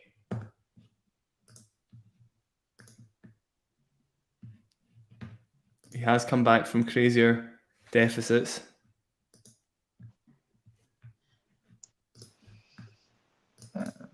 Yeah, so Tiafoe is winning the longer rallies. Sorry, there you go. He is winning the longer rallies. Although it's fairly close. But yeah, Khachanov winning the short points. So there you go. Quite right, Ghibli. getting to a backhand battle, kind of moving each other around on this break point. Backhand up the line, Medvedev, forehand cross-court Korda, forehand inside out Medvedev, backhand sliced by Korda. Medvedev goes for his backhand, slice again from Korda, backhand to the Korda backhand who's slicing at the minute. They're going backhand to backhand. Korda goes up the line. Medvedev goes up the middle with the forehand. They're kind of like sticking to the middle of the court. Korda tries to go for the angle, comes off the top of the net and out, and is broken. 4-2, Korda, 1 break. Well played. I'm not sure why Korda was kind of sticking to the slice there. I didn't think he needed to do that. Yeah, it used to be something that worked quite well against Medvedev, but nowadays, not so much. Medvedev's pretty decent at dealing with a slice. He's obviously practiced it a lot of times because it used to be a weakness of his, but not so much anymore. When would you say it stopped being a weakness for him? Probably around 2021, although, it's the first time I noticed that. I don't know for sure. Yeah. 2021 would make the most sense. Maybe even late 2020 when you had that sort of Paris ATP finals double. Yeah, possibly. I can think of matches he had with Novak though anyway, where that was kind of exposed.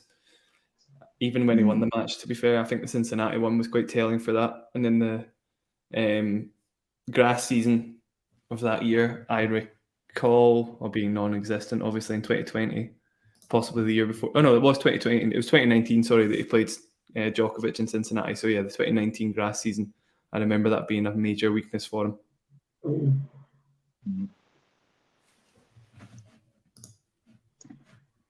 I'm kind of interested to see if Medvedev can pull off the comeback now. I don't know where my attention should be lying. What's the score in the Tiafoe match?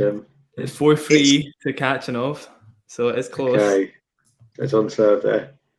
Yeah, but could be 2 games from victory. It's tough, but that's why we're here at Talking Tennis, because not everyone has the option to jump on a live stream with other people to watch matches together and keep each other updated. Exactly. Quite right, Nick. So Tiafoe is 1 game away from taking it to the 5th. So Hurkacz is serving to stay in it at 3-5. I want to see what's happening there now. I'm gonna. I don't know. Jamie, what's your assessment of kind of the quality of the match? Obviously, there's been a lot of drama, but are they both playing well? Matchy? No, I don't think so. I don't think there's been any point where they've kind of both played well at the same time, to be honest. So it's been patchy. To be fair to Shapovalov, actually, since the start of the 3rd set, he's been a lot more consistent. We haven't seen quite as much erratic play from him. But yeah. To be honest, if it goes to a 5th set, I think. Yeah, I mean, I did say earlier that I can't see Shapovalov mounting the comeback, but just kind of analysing the match overall, I think. I mean, as it stands, if Shapovalov did take it to a 5th, then I don't know. Perhaps he would be the favourite. It's just the curse of QB at hardcourt slams kind of would come into effect, right? I think you'd just be super nervous going into that 5th set. You feel like it should have been Shapo's to win at that point. Yeah. I wonder whether Shapo's match with Rafa as well might go, possibly, yeah. As well. Possibly, he might have well, honestly, you could look at that 2 ways. There's a chance he might have learned from that and realised the match isn't over until, you've won that 5th set. He came out of that Rafa match being like, how did I lose that match? I have no idea what I did wrong. Like Rafa almost pool sharked me because he played a better 5th set than Rafa, honestly. It was just one return game that was really poor. That was it. It was just that one dip, basically, that cost him in the end. Yeah. And it hasn't been a hugely kind of grueling match, I would say, so far as well. It's not even 3 hours long, and it's about to go to a 5th set. So it's not been that grueling either for either player. Yeah, Hurkacz doesn't really make you play physical matches, does he? No, not really. Yeah. For somebody who's meant to have decent rally temperament, they do. Well, obviously he's got a good serve, doesn't he? So he blasts through service games. I guess that's the reason why. Medvedev holds, so he's 4-3 down in the 1st set. Just as an update on that one.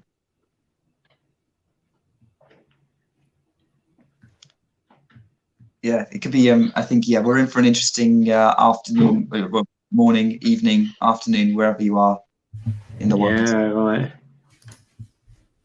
I don't know what status Bill's referring to, but I said sarcasm. So I'm distancing myself from that one. What do you use, Jack, to get the stats around kind of like the coming from behind and stuff like that, and sets and tennis abstract most of the time. Tennis abstract, okay. Yeah, it's the one place that we do it. It's very useful for that sort of thing. Ultimate Tennis Stats as well is pretty good for it, to be fair. They can allow you to do a few other things, but yeah, easiest place to do it is Tennis Abstract. By the way, Shapovalov has break point here on Hurkacz serve to break point, which is a set point, to take us to a fifth. Love it. I'm tuning in just to see what happens. Probably an ace, right? Well, not quite. Return goes back, and it was that. Oh, you're ahead of me, I think, Jack. Oh, it's not long. Yeah, sorry. Sorry. The Hurkacz forehand there, for all the world, I would have said that had gone long, but... Oh. No, okay. It certainly looked like it was going long. Yeah. Shapo's looking a bit confused. Follows up with 213 down the tee. Oh no, I wasn't going to say that. I was going to give an interesting life update, but actually, it's not that interesting. It's not actually a particularly crucial point. I'm like life update then. It's update what's going on in your life. I'm not that vain. Interesting. I'm looking at the pictures there. It's nice to see Alcaraz already back on court. I doubt he's going to skip the hard court season though. I mean, I know he's celebrating being on clay, but surely he's not going to skip. No, he said he'd be back in about 3 weeks. So, in time for Indian Wells. Oh, South America. Acapulco as well. Actually, do you know what? He's defending champion in Rio. He could be going to South America. True. Okay. Yeah. I could see him skipping that, to be fair, and focusing on the Masters and focus on a Miami title defense. Yeah, true. Oh, he has signed up for Rio. Oh, okay, fair enough. By the way, 15-30, this is what I meant by Korda's wheels sometimes coming off from decent leads. It's not looking good already. It's my only reason for not going fully in for Korda. He's just a bit mentally fragile. It's currently, it's currently juicing Khachanov Tiafoe. Might have just gone to advantage Tiafoe. What's the score in games there, Nick? 4-3. So if Khachanov breaks, he's serving for the match. An interesting stage as well. I'm going to need to watch all three, I think. I'll just turn that on. Can you watch all three, Jack? Do you have the ability to do that and stream? I won't be able to see your guys' poor faces for a while, but I'm going to have to take the hit for now. I want to see what's happening in all three.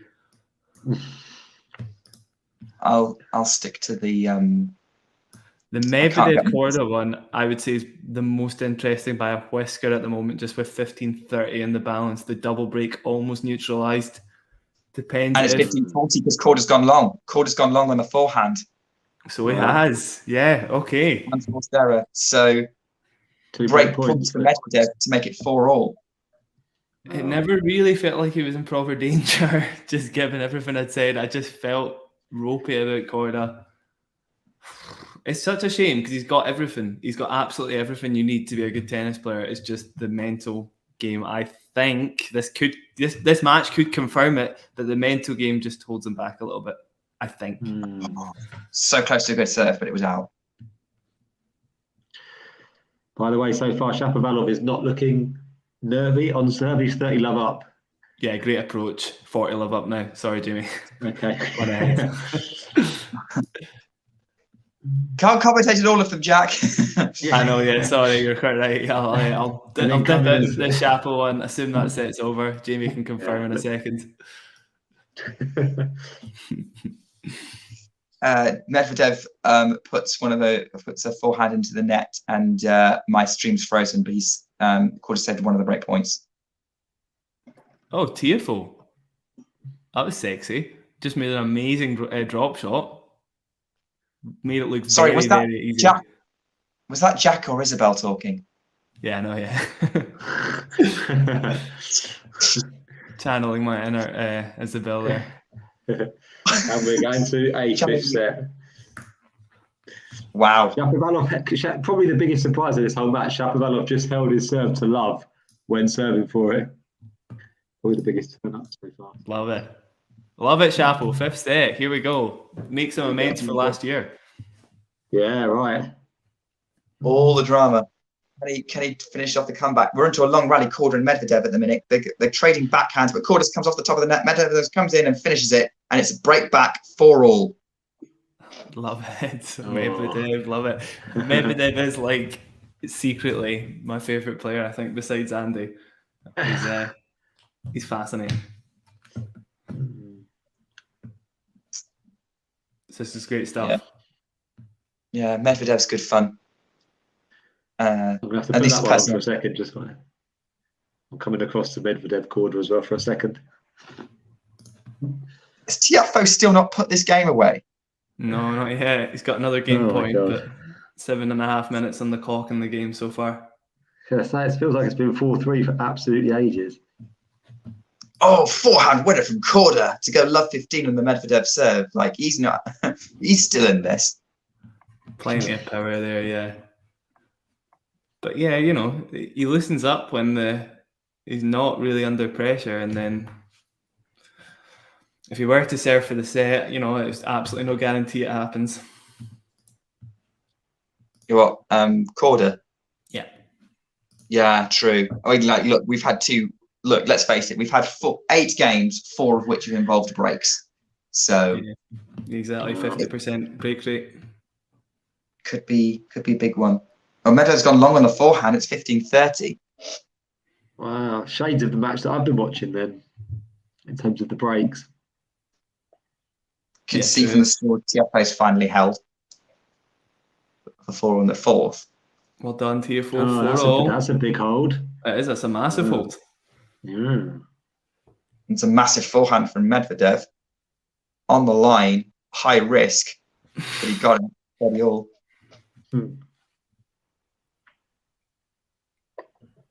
It's interesting because Medvedev's, people think targeting the Medvedev forehand is the best idea, but I mean, his forehand is still more aggressive than his backhand. Like, overall, it's a bigger weapon, if that makes sense. It's just as a shield, as a backhand, it serves the purpose better than any other backhand on the tour. Yeah, it's very difficult to break down. It doesn't really miss. I mean, that's something I like to say about my backhand. The problem is I can't use my backhand as a weapon. Never misses. It rarely misses, but it's very rarely, but it's always in the middle of the court. So basically, you could rally with me forever, but like it would just set you up to hit a winner at some point. That sounds like pusher talk, Nick. Sounds like who talking?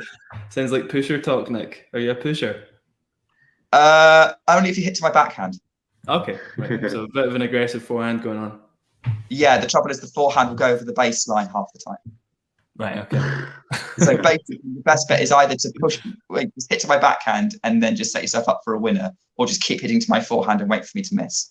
It's okay. So there's a few strategies we could employ against you, Nick. For all or hope I hit a second serve and then just demolish it. Yeah, I'm so easy to beat in tennis. It's ridiculous. Are you clearing the net by too much, Nick, on your forehand? Are you going for the Rafa meter over the net on the forehand? Try to. To be fair, I don't tend to hit in the net very often. Okay, cool. Yeah. Prefer that, definitely. Yeah. Which is the worst type of error, right? Hitting the net. If you were to go, is that what they say? The worst type of error is hitting the net rather than going long. Given my coach used to. Other way around, Jamie. The other way around. Going long is worse. Go long. I thought you said it the other way around. I was wondering. Going long is better. Sorry. Yeah. The net is worse. You're right. Yeah. Take the net. Nice take the net out of the equation. Oh, amazing. Yeah. Woof.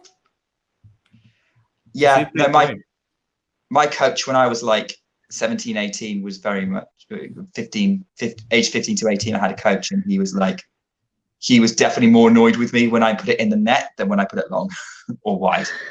Yeah. Basically want to give yourself the margin first. If you're hitting into the net, it means you've gone way too closed. It means you're not swinging through the shot a lot of the time. There's a lot of other stuff that's gone wrong. You've not got underneath the ball. So start by looping it over the net, give it a bit more spin, a bit more shape, and then go from there. Oh, has Medvedev missed that? He's missed it. He's missed the backhand up the line. Not by much, but it's advantage Korda. Break point again. Oh. Has Karan been serving well, or Big Fo just not getting his return game on? Tiafoe's not the best returner either, to be honest. So yeah, more about Tiafoe, I would say. Okay. Coach Jack has entered the chat. I would. Got a Coach Jack. Medvedev's double faulted. Medvedev's double faulted. Medvedev's double faulted. It's 5-4. Korda's going to serve for the opening set. Common theme from last year. So far, a common theme from this year in the few matches Medvedev's played, double faults and break points. I mean, he's looking at Gilles like, why am I doing that for the umpteenth time in the last year? Ridiculous. Yeah. Honestly, Jack, I think if you watched me playing tennis, you'd be like, what on earth is he doing? It's quite common for me watching players. Don't worry, Nick. I'd be able to help you out, I'm sure. I love 15, by the way, on Tiafoe's serve as he serves to stay in the match. And by the way, those double faults for Medvedev, is he kind of really going for his second serve, or? Yeah. Good question. Yeah, he was. I love 30 on Tiafoe's serve. This one could be going to bed in a second. And I'm sure Isabel will promptly follow to bed afterwards. You know, it's 3 o'clock in the morning there. Oh, wow. So if it's, it's 3:15 a.m. in LA. Jesus. Okay. Nothing like watching a late night tennis match, though, to kind of, keep you up, keep the adrenaline pumping.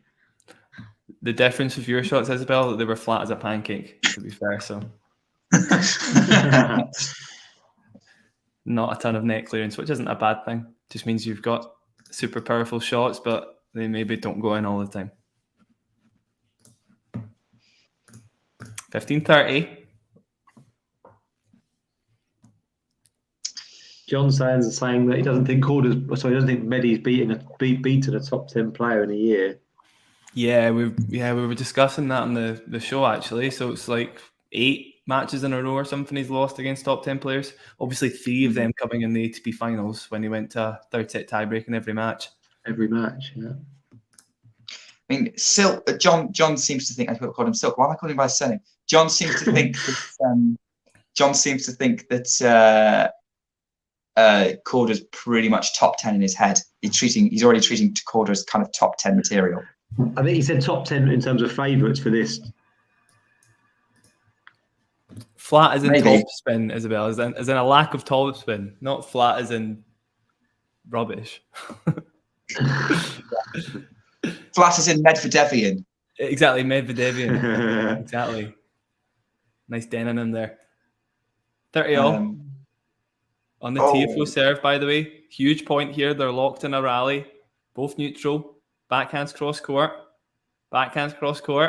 slice cross court, still backhands cross court. Tiafoe goes down the line first.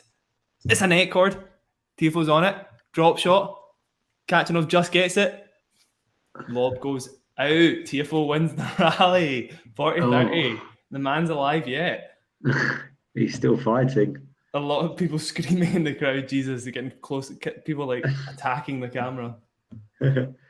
By the way, it feels like he's shown a lot of resilience today, Tiafoe. He has, yeah. I love it. John's saying, can we name 10 more people more likely to win the tournament than Korda? Okay. Yeah. Medvedev? Medvedev. That's 2. Yep. Djokovic? Djokovic has already said. Yeah. But you could say Djokovic with a hamstring injury. That's 4. Rune? Rune, yeah. Center? Yeah. Andy Murray, yeah.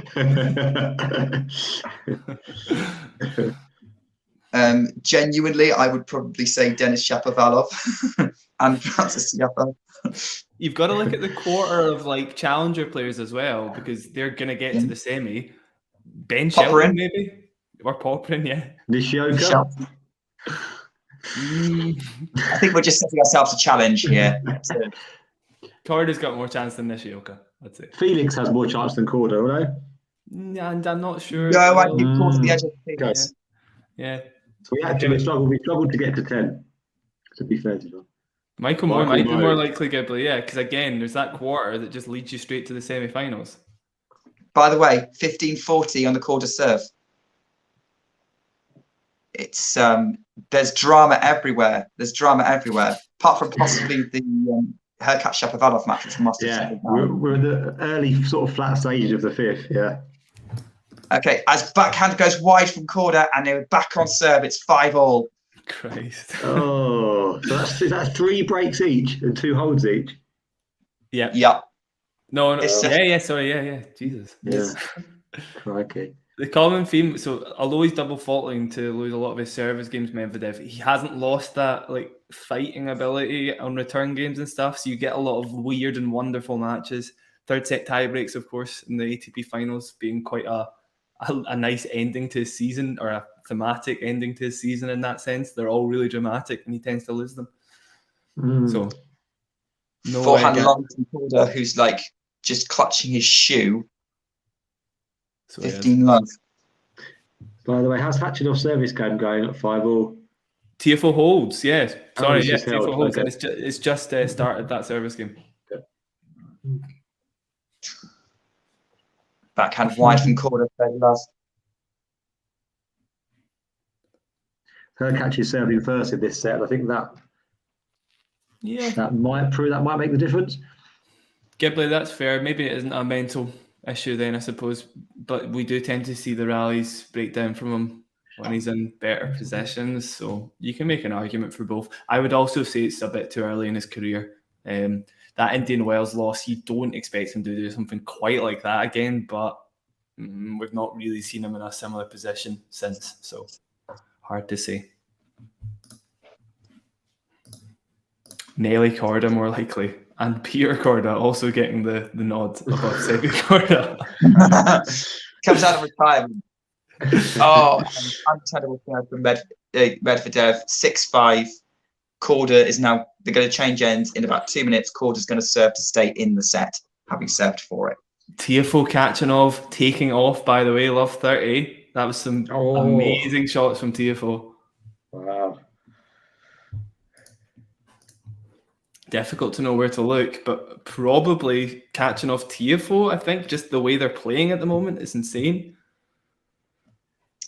That's why I've got 3 people watching 3 matches. Yes, true. You don't need to watch this one for a moment. I mean, is it not particularly interesting right now, Jamie? It's just kind of there's not very many rallies. It's kind of quite serve dominant at the moment. The start of this 5th set. Are they just trying to stay solid for this 5th? Are they tight, or is it more they're just upping their serves? Yeah, potentially. I don't know. It's hard to say. Potentially both upping their serves. Yeah. I mean, I think they're probably both quite tight as well. Yeah. Do you make that? You did make that, yeah. Tiafoe just pulled off a worldie. It's 30-40. I am sensing a raising level. So get your eyes on this. That's an amazing backhand pass. That's the one to watch right now. Medvedev Korda just feels a little more scrappy at the moment. The worldie. Tiafoe misses the return though, Juice.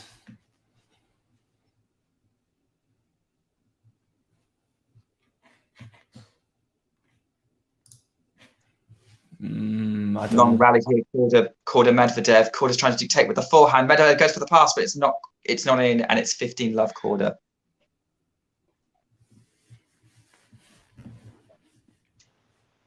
Yeah. Korda was just battering Medvedev with the forehand until Medvedev was scrambling everything back. Korda came in to finish, but he didn't need to because the angle was just too sharp from Medvedev. Would have been nice, that shot, just watching the replay. Khachanov taking his time. I imagine the crowd are going mental.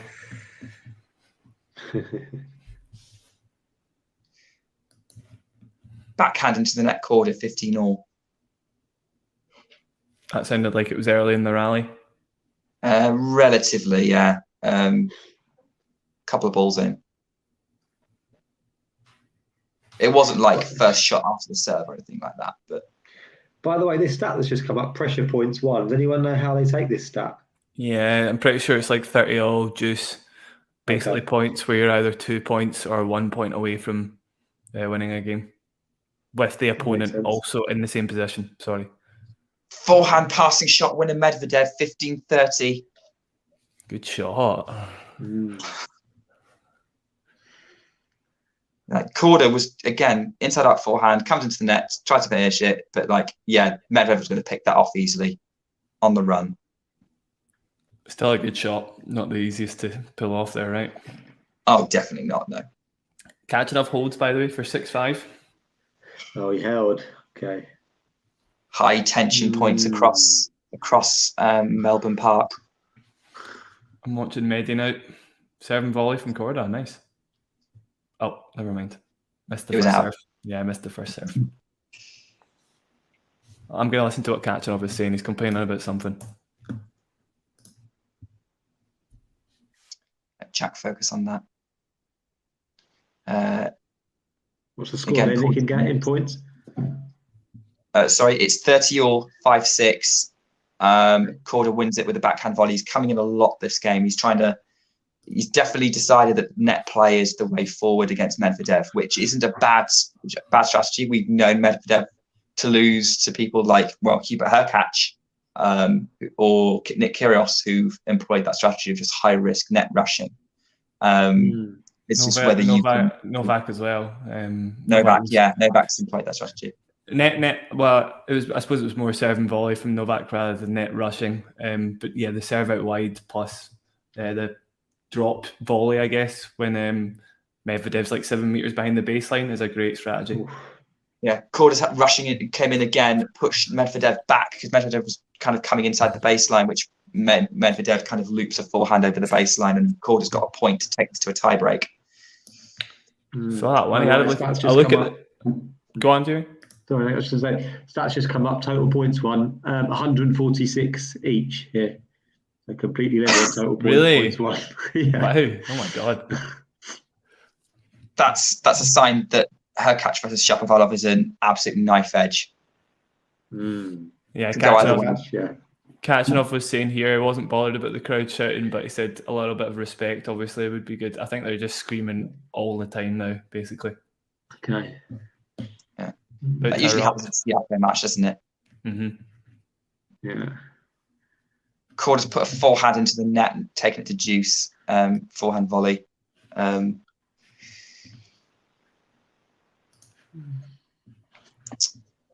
Interesting.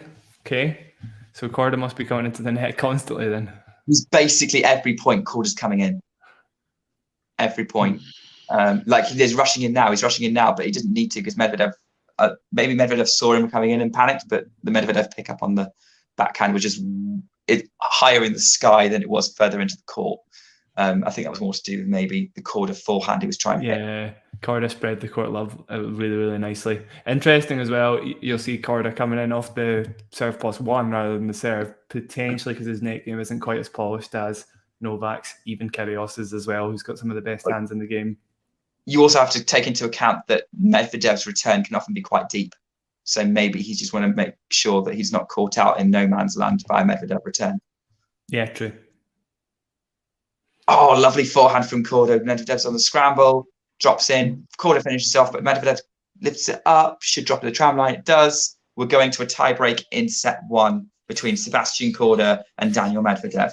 Looks like we're going to be the same over here as well. Tiafoe's at 30 love at the moment, so we're going to have 2 tie breaks at the same time. Oh, who's taking the tiebreak time?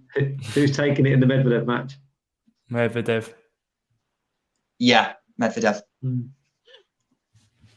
Mental edge after a first set like that, right? In the Tiafoe match, though, we're not there yet, sorry, but if they do go to a tie break, I really don't know, actually. That one could be explosive. I'll back Tiafoe. For once. For once, yeah. Yeah, 40 love. I think we're destined. Wow. Oh! Did that land in? I don't think it landed in. I think no. I'm going to say no. Oh, he did. He's mini break Korda with a fabulous forehand winner that literally clips the line by a hair. That's close. Yeah, you want to see this, Jack? Yeah, I'm watching it. I am actually watching them both at the same time. Yeah, I'm not sure. Maybe. Remember, Hawkeye margin for error is like 2.7 millimeters. So true, and that was definitely in by a million, according to Hawkeye. So, I mean, look, fortunate call, but even Korda's there, and like he can hear everything that's going on, and even he wasn't sure whether that was in or not for a second. Good serve from Korda gets him the second point in the tiebreak. Tiafoe just looking it's 40-15, but one of the points back in this game, and then a second serve to work with for Khachanov. Tiafoe goes big down the line, though. Not in that. Oh, no, yeah. Yes, what a backhand from Tiafoe. Amazing cross court. So we're into a tiebreak here, too. 2 tiebreaks going on at the same time. Wow. Meanwhile, you've got 2 people just holding together. Yeah, this match is it just seems like it's crawling towards a super tiebreak at the moment. Not very much. I was going to ask, do you think it's heading for a deciding tiebreak? Oh, Korda put a backhand into the net to give a mini break back. This is an insane rally. That was an insane rally, Nick. Not just a backhand, of course, a backhand volley. So maybe it came in at the wrong time. Possibly. But yeah, so you think your Hurkacz-Shapovalov is heading for a super tiebreak? It's looking that way. Yeah, I think both players have held to at most 15. So there's been barely any points won against the serve in this set. Out of nowhere, which is really strange. Yeah. No. I did actually back Tiafoe, Isabel. I think he's going to win this tiebreak. It's 1-1 at the moment. Is he going to win the match if he wins the tiebreak? No.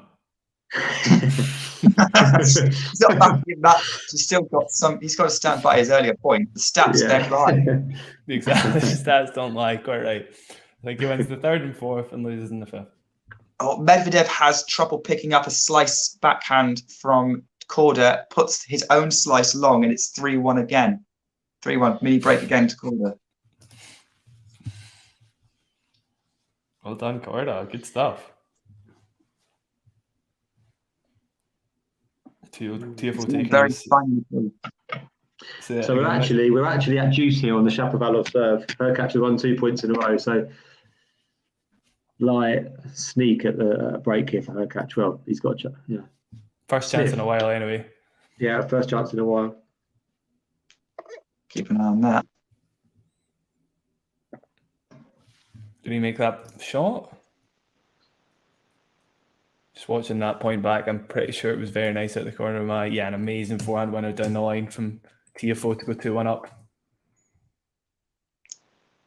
And Shapovalov double faults, and Hurkacz has first break point of the set. But Hurkacz's first break point since the second set, I believe. How long ago that was? I know, yeah. Yeah. And he's broken 5 times up to then. Backhand return winner from Tiafoe, 3-1. Oh. He's stepping up. Picafo. Does that work? Maybe not. I'll leave that one in the bin. 3-1 from Tiafoe. Korda attempted his own inside-out backhand and missed, and it's 3-all at the change ends in this tiebreak. Brave forehand there from Shapovalov, and he wins the point and punches the air back to deuce. I'm going to take this opportunity to grab my charger, because otherwise I could lose you. Another winner from Tiafoe. That is 3 winners in a row. 2 backhand winners and a forehand winner. Wow, is that 4-1? That's 4-1, yeah. Oh. Looks like we're going all the way then there, potentially. Tiafoe's taken off. 100% worth watching. Let's have a look. Oh, that's all going a bit weird. Oh. Shapovalov goes long with a forehand. Really, really good rally, actually. Forehand to forehand, and Shapovalov puts the forehand long. Ace from Tiafoe. Again, I'd like to point out I'm backing Tiafoe for this tiebreak. So get wrecked isn't necessary, Isabel. 4 winners in a row from Tiafoe.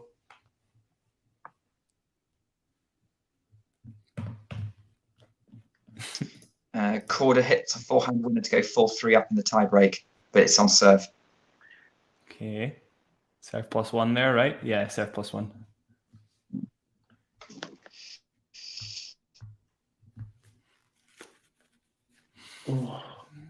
Going to see a bit of daylight here, I think. Massive serve down the... Oh! Hurkacz breaks. Hurkacz breaks. Hurkacz breaks, yeah. He's broken. Just as I said we were crawling towards the super tie break, it's 4-2 to Hurkacz.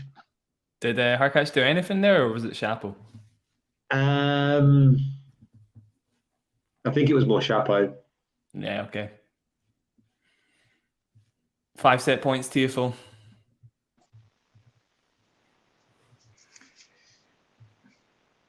How many 5 sets are we going to get today? We've already had one with Jannik Sinner and Martin Fucsovics. We've had a second with Hurkacz and Shapovalov. Are we going to get a third?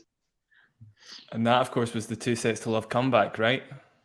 Are we going to get 3 2 sets to love comebacks? Seems unlikely in the Shapo one, but Tiafoe one. Korda gets an overhead winning net to go another mini break up again, 5-4. We know what's happened with the last 2 times he went a mini break up.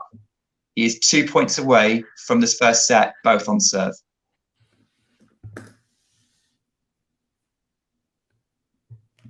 It's still set point Tiafoe.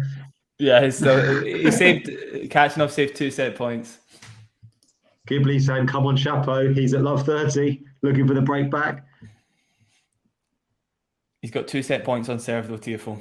Here's the first one. I know there's a lot going on, so I'll try and get through this one quickly. First serve out wide, just misses it. I can see the Korda-Medvedev one's just starting as well at 5-4.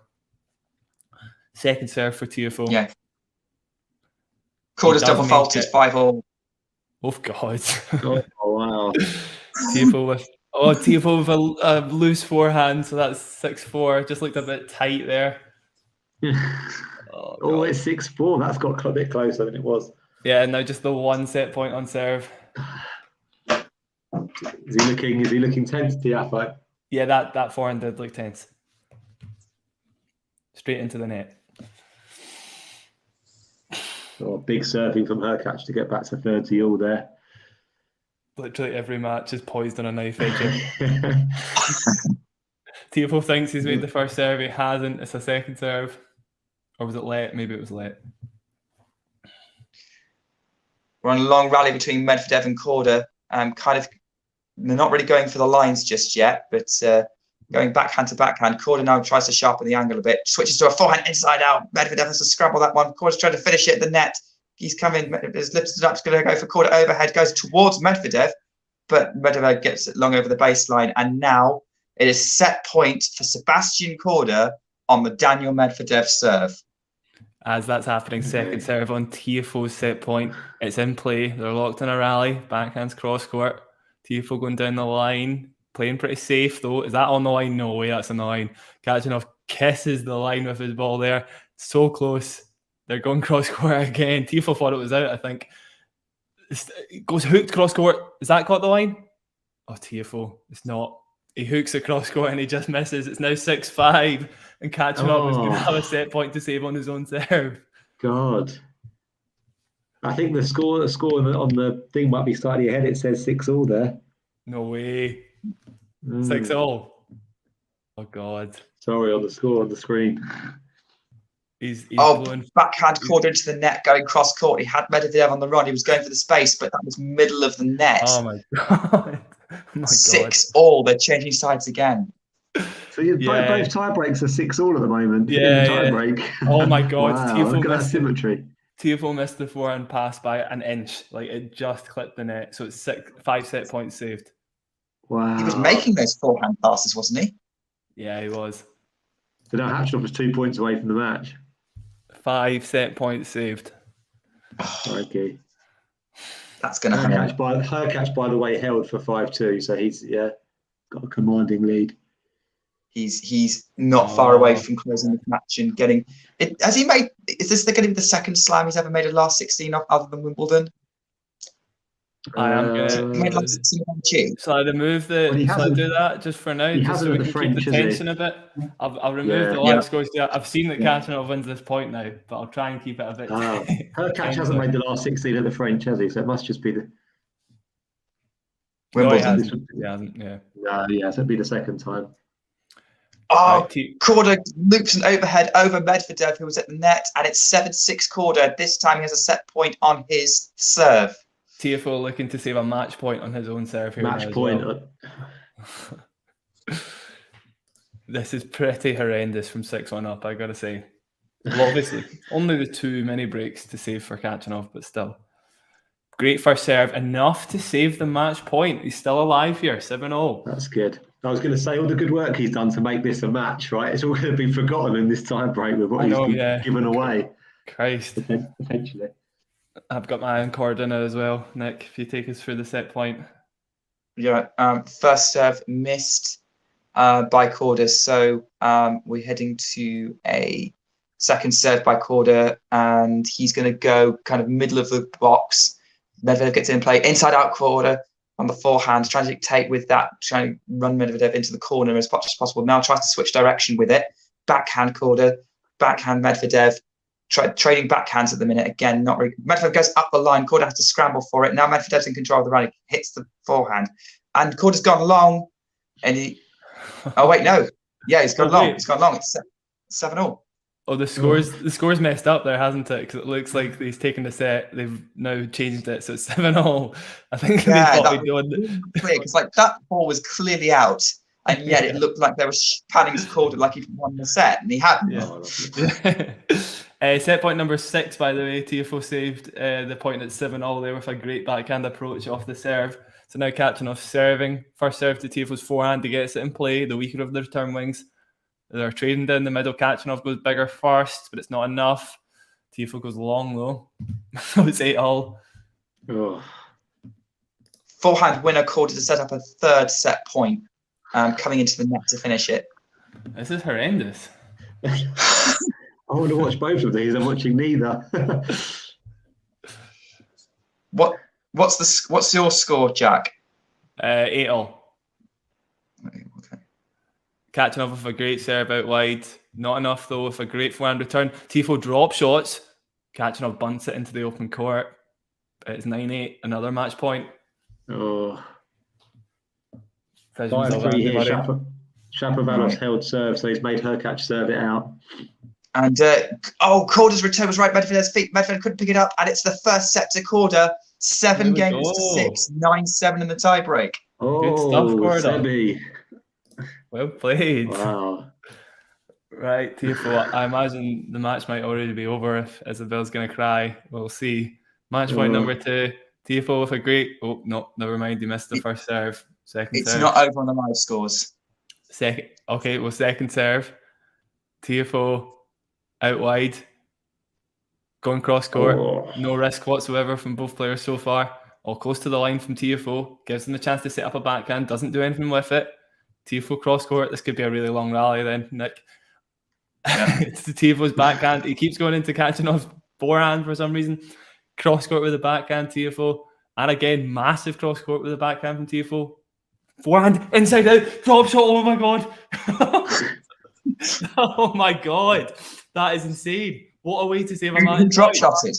Oh. Tiafoe, forehand drop shot inside out to save match point. That's a high risk strategy. Oh, only Tiafoe. Well, and Andy Murray did it against Colton in 2017, but let's say we're not talking about Andy in this match, are we? Obviously. Let's face it, if you're commentating, Jack, then we're always talking about Andy Murray. I can't not talk about Andy when that shot gets played, to be fair. That is like one of the most iconic Andy shots of all time, and it was incredibly well executed by Tiafoe there. Really, really good. Okay. Also, by the way, here, Shapovalov has love 30 with Hurkacz serving for the match. And to be fair to Shapovalov, he's hit 2 really, really good shots to bring up love 30. Well, at least the Medvedev Korda match has finally calmed down for just a second. Nick, I'd definitely come over here just to check out the end of this set because it's ridiculous. I can't switch matches without leaving the stream. Okay. Well, I'd take the hit. You might be able to do it in less than 30 seconds, possibly. No, I'll be fine. I'll wait for you guys. I'll let you talk it through. Okay, 9-0. Tiafoe with a great serve out wide. Oh, it's 3 break points. Doesn't do anything. Tiafoe defending for his life. Great forehand cross court. Enough to set up another forehand. He goes massive on, Jesus. Again, backhand cross court. Khachanov defending well, though. Tiafoe steps in a bit. Khachanov still defending. Turns the rally around with a cross court forehand and manages to win the point. So it's match point number 3 for Khachanov. Oh. Tiafoe did so well there as well. 10-9, Khachanov.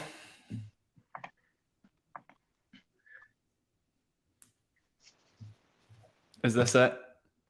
And also, yeah, what's happening in that match, Jamie, is one of the break points being... Oh, sorry, yeah, I just lost my sound for a second. It's 15-40. Hurkacz has saved one of them. Okay, cool. 15-40.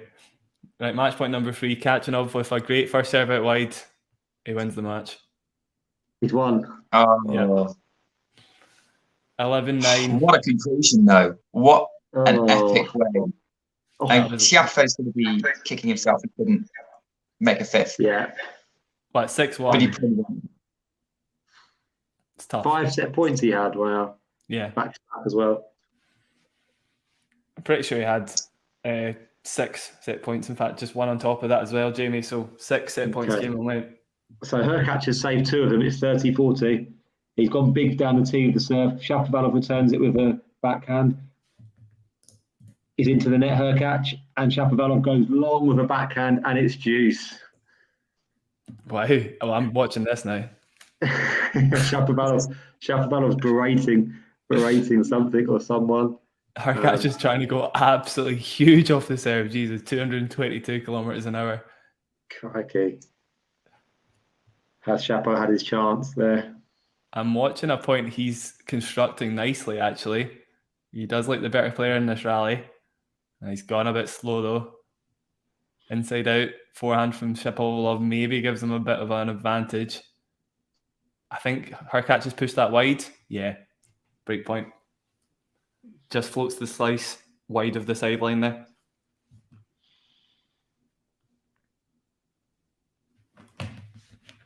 Poor Tiafoe. That was a rough match to lose. Yeah.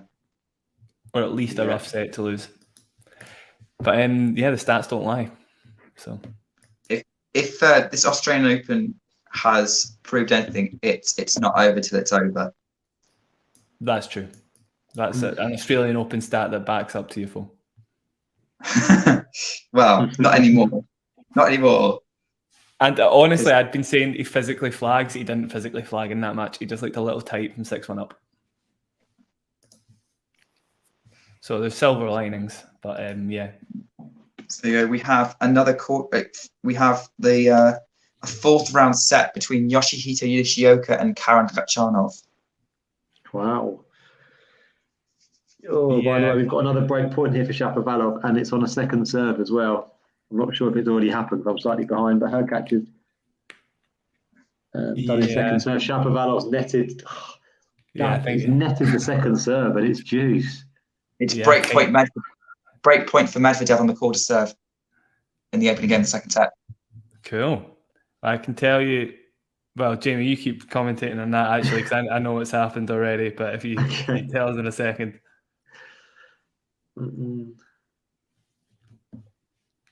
Medvedev's gone long, so it's deuce in this opening game of the second set. This could be a real battle here on Rod Laver Arena. So Hurkacz goes with an ace, and he's got match point. I've got a feeling I might know what's going to happen here, but let's see. This game's been going on for 6 minutes. Shapovalov's had 4 break points, and he missed such an easy one on the Hurkacz second serve, but he netted the backhand. I love it. Oh, yeah, sorry, I've already seen what's happened. So I'm watching the handshake. But they're like two. Sorry, I just wanted to say that before I forget. They're two of the nicest guys on tour, and they're both just like saying sorry, or he's doing his Canadian sorry. I can't do it. They're both just apologising to each other. I don't know what happened necessarily, but they're both just so nice. Yeah. Oh, so it's Hurkacz that goes through. Quite a strange match, really, I think. But yeah. So Shapovalov's had the exact same experience as last year, right? Taken it to 5 sets and ultimately fallen short. That's pretty rough, I gotta say. That's pretty rough.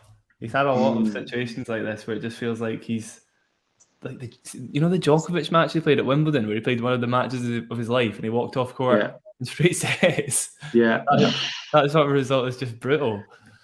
Yeah. He just couldn't keep today anyway. He just couldn't keep up the intensity in the 5th set. Hurkacz was too solid for him in the end. I think it was one bad service game, wasn't it? In the end, it was one bad service game. To be fair, yeah, it was. It could have gone either way. It was very close.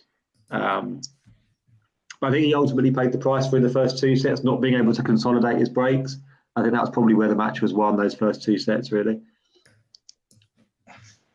Tough to say. I value sleep, Isabel, but Isabel, if you haven't slept, you probably won't sleep because it's taken them an hour and a half just to get through 1 set. If there's another, if Medvedev wins this, it's going to be at least 3 of these. Korda's going to have to win in straights. You may see daylight if you continue watching. So if you value your health, maybe sleep. Thanks very much, Jane. Much appreciated. Who are your favourites, Jane? Who are the 2 favourites that you wanted to see? I think I saw Jane celebrating Khachanov's win earlier. So Khachanov was one of them. And then who else would that be? Hubie, probably. Probably. By the way, if Medvedev does lose this match to Korda, Hurkacz will be the highest seed left in this quarter. Oh, really? Interesting. Yeah. Okay. Although from breakpoint down to 15:30 up, Nick. Yeah.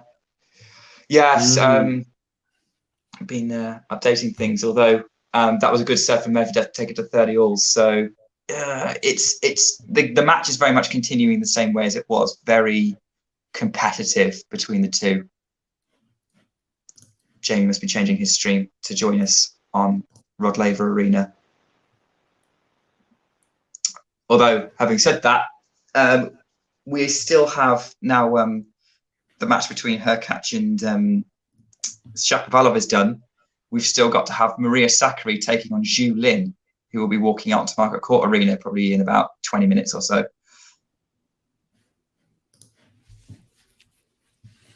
Unlikely to be a 5 a.m. finish, but it's starting quite late. Yeah. Are you ahead of me, Jack? I've got 30-40 Korda. So do I. Yeah, I think I'm about the same as you. Okay. So, Medvedev inside out forehand. Korda up the line with the backhand. Medvedev goes cross court on his forehand. Korda attacks on his forehand up the line, moving Medvedev around. And Medvedev's gone long, and it's break to Korda, 2-love in the second set. But it was 2-love in the first set, and we saw how that turned out. Yeah, true. Anybody's game to break here, obviously, isn't it? that backhand can't have been far. It looked very, very close to the line. But yeah, swapping rackets. This always felt a bit. Well, it felt very close at the start of the tournament. I'm kind of surprised at how Medvedev is playing. I didn't think the double fault would be an issue in the first set, and then sure enough, it reared its ugly head. Obviously, Korda's a set and a break up, so no big whoop that I would choose Korda to win. But honestly, Nick, it's all mental from here. I think if Korda starts to have a sort of ropey day, if he goes 2 sets up and he loses from there, then I can really start saying that the mental performance is an issue. For Korda. For Korda, yeah. Yeah, I mean, let's face it, he's clearly able to take points even to Medvedev with his full hand. He's able to play a solid backhand. Like he's the backhand, yeah. I think it's more than solid, the backhand. It's great, especially the return. Like he gets loads of purchase on it. He's got an amazing sort of feel for it where maybe his compatriots don't. So, yeah, got to give him a lot of credit in all departments. I mean, would you say that Sebastian Korda has the best backhand from the American men? Probably Brooksby first, I think. But or Brooksby. Yeah, probably Brooksby first, just in terms... Again, it depends what you value more. It depends what surface you're on. Fritz probably has the biggest backhand of all of them. Brooksby probably has the most consistent. Korda's got a great backhand return. But I value consistency, I think, above everything else. And Brooksby's is otherworldly, definitely. Yeah, I think Korda's probably somewhere between the two, if you're going on a scale of Fritz to Brooksby. I mean, there's definitely Brooksby is definitely one of those players who's like his game's going to be banned. He's built on just consistency and just rally tolerance. Yeah, it's basically single-handedly how he beat Ruud the other day. There was a stat we were talking about rally length in that match, Nick, and Brooksby won 55 points to 24 over 9 shots against Ruud. Normally, that's not the rally length that is the clincher in matches, but in that case, it certainly was. The one time I've only really watched a full match of Brooksby's once, and that was his match against Novak Djokovic in the US 21 or 22 US Open. No, he didn't play 22, so 21 US Open. 21, yeah. And yeah, I remember Djokovic getting frustrated that first set. Was it first set or second set that Brooksby won?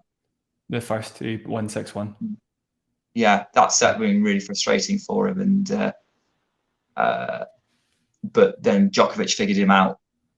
I think he just went into search files, find how to beat Murray and Medvedev, and then went with that. Yeah, there's been players like Djokovic that have unpicked Brooksby, to be fair. So it's not 100% where Brooksby's peak is. He got fairly handily beaten by de Minaur, for example. I remember watching that whole match in Atlanta one time. So sometimes when he's up against somebody else who can just rally for days, he'll get unstuck a bit. So yeah, I don't overrate him, but I still think as a single shot, his backhand is insane. Yeah, as a consistent shot, how able to use it as a weapon is he? Yeah, he's pretty good at it. It's more of a counter punchy shot. Like he'll kind of wait for a moment after a long time, so maybe could be more aggressive, but he's got no problems with changing direction or anything like that. It's not like he adds pace to the ball really, but as changing direction's a form of aggression, and he does it really well. So it's quite an aggressive shot. By the way, Korda's held for 3-love. Those who are watching. Look, I need to remember who's actually left in the tournament. That's the problem. 17? Yeah, I know, because there's 7. There's 9 in the top half, and 16 in the bottom half. Yeah, so there is. You're right, Nick. Yeah, so there's more than 17 players left. It's 25. You still got the third round to be played, of course. Exactly. Yeah, 24 players if you include when you take Korda himself out. I mean, look, to be honest, we were kind of scrambling for 10 players before Korda. I think when I did my Australian Open kind of power ranking seeding, I think I put Korda 17th. Just specific, yeah. Yeah, no, I did. It's that specific. I can tell you exactly what the order was because I've got it on this. I use a spreadsheet. It's not a formula based. It's just tracking results in 2022, first week of 23, Australian Open results, how new they are to the tour, kind of take all these factors into account, make a score from it, and then rank it in terms of score. And then basically if they're tied, then I'll just use a bit of gut instinct in there. But yeah, I put this was before people like Kyrgios and Cilic pulled out, so that kind of wrecked it. But yeah, I put before those two pulled out, I had Korda 17th. So yeah, I think most people had Dennis Kudla in their quarterfinals accidentally after Kyrgios withdrew from the tournament. Fortunately, I did mine after he pulled out, I think. Yeah, me too. I didn't get in there before Podoroska and Tomljanovic pulled out though in the women's. Well, unlucky. Missed out on those. Yeah, it's annoying. It doesn't kind of. It didn't affect me too much. I know. Yeah, you should be able to change it. It's kind of annoying. Yeah. This is on the TNMS app, by the way, for those who don't know. Yeah. But before they pulled out, I had Podoroska getting 4th round, and Tomljanovic maybe 3rd round. So it didn't affect me too much. Oh, did you see that double fault, Nick? I was looking at something else. No. Check it out. It's like basically landed on the baseline. Just I think it's a kick serve gone wrong. Basically, I think he mishit it or something. But oh my god, horrendous. Medvedev's chuntering to himself. I'm not sure. I've just seen that. I like Ghibli's pick here. Ostapenko Goff 100-0 for Ostapenko against her. Wait. So audacious. What do you reckon?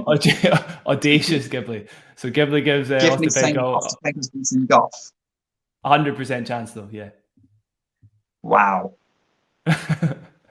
Just snuck that audacious pick into a bunch of sensible, logical picks. I like it. I mean, I'm going to say this now. I am pretty close to 100% that Goff's going to beat Ostapenko. Yeah, but I would say the same. Yeah, I'm going to say pretty high as well. It's a pretty bad matchup, given how many balls Goff will make Ostapenko play. Probably won't have to do anything but show up. Not literally, but 50% of her best. And yeah, she'll win. That was an amazing pass from Medvedev, by the way. Sorry. That was a Medvedev special, scrambling that forehand to pass. Insane shot. You guys are ahead of me. My stream's really, but I don't know why my stream's so far behind. That's Medvedev using everything to his advantage. His speed, his long arms, great reach, and just great feel as well. That sort of hooked one back into the court must have been a ton. Slice passing shot as well. Nice. Mario's going with Ostapenko to beat Goff. I mean, like, it's not impossible. Ostapenko can blast anyone off the court, and that includes Goff. I think Goff's playing too well right now. I think Goff's playing too well. I'm definitely picking Goff. Again, like, she'll make Ostapenko play a ton of balls where our last two opponents, Kozlova and Bondar, definitely probably didn't. Maybe Bondar did by the fact it went 3 sets, but Yastremska certainly didn't either. She's like a carbon copy of Ostapenko. Medvedev's just hit a lovely backhand slice down the line, isn't he? Gosh, you're way behind. Yeah. Yeah, I want Sky go. It shouldn't be that far behind. I don't know why it is. But it's 3-1 anyway. So Korda's a set and a break up. Is he going to be able to keep this up, guys? I think so, provided he doesn't let any slip mentally, which is the big question I think that both me and Jack have. Yeah. Still not being tested in this sort of situation enough. By the way, Medvedev's defense has been insane here. That last shot, unfortunately, just a little too much, but he scrapped for like 10 different balls there before he won the point. Lost the point, sorry. Yeah, Ostapenko does some early bash second serve returns, and Goff's forehand will wilt under the pressure of evil stares. Goff's forehand doesn't tend to wilt on defense, though, really. It's generally just when she's given a little bit of time in the ball and she's forced to play offense, which Ostapenko's never going to give her that opportunity. Every single ball is going to be absolutely smacked. There's not going to be any sort of feeling out, slow balling Goff's forehand. It's going to be the opposite way around. So I think Goff's got a pretty good chance. The second serve return bashing, fair enough. If Goff can keep her first serve rate at a pretty high rate, it's not like her first serve is attackable at all. So yeah, I think it's a good match. Nice backhand winner at the net from Korda, just sort of picking up from an awkward position off a let cord. So fairly love on his serve. Certainly seems to be handling the situation pretty well with the momentum.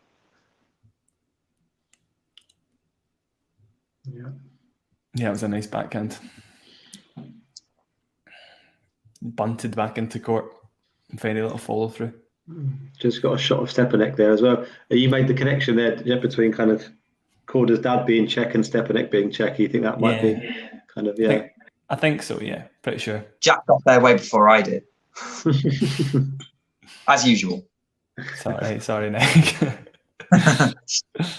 By the way, wasn't one of... Oh, sorry, Jack. I was just going to say, I'm pretty sure it'll be to improve Sebi's net game, I think. By the way, wasn't one of Andy's come from behind 5-set victories against Stepanek? Certainly a 5-set victory at the French, yeah. Yeah, in 2016. Yeah, so he went from being 2 points away from going out in the first round to in the final in the second week. Yeah.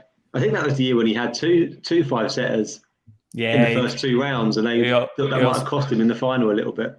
Maybe. He had a few rounds to recover, though. So he played Matthias Borg in the second round, and that went 5. But then he had like Karlovic and Isner back-to-back, and those 2 guys made him run like very little. So yeah, he was fine. I think it was Khachanov in the quarters, I want to say. In the semis might have been Stan.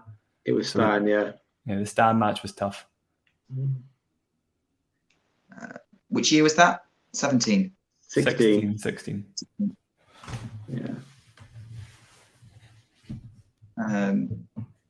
Yeah, I mean, there was a point where like Murray and Andy and Stan had that little mini Roland Garros rivalry. Yeah, I think it was like 3 matches in a row, possibly. Yeah, I know 3 years in a row. Stan beat him, didn't he? Yeah, he beat him when in Andy was struggling. 15 and 17, I think. Yeah. Okay. No. That's wrong, isn't it? I think Djokovic beat Andy in 15. Yeah, it was that first set. Andy tried to come back in the semi-final. Yeah, it was. So Stan beat him. He beat Stan in 2016, but probably, arguably, playing the best clay court match of his life. And then I think Stan beat him in 2017 over 5 sets, and Andy was a little bit dead by the 5th set. It's like the start of the end sort of thing. Yeah.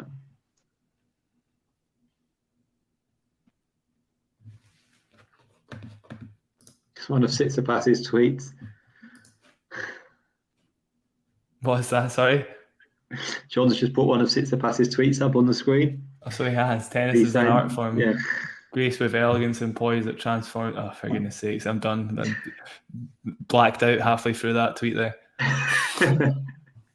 At what point do you get music in a tennis match? Well, you do. You do at the US Open during the changeover. That's true. That's true. Fair. Yeah, no, I'm not really sold on Tsitsipas signing the autographs before and handing them out. There's a football manager called I don't know if you guys know, called Neil Warnock, and he done the same thing, where he just was handing out kind of cards of his of his. It's a bit impersonal, right?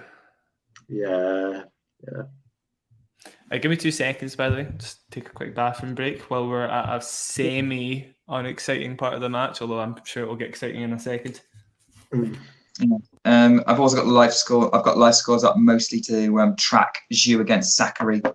Just got underway in Margaret Court Arena. Only 2 points got underway. Crikey, so they haven't learned with their late starts, no. No, and I don't think they will, to be honest.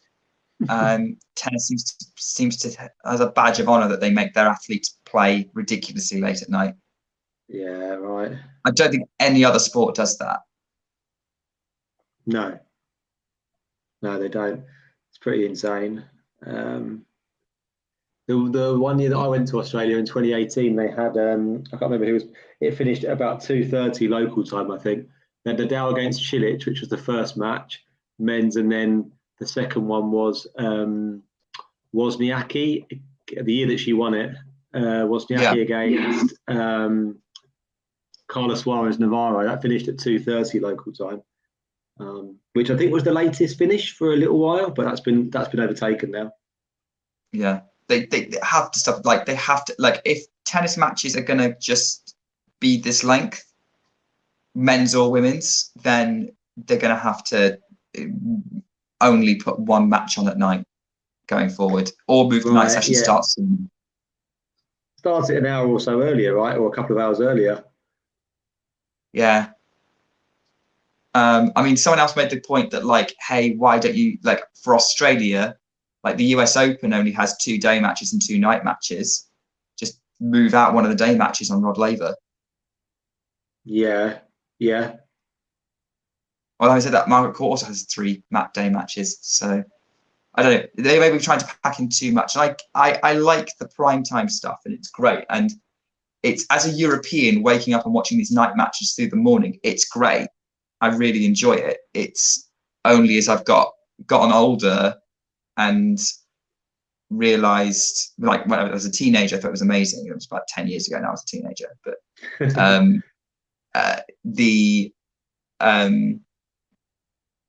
but like, yeah, as I was saying, like, you seeing actually the consequences on players, on the crowds, on the people who work there.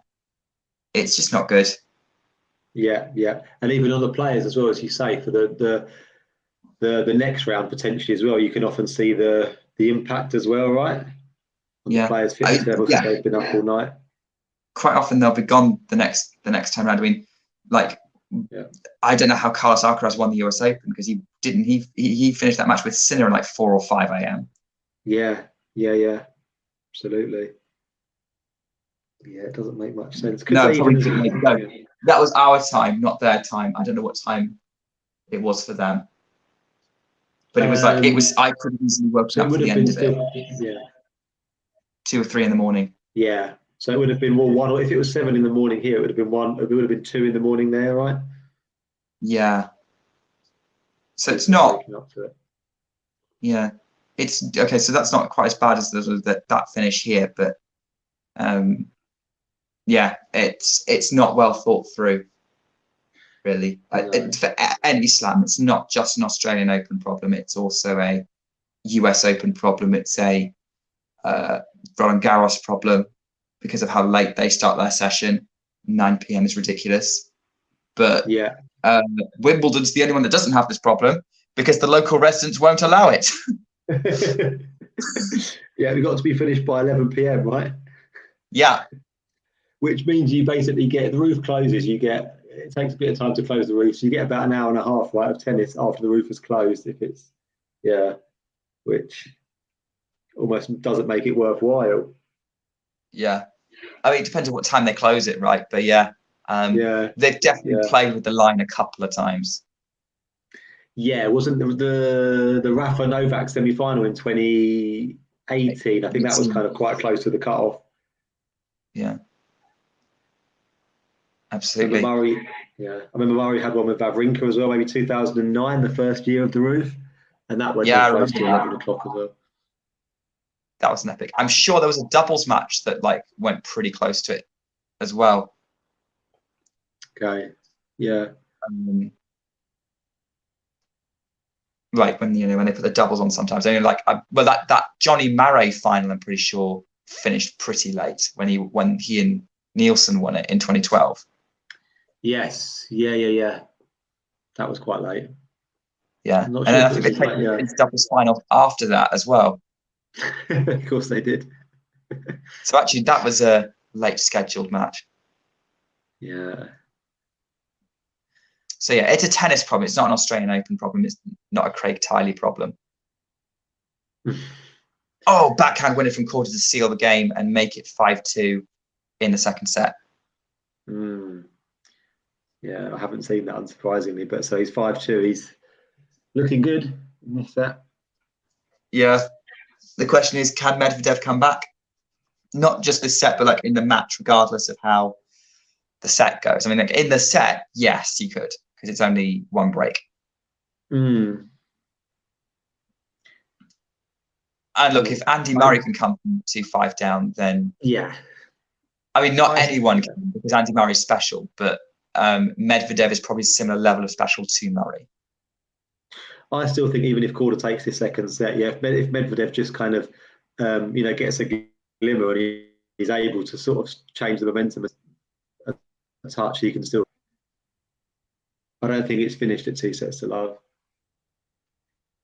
No, I don't either. It should be entertaining anyway. Well, hopefully not. I mean, look, we've just watched two other men's matches that happened that were not finished at 2-0. Absolutely. Yeah, exactly. Yeah. I think Isabel's going to bed, she just said. Good night, Isabel. Probably the wise choice. Probably the wise choice, I think. Jack's not only got himself... Jack is refueling. I got a wee tuna sandwich for myself. Oh, nice. I don't think actually, yeah. Oh gosh, I didn't see the time. Oh, that's a lovely tweet from Feliciano, or as his mum as Judy calls him, Feliciano. That's getting retweeted. Love Feliciano, sorry.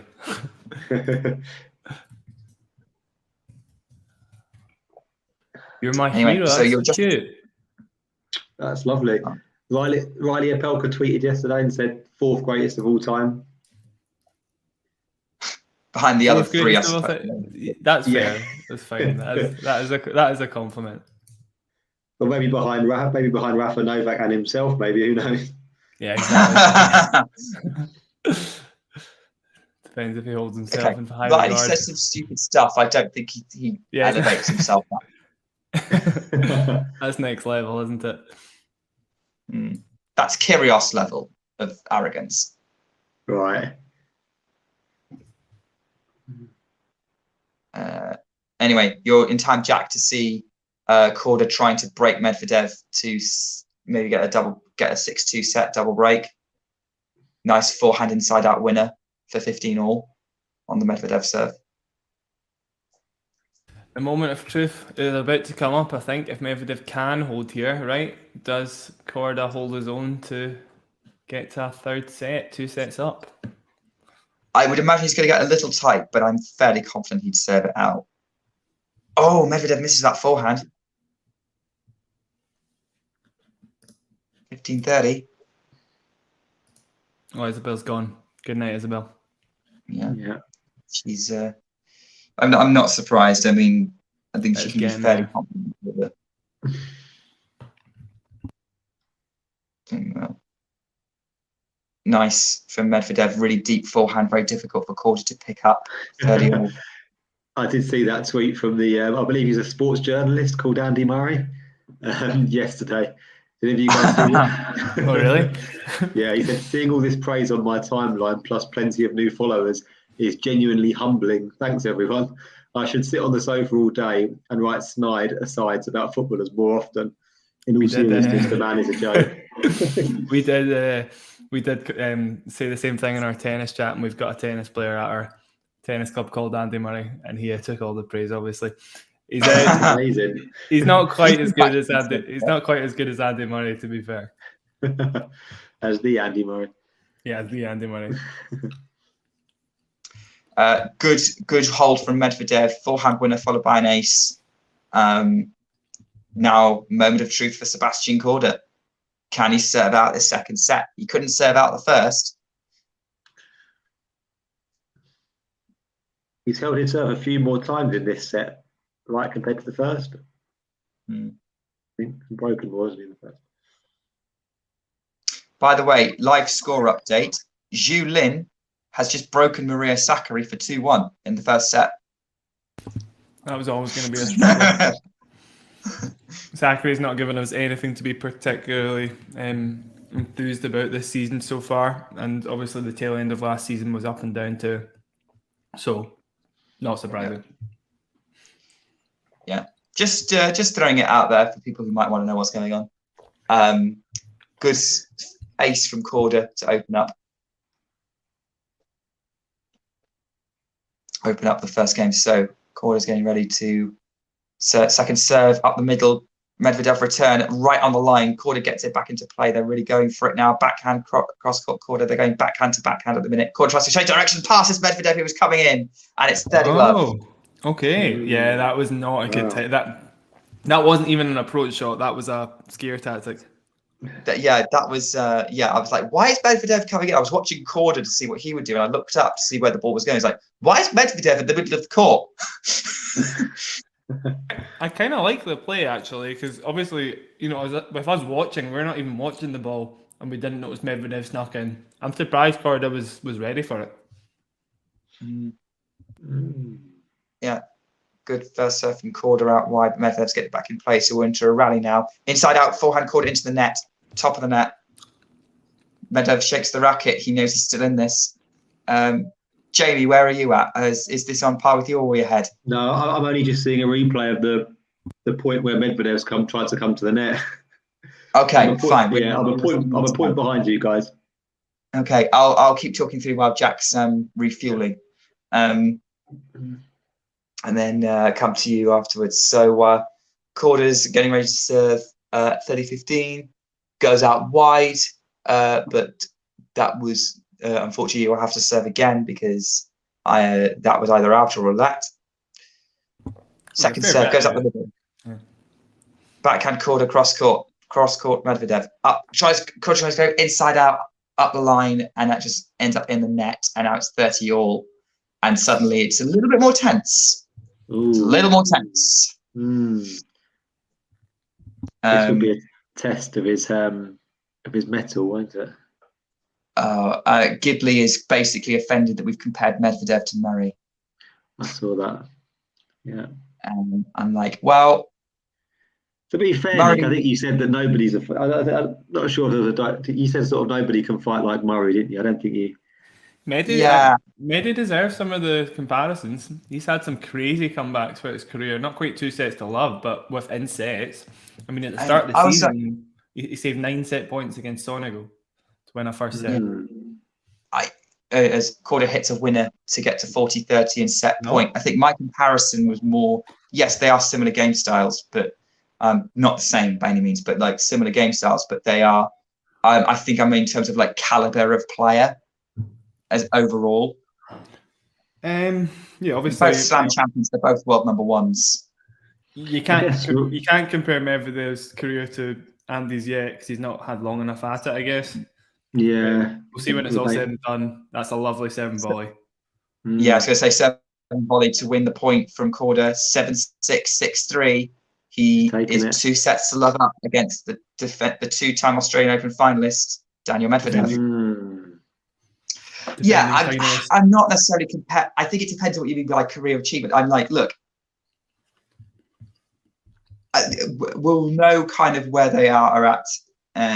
If you were going to rank players at the end of Medvedev's career, and we're not there yet by any means. But I kind of like I tend to categorize players of if you've achieved this, then you're on the long list of great players. Maybe not all time like Federer, Nadal, Djokovic, Laver, Borg. They're their own category, but. The biggest I know what you're comparing careers, I suppose, Nick, rather than, or are you comparing game styles? Sorry, or are we comparing careers? I'm comparing achievements, and I think Murray has achieved more over his career than Medvedev, but I'm not saying that it's miles better. I think I would say 2 more Grand Slams, and he's won 2 Olympic golds as well, right? And 14 Masters. Yeah, he's the category above Medvedev. I'm going to say he's the category above Medvedev, but he's not 2 categories above. Yeah. I knew immediately, John, I knew what the punchline would be. I didn't even have to read the whole tweet. Love it. I think I hear what you're saying, Nick. I guess perhaps, do you think that's kind of Medvedev's ceiling potentially? He could achieve the same amount as Andy Murray, maybe. Potentially. Yeah. Well, not quite the same amount. I still don't think so.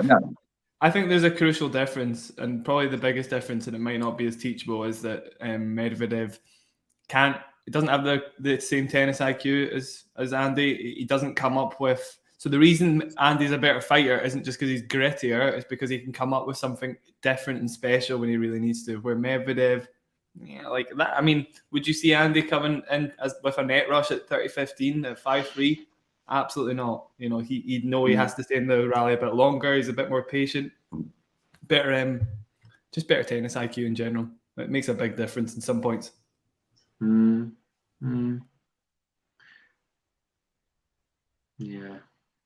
And I guess of course, you always have to take Andy's achievements into, you do have to consider the big three as well. Right? I mean, because the numbers that he put down in terms of semi-final appearances, final appearances, are so high. Yeah. He got to so many semi-finals, so many finals. I mean, Murray is an interesting player to, when you look back on his career, when he's finally done, because the numbers won't reflect actually how good he is. Yeah. Because of that situation, because the big three were there. Andy. Yeah. I think, it depends what number you look at. If you're just looking at Grand Slams. I think in terms of I was going to say, in terms of consistency at slams, Andy is better than anybody else bar the big three. I mean, there was I'm just looking at it now, there was literally about 24 consecutive slams where he made the quarterfinals. That's just insane consistency, and nothing like the players you've got coming up in other generations. Not even close. Yeah. But that's the kind of numbers that us kind of hardcore tennis fans will go into. Yeah.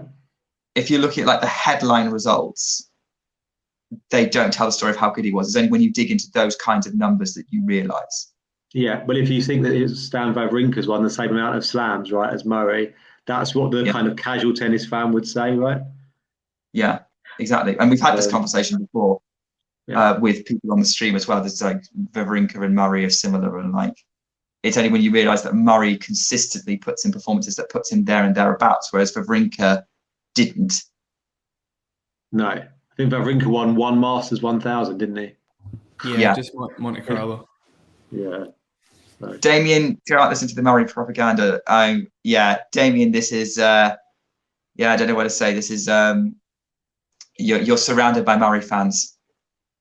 Yeah, absolutely. We're taking over. Oh, what a lob from Korda. What a lob from Korda on the baseline to love 40 in the opening service game of Medvedev's opening service game of the third set. And suddenly, Korda's looking like the man. Sport and politics, yes, I had Korda beating Medvedev in my bracket, but put that against the fact, I've got about 50% of my predictions wrong. It's not that much of an achievement, to be honest. John's also had Korda beating Medvedev. Hey. I did not. I did not have enough faith in Korda to pull it off. Love 40. But I was wrong, because Medvedev's gone long on a backhand and Korda's won the game. Wow. And Ghibli's thrown down the gauntlet to Medvedev. Let's see him do an Andy now. Come back from 2 sets and a break. Okay. Nah. Yeah, I put the comparison to the test. Exactly. I'm going to head, guys, just because my stream's a bit behind and I've got a few things to do. So, okay. But yeah, no problem, I'll catch you too soon. Yeah. See you soon. Take care. Bye. Yeah. Actually, I'm back on tomorrow. I don't know who I'm with. Probably you again, Jack. Unless you're coaching. Don't think so. I'm coaching for quite a lot of tomorrow, yeah. Although I'm not sure. I can't remember what I said. John will be able to tell me, I'm sure. We'll take it. By the way, for those who want a Maria Sakkari update, she's still a breakdown to Zhu Lin 3-2. The set's been going for 19 minutes over there, or 21 minutes now. First points. I assume that's for Nick. I was going to say I'm coaching from 9 o'clock. Yeah, that's the plan. I'm around. I've shifted my sleeping pattern to basically waking up earlier anyway, so I can do that. Yeah, likewise. 6:30 felt like a lion today. Yeah, I mean, I was considering trying to wake up for Rebecca Collins, and then that was early. I'm pretty sure, wasn't it? Yeah, that was like no, I know, but that was like 3-4 a.m. Yeah. And I couldn't do it. I think Jeff was here, by the way. Hi, Jeffro. But I did wake up at 5:30, which meant I had plenty of time to watch Iga Świątek demolish someone. Oh yeah, I was glad I missed that. I haven't seen it in a very long time. I mean, to be honest, Iga didn't even need to play anywhere near her best. Yeah, it was Buxa. All I know about Buxa is she's Spanish, so I guess clay court oriented. She's got a challenge. She's the world number 100. She has a challenger doubles title. And she beat Bianca Andreescu in round 2 after saving match point. So she didn't have she got a couple of decent shots in, but basically it was most rallies was Iga just pummeling her until Buxa made an error. Iga didn't even need to go for it that much. It was a smart win in many ways. It was just do what was needed to get the job done. Yeah. And be very efficient in the process. Which I haven't seen a win like that from Iga for a while, so it was nice to see. And I'm not saying that hasn't happened; it's just that I haven't watched it. By the way, Jeffro, I did notice in the chat you've not actually made a call in this match yet. I am intrigued to hear who you're backing, because I think everybody like me, obviously Medvedev's looking a little vulnerable as well, but I think everybody like me isn't sensing this is definitely done. I think after today and after last night, definitely not saying that 2 sets love and a break is done. But yeah, we'll see. Yeah. Again, against Medvedev, who I mean, Jack, you're the one with all the stats. Has Medvedev ever come from 2? Yes, Medvedev has come from 2 sets down. He did it against Krajinovic? No, it was Wimbledon. There was a Wimbledon match. He came from 2 sets down. It said you beat Cilic, right? Did you beat Cilic? Yes, it's Cilic. Yeah. And then apart from that, can't think of another one. I know he's lost from 2 sets up, right, to Pierre Hughes-Herbert at the French Open. That rings a bell. Yeah. And to Nadal, of course. Yeah. Yes. Apart from that, Medvedev in the French Open is a kind of a different beast. Yeah, he had a rough time there for quite a few years. Hadn't won a first round and hadn't won a match there for like 4 years before he got to the 4th round last year. Mm-hmm. Where I believe he lost to, I want to say Rublev or Cilic. It was Cilic, wasn't it? He got his own back. Yeah, Cilic, the following year. Yeah, beat him in straight sets. 2 love though, Jeffro. Jeffro is saying words, but he's not making a call. Sounds about right. Yeah, I would like to hear him say Korda or Medvedev. Oh, lovely forehand winner from Medvedev as he comes in. Kind of half volley winner. Korda just running past it, can't get to it. Jeff was going safe. He's going Korda, which, I mean, yeah. But only because I don't trust fully in Medvedev. Honestly, if Medvedev was fully on, I could see him winning this. Which, he could switch on. He could. It's just not happened in a long time. The last time I was properly impressed by Medvedev was the Astana run when he got to the semis and he beat Batista Agut 6-1, 6-1. He retired against Djokovic in the second set. The play there was insane. And I mean, since then, just nothing that impressive. It's always been a scrap for him, and it shouldn't really be a scrap. You know, he's been so efficient in the past, especially on his service games. I think it stems from the serve, to be honest, because that's the part of his game that's just looked a little looser than it has in previous years. Nice serve and volley from Medvedev there to go 2-1. Yeah, it's nothing technical about it either, because I can't see him doing anything different with it. It's just like less confidence in it. Yeah, it's hard to say. The second serves and the double faults seem to be from him trying to go for bombs. So I suppose that's a tactical decision rather than a technical error. But then he keeps doing it, so I don't know. Really don't know. Yeah, Medvedev first serve return hit points. So we're going to get meters here. I always like to hear how many meters he's hanging behind the court. No, we're not actually.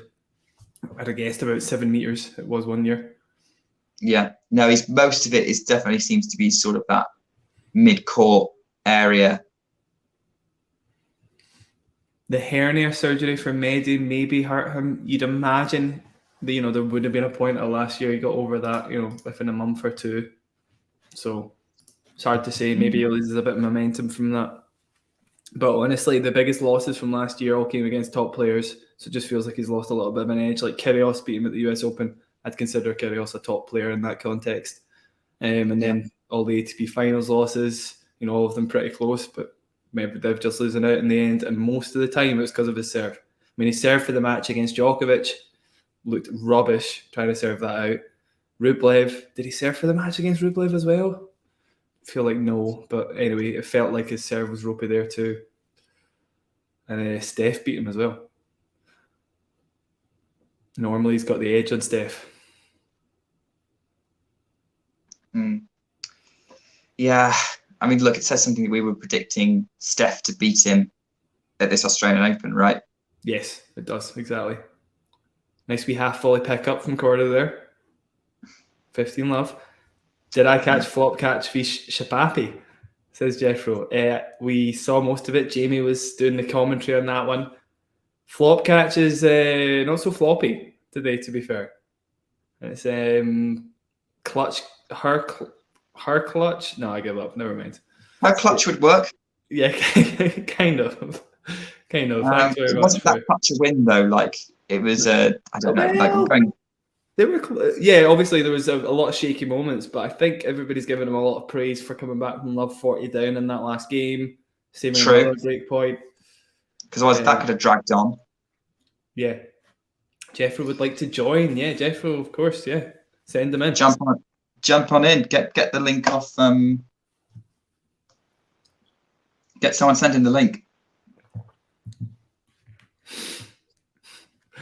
John's laughing. I'm sure you didn't forget John's name there, Nick, did you? Or is it just sleepiness? I thought you said Jethro.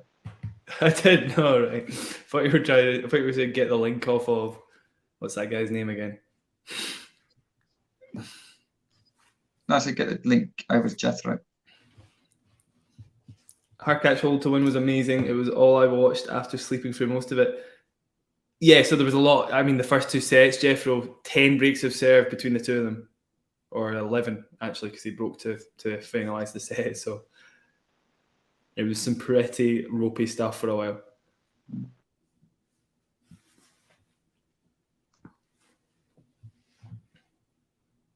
You think Korda will beat Hubie unless he picks up massively? Analysing the Korda-Hubie matchup, yeah, pretty much favours Korda. You know, you'll be able to get a few more returns back into play the most. Yeah, I think, probably. I agree. I'd say the same thing, Ghibli. Here's Jeffro. Hello, Jeffro. Hey. Hello there. How are we? Yeah, good, thanks. Yeah. How are you? Yeah, not bad. Had another sleeping in kind of 4-hour sections throughout this week, really. Yeah, 4 hours is enough a night, right? All right. Yeah. I'm sad I missed the tennis this morning because I was streaming early hours because I was bored and I'd had a nap and I was awake. So I was like, oh, I'll jump in. I'll cover the Sinner match with Damien and Mario. That was good fun. Yeah, what happened? And that ended up being a marathon. Yeah, it was like, I mean, Hurkacz, Fucsovics was insane for the first 2 sets. Like, he was unbelievable, and Sinner was not very good. And then, yeah, then Sinner won the third. Fucsovics started the fourth really well, and then Sinner just found his A game at a breakdown and won the next 12 games. Okay. Went 6-1, 6-love. Wow. Sorry, 6-2, 6-love after being 2-love down on the fourth. Jesus, he won 12 games in a row. Oh my God. It was ridiculous. Sinner was so good. Okay. Wow. Yeah. Super impressive. So yeah, what are our thoughts on Korda so far? Very impressive. He's holding his own. Doesn't look very ropey or anything. Been very efficient. So I'm inclined to back Korda as well, I think. He says that as he's double faulted. Oh no. Double faulted at one point. The real curse of the commentator. Yeah. Yeah. Maybe we need to keep just adding the element of doubt in there just to build some tension. Although Korda seems to be doing that himself. Yeah. I was saying earlier, Jestro, I think Korda's got the most potential of any American player. He's been so impressive over the last sort of half year. It's all getting really, really good. There's still a tiny little question mark. I'm not even sure if it's merited on his mental performance. And this sort of match would maybe lay that to rest if he continued to play well. Yeah, I reckon if he puts Medvedev down in 3, that's, to me, is enough to know that one against Nadal at Indian Wells isn't going to happen forever, I would say. Yeah, I agree. And I would say, he is probably the most talented. It's really weird with me and Korda. I sometimes think, oh my God, he's going to be absolutely amazing. And then I kind of just disregard him quite a bit. Other times. But I think now I'm just going to back him all the way. He's class. He's gotten to this. I know the first set was kind of nip and tuck, but it kind of feels like there's not been a ton of resistance for him to get here at the same time. So I'm going to keep backing him again because I'm not totally reliant on Medvedev's level. I don't think he's got the heat he normally brings to the Australian Open. We're definitely grinding out a rally at the minute now. Loving this court angle. Although saying I love the angle. As a big winner from Korda. Big winner on the forehand. And it's 3-1. That was nice. That was lovely. Yeah, it's weird with Medvedev because he can look so good against someone he should beat matchup wise, like Giron. He's always gonna beat him. And he struggled a bit, but then won quite comfortably. But he was always going to beat them. But it seems to be as soon as he faces someone who could present a bit of a matchup issue, that's when things are going wrong. Yeah, I agree. Some players make him look a little bit better than others. I liked what Jane said about I like watching QB get mad. The way he tosses his racket is so gentle. He's just woe is me. He's very cute. He's just so sweet. The way he speaks, he's adorable. It looks like Zhu's serving for the set, by the way, right? No, Sakkari is serving to stay in the set. 30-love up. Yeah. 5-3. So she's serving to try and force Zhu to serve it out. But yeah, so far just been the one break in that match. Give me 2 seconds. Hopefully Medvedev doesn't get broken while I'm away. Did anyone catch Khachanov Tiafoe? Yeah, Jack was keeping an eye on it. That was you have to ask Jack when he gets back sort of how it was, but Khachanov was just a little bit too solid. Tiafoe had 5 set points to take it to a 5th. Yeah, 6-1 on the tie break. God, that's tough. So tough loss, but yeah. From what I gather, Khachanov was it was a very competitive 4-set match, but Khachanov was just a little too solid for him. Okay. Yeah, interesting. Because I mean, that's back-to-back wins at Slams for Khachanov against very talismanic explosive players with Kyrgios and Tiafoe taking them both out. That's really impressive. Goes long in the forehand, and it's 3-2 at the change of ends. Korda still a break in front in the third set. He had some words for the crowd. I saw. Yeah, I mean, like Khachanov is going to play Yoshihito Nishioka next in the fourth round. Ooh. So that's going to be a bit of I think it's going to be a battle of the consistent hitters, and then winner will play. Well, looks like the winner is going to play either Hubert Hurkacz or the winner of this match watching Korda and Medvedev plays Hubert Hurkacz. So, wow, we've got some good fourth rounds coming up. Yeah, Korda Hurkacz could be interesting. That would be very interesting. If this all works out, then Hurkacz will be the highest ranked player left in the quarter. Yeah. I mean, I'd be happy with that. I really like watching Hurkacz's game personally. It's just there's something about the way he hits the ball. I don't know. It's very easy, I think. Yeah, very easy and very stylistic. I quite like that.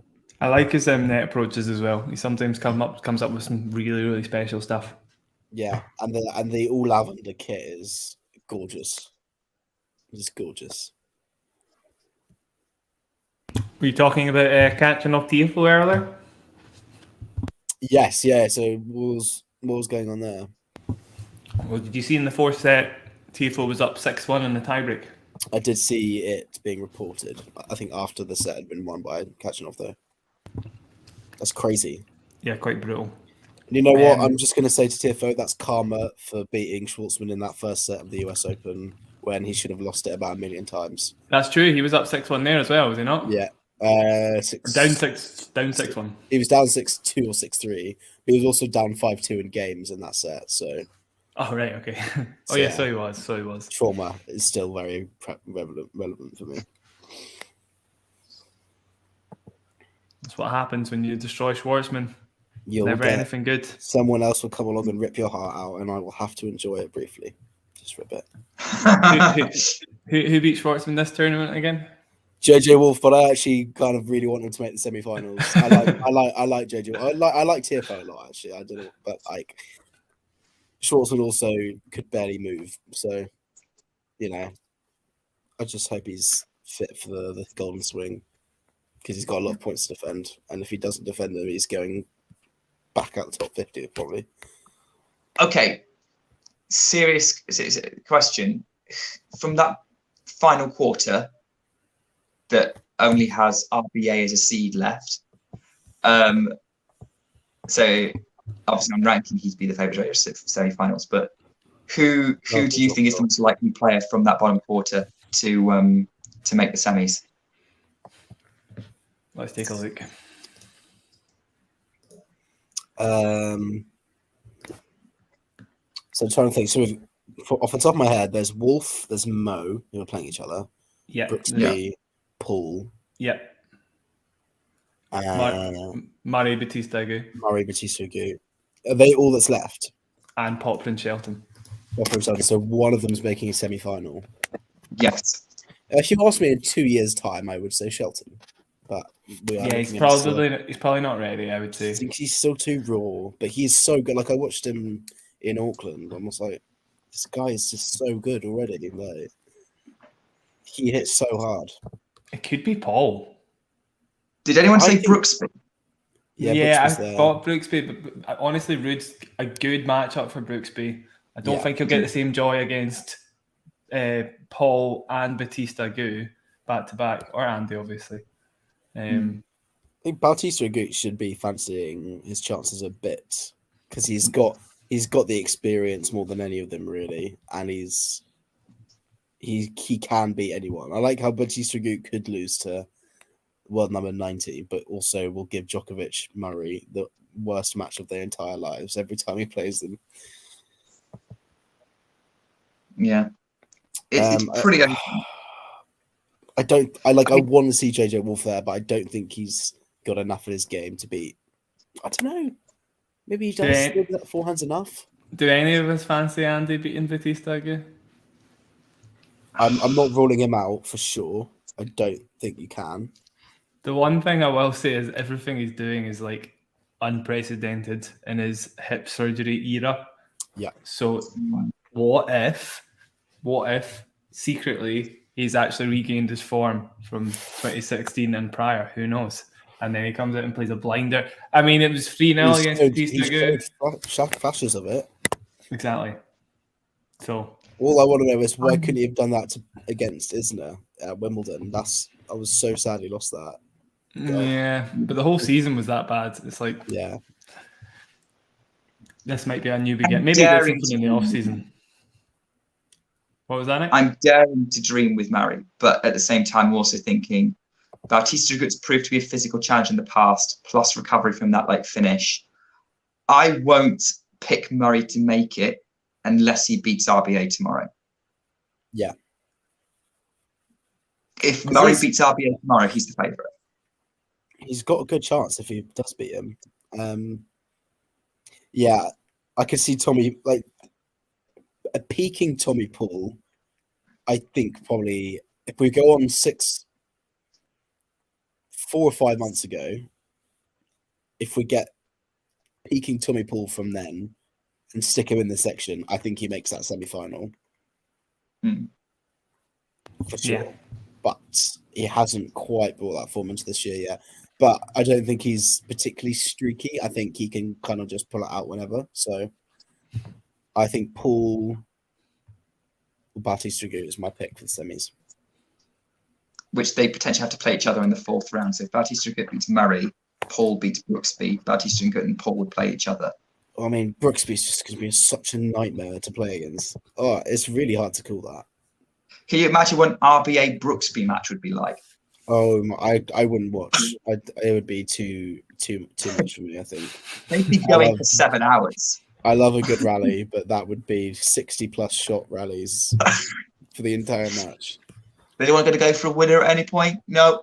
No, honestly, I'll give Bautista Agut a bit more credit than that. He's not like a total pusher. He does like to run around his forehand quite a lot of the time, and definitely will be the aggressor in that match. But I don't think the rallies will be crazily long. I think he's got a chance of finishing it in like 3 or 4 shots rather than 9 or 10 shots. Yeah, when he unleashes on his forehand, he's good. Bautista Agut. I think I really, really rate him. It's just the fact that he can rally for hours. Yeah. If it was Andy Brooksby, I'd feel less enthused about the rallies. I mean, I'll enjoy them obviously, but yeah. Or they'd just be counter punching each other. Yeah, could end up being good. To be fair, Murray's defense in that 5th set was a joke. Mm-hmm. You know, he made like 6 unforced errors in the entire set, in a 7-5 set in the 5th against Kokkinakis. Yeah, it was ridiculous. It's actually a joke. So lovely backhand volley from Korda to go 30-15 up 4-3. Yeah, that's nice. That's good. Lovely shot, that. Do we dare to dream? When I say dream, it'd be a shame that Medvedev goes out early, but I think this would be so cool for Korda. Yeah, he's I mean, the impact. Yeah, no impact nerves. of this is, yeah. Obviously, this means that Medvedev is definitely dropping out the top 10, which is fair because he's not shown top 10 form for a year. Yeah, maybe Astana. Yeah, and Astana in Vienna, he was pretty close to his best, and then apart from that, no. But he wasn't convincing in Los Cabos at all. No. Not the best field there either. No, he beat Norrie in the final. Yeah. But he was like pushed by Hijikata, and it's. So he was, yeah. Who I love watching. He's so fun. Hijikata, yeah. Yeah, he's so cool. I haven't seen them play actually. Down. Oh, backhand. What a cat and mouse rally. Medvedev wins it at the net. Korda tried to go for an overhead backhand, and they really didn't have much on it. So Medvedev just ran up and punched away a forehand at the net. Currently 40-30. Yeah. That could be interesting. Korda might be regretting not doing a bit more with that.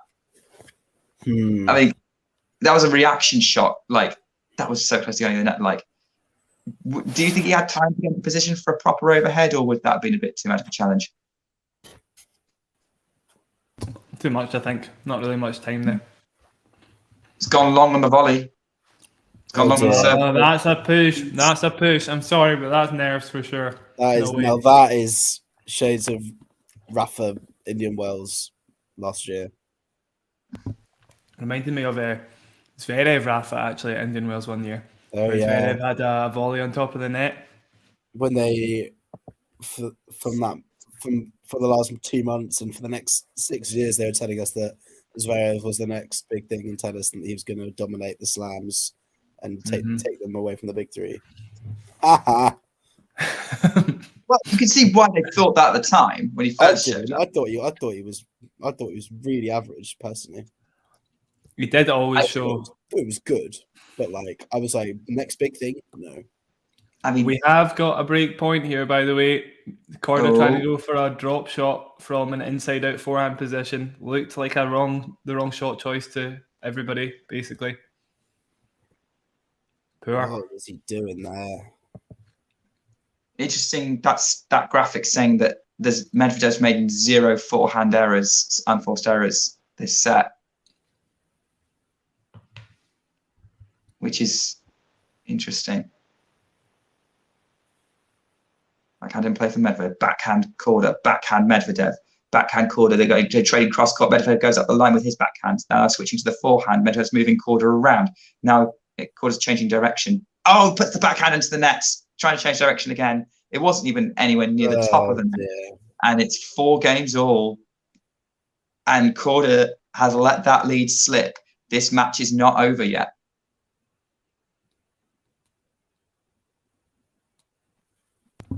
Is Ghibli calling the comeback?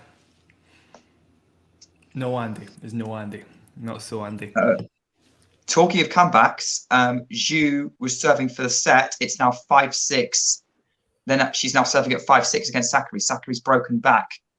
Oh, wow. How does Sakkari have to struggle all the time? Can she not just make things easy on herself for once? No, that's not who she is. That's what I said the other day. I was just like, we were watching her match against Schneider, who was awesome. God, she was so fun to watch.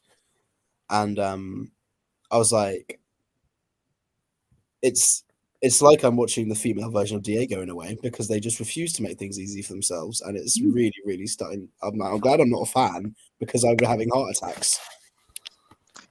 I will say that Sakkari's made more Grand Slam semi-finals than Diego, though. How many she made? 2. 2. Okay, yeah, 1 more. Yeah. And ranked higher. And more 1,000 finals, I think, as well. Again, 2-1. Whoa! Good shot. Look at that shot. Oh, yeah. Korda's like off the screen. How long was Diego top 10 for? Because he was top 10 for a while, I think. It was a good while. And like he was seeded in the top 10 for the... Yeah, I think from the end of the French Open until sometime in 2021, he dropped out. That is a farewell. Because he was seeded 10th or 9th or 8th for the Australian Open. Yeah. I think he was seeded 8th for the Australian Open. Medvedev ace to close out the game, and now Korda's serving. Korda thought he might be serving for the match, but now he's serving to stay in the set. Currently 8 points in a row to Medvedev. Korda did get broken from 40-15 up. As I'm saying, today should tell us it's not over till it's over. Yeah. The last 24 hours should tell us it's not over till it's over. And there we were picking up Korda's mint again, and now he chokes horrendously. Yeah, exactly. Ghibli just saying that there. I mean, it's not proven yet, but if this continues, they've been tight shots that he's missed. And then the drop shot there that we're seeing in the replay, that was a terrible shot choice. Although it was very close, actually, to going over. Jose tweeted, "Here we go, Korda broken. Medvedev back in it. Not the first time we've seen this with Sebi, or the second, or the third."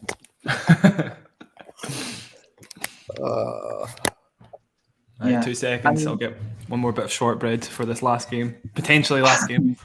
Eating sugar. Sugar rush. I probably should. I haven't eaten for 6 hours.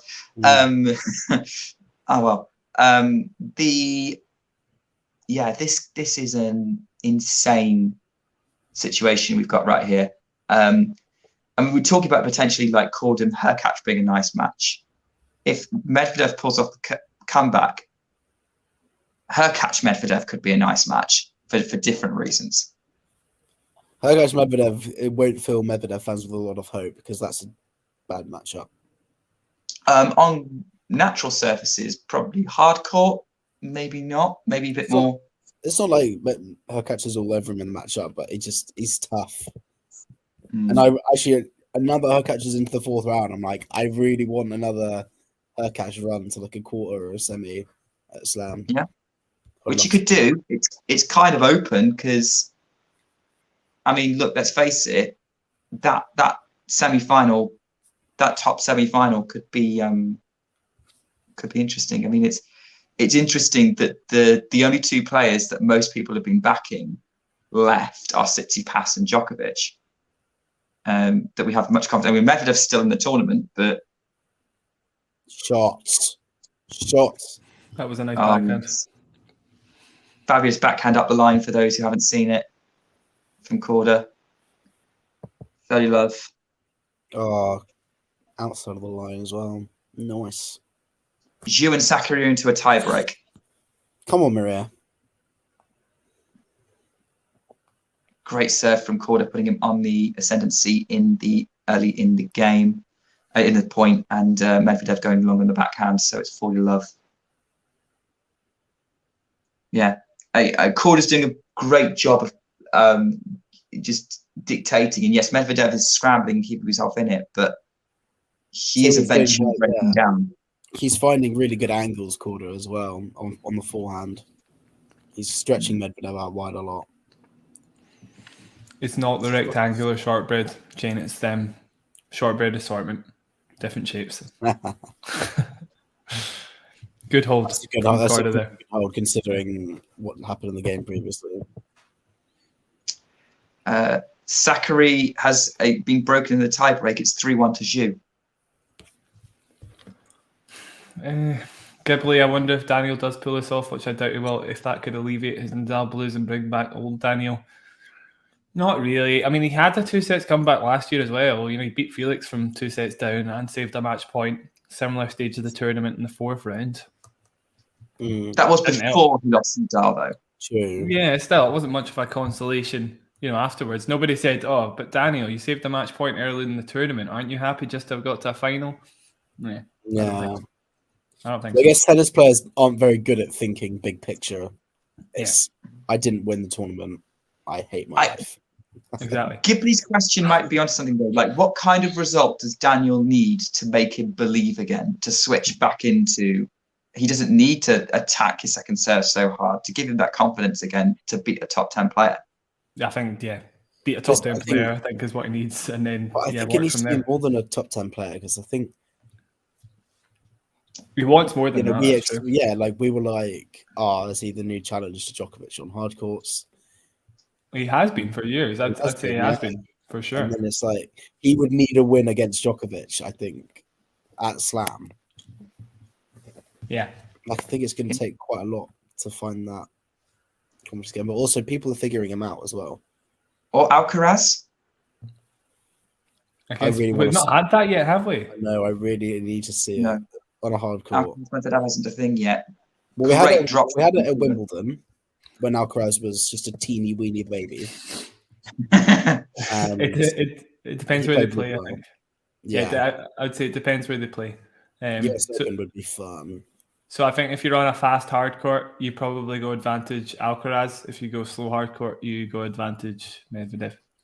I miss Alcaraz. It's all right. He's back. He's training on clay at the minute. Yeah, I'm looking forward to seeing him again. Yeah, it feels weird not having him in the draw. It does. That's wrong. Oh, this is a good point from Korda. Has a smash. Oh, drop into the net. Drop shot goes into the net. You. Why though? Just why? It just feels like his ground strokes have been so solid. So you can only say if he's changing it up like that, there's just mind-boggling. Yeah, it's the whole court to go for, and he just don't like it. not good. Just a reluctance to hit through the ball sometimes. Yeah, poor.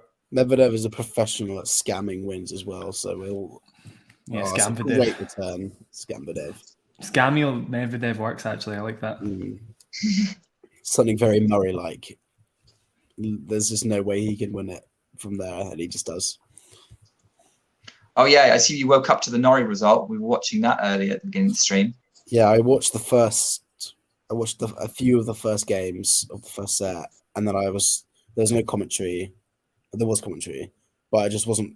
I kind of wanted to watch Swiatek, and then I fell asleep, and then I missed it, and then I saw Norrie lost. But I'm not surprised. I think Lehecka is very good, and people were underrating him going into that.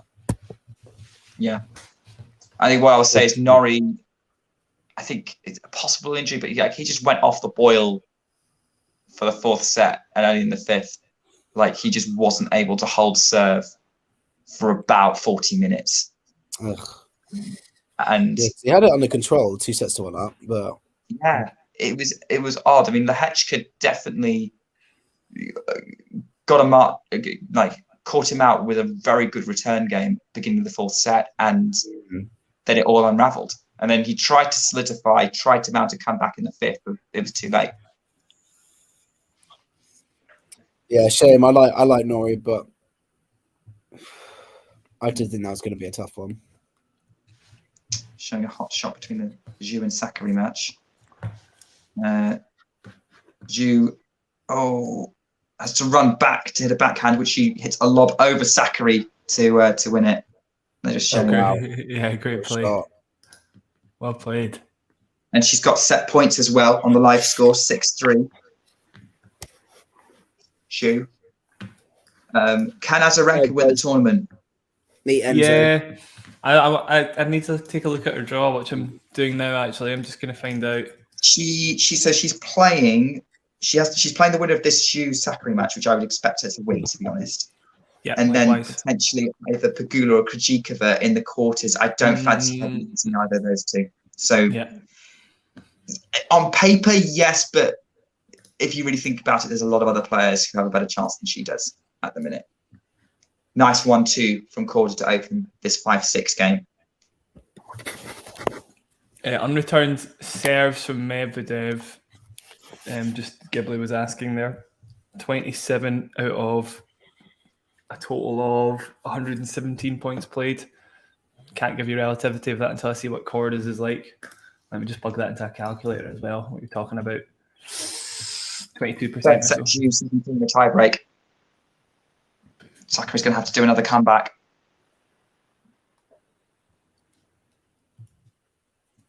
Into a back.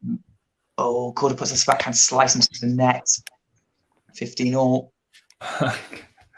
There you go. So Medvedev's got a better on-return serve rate than Korda, but you'd expect that from a guy who's 7 meters behind the line. So 23% for Medvedev, 19% for Korda. Yeah, I was going to say the relativity of that's quite high. You'd probably expect Medvedev to be a bit closer to sort of, well, not much higher actually. He's serving quite well, I think, 25% or so. Good shot. Korda drop shots. Medvedev runs in. Medvedev can't get there. I thought that backhand from Korda was out, but the angle from the television camera didn't help. And then she just pushed Korda pushed Medvedev way behind the baseline and then drop shot him, and even Medvedev's speed couldn't get into that. See, it was a good option there, but he needs to stop going for drop shots. He's got the game to just out hit him from the back of the court. It's interesting. At the end of the first set, Korda was running to the net at every point. He stopped doing that a while ago, especially if he feels confident enough he doesn't need to do that anymore.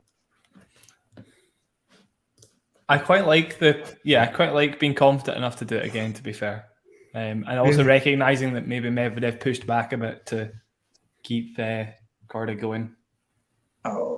Nice. So he went for a serve volley there, and Medvedev's attempted a passing return, goes into tram lines 40-15. Yeah. We are 1 point from a tie break. Shades of last year, right? Felix took him to a tie break in the third set. There was a match point. Mm-hmm. It was a tie break before. It was a match point before the tie break, wasn't it? Wasn't it on Medvedev's serve? Was there? I think I was the match point in the tie break. I thought it was, but I might be wrong. It was definitely on Medvedev's serve, though. I think it was on Medvedev's service game at like 4-5. All right, okay. Yeah, that maybe sounds right. Oh, what a return from Medvedev. Just return winner, 40-30. Oh, nice. Yeah, good. Huge forehand.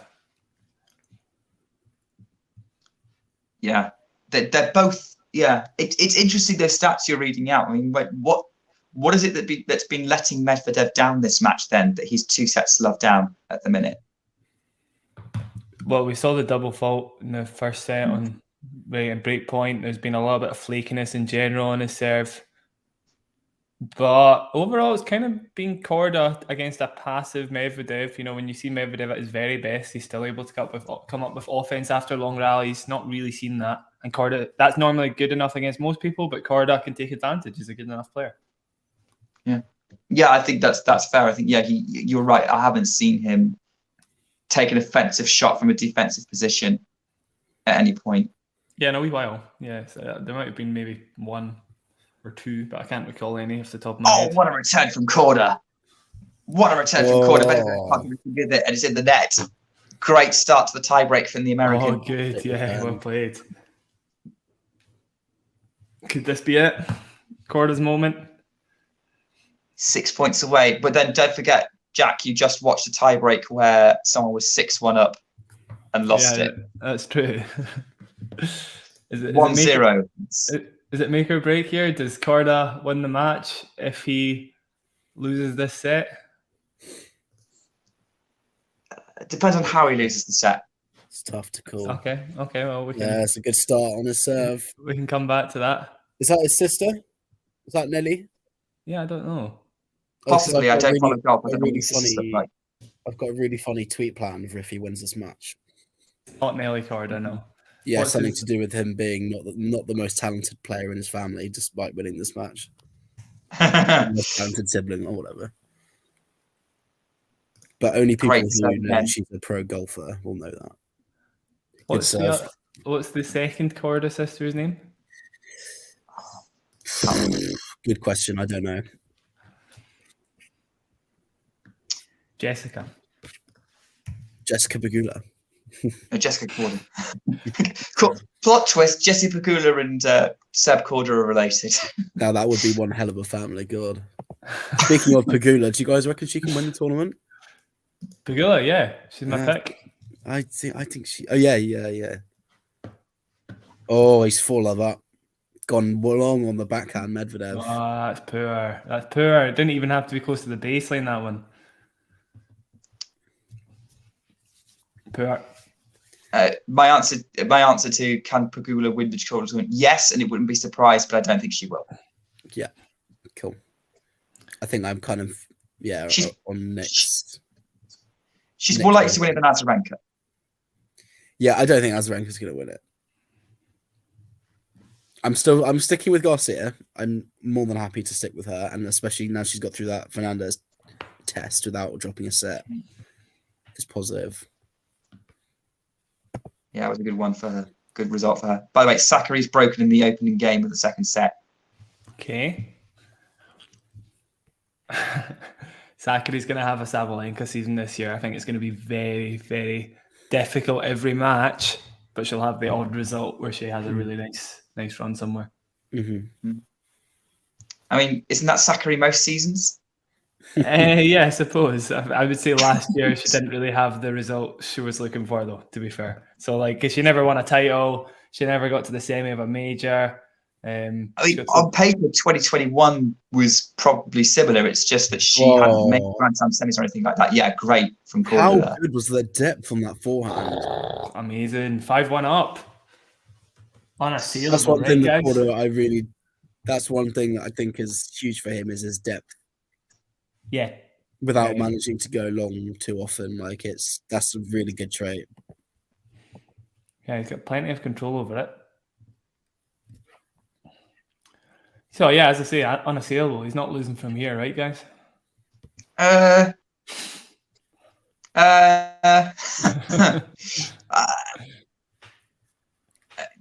He lost from 5 games to 1 up against Rafael Nadal. He did. Yeah, that's true. It would be really, really poor if he lost this match, is all I'll say. But yeah, it's not because I'm doing Korda down. It's because like weirder things have happened. Yeah, weirder things have happened, definitely. And we've already seen a 6-1 capitulation in the tiebreak today. Well, I haven't seen it, but I know it happened. There was one tight shot. In fairness, the rest was mainly Khachanov. Fair. Give him his due. Oh, lovely inside-out forehands from Korda. He's changing direction on the forehand now, and then goes back behind Medvedev with the forehand. Just dictates that point totally. Nice. 6-1, 5 match points. That's an absolutely unbelievable point at that stage. Yeah, really well played. Really well played. Stepanek's going mental. There's no way he loses from here. Oh, don't say that. That's what I said about Kokkinakis last night. Or yesterday morning. However, I don't know what happened. Time doesn't really make any sense anymore. First match point at 5. Good serve. First match point saved. 6-2. See, this is where having a big serve is so important in tie breaks. Or a good serve. Do have a small sense. It's not guaranteed, is it? It's not. Not just because tennis. Oh, what? Did Korda make the return? No, like as in missed the first serve, right? Forehand Korda. Dictating, changing direction, tries to go up the line. Medvedev gets it, but it's long. Long from Korda, 6-3, and now Korda has 2 chances on his own serve. Okay. This must be so stressful. Take out the defending finalist. A small sense that this is going to be ropey, obviously, from everything I've said. Yeah. Keys does the first serve go in. What does he try and do on it? Does he roll it in? Does he go for broke? You sense he'll go for broke on one of them, I think, and just go for a massive serve to get rid of the nerves. Finish it. Stepanek cheering him on. Korda in the yellow Nike shirt facing off against Medvedev in the red Lacoste shirt. Mustard v ketchup. Can Mustard close it out? Gets it into the middle of the net. Ooh. Second serve. Middle of the box. Medvedev on the backhand. Backhand Korda in the net. Really tight backhand. That was so tight. Barely reached in that. Didn't accelerate for it. 6-4.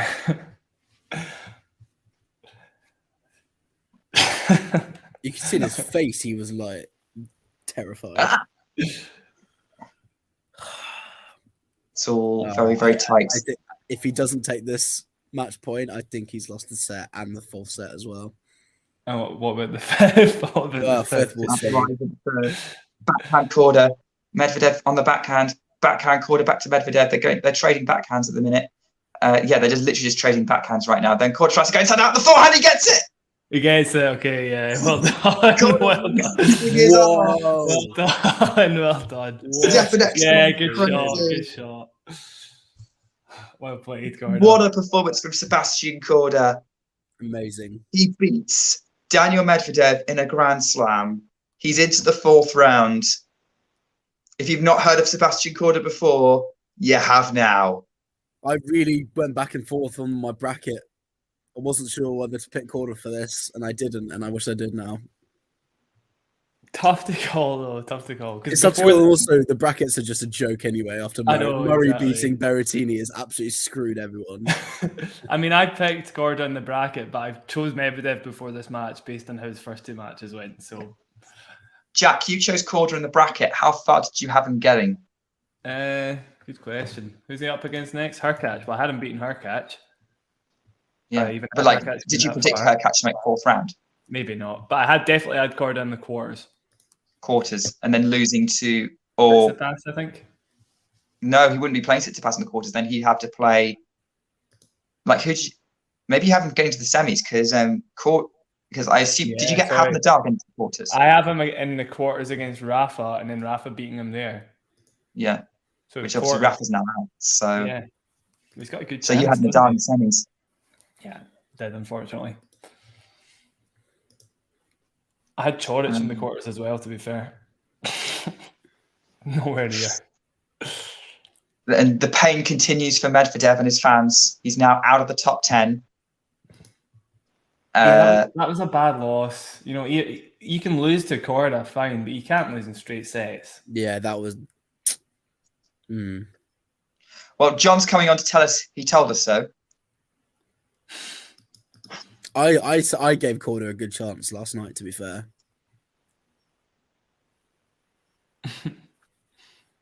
Stepanek miming the breaststroke to Korda there.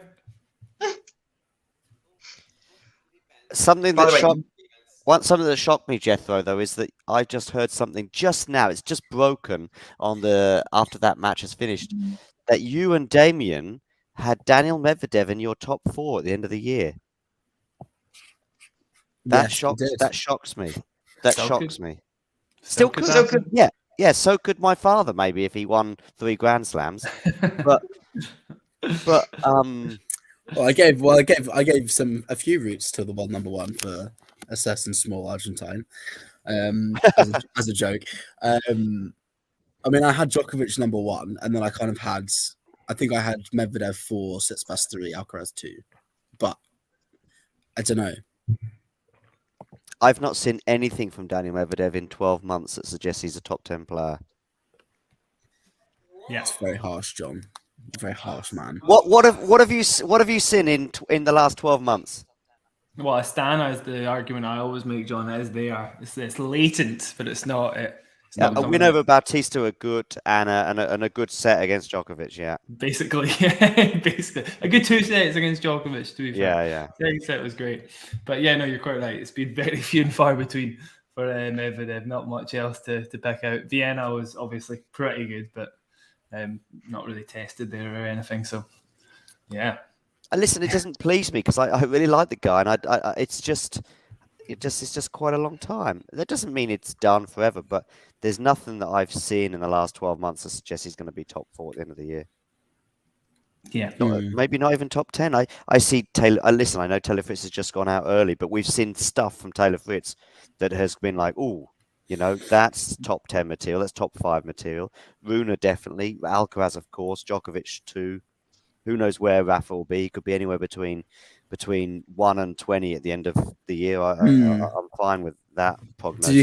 Did you guys mention it that Medvedev's now dropping out the top 10? Yeah, number 12 in the world. Yeah, okay. Well, I would like to rethink my top 4. No, I mean, to be fair, the question was, where do you think Tsitsipas will finish this year? And I wanted to say number 4, but I was like, that is the most boring, basic pick because Tsitsipas always finishes 4 or 5. So I picked 3 for Tsitsipas. I think he's playing well. I think he'll finish 3.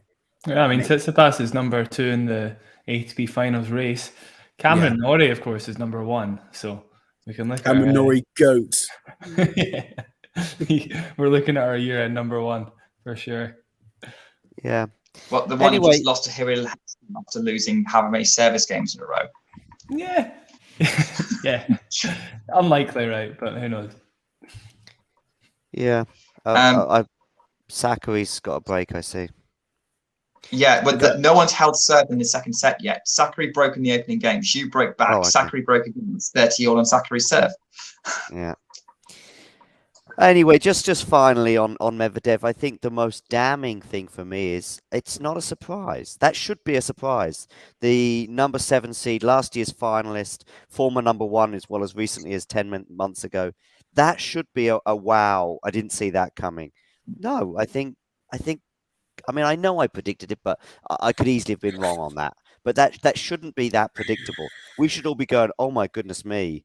But we're not, because none of us have seen anything. Yeah, I don't feel shocked because we're seeing it. We've been seeing it over and over again since Love 40. We've been watching it over and over again.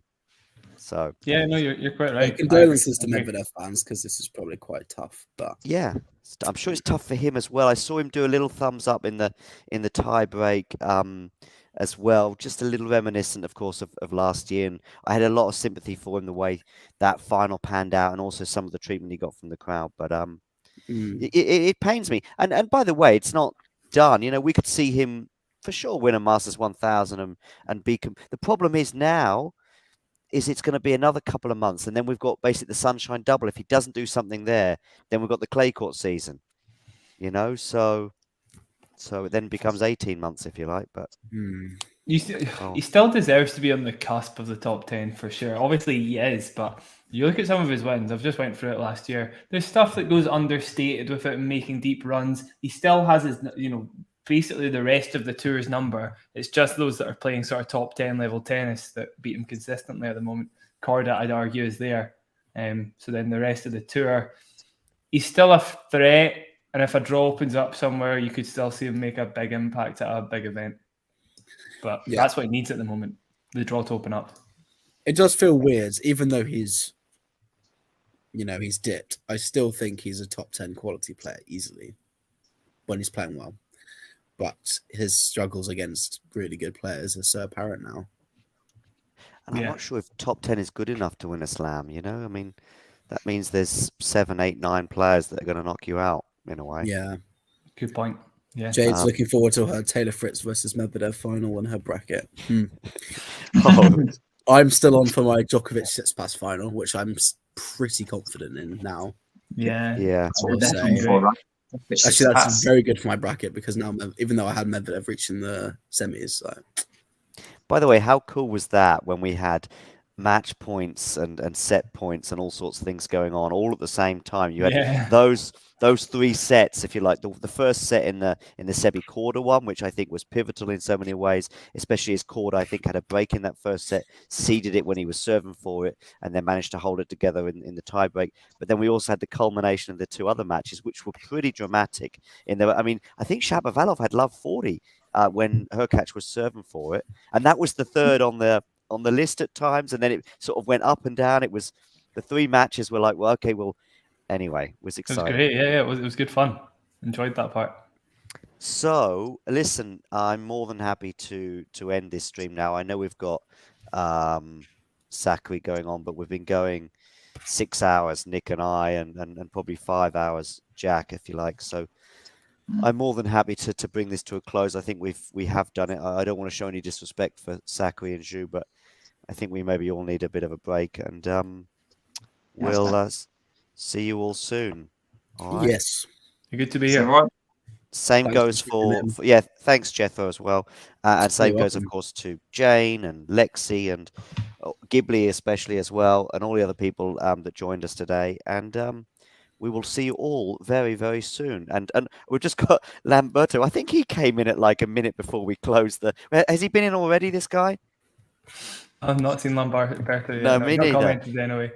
I think he joined when Murray got match point yesterday, I think. So he always comes just at the end. Anyway, that's cool.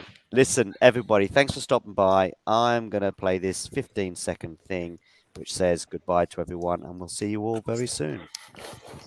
See you all. If you enjoyed this video, make sure you hit that like button. Don't forget to subscribe and click that notification bell so you don't miss out on all things tennis.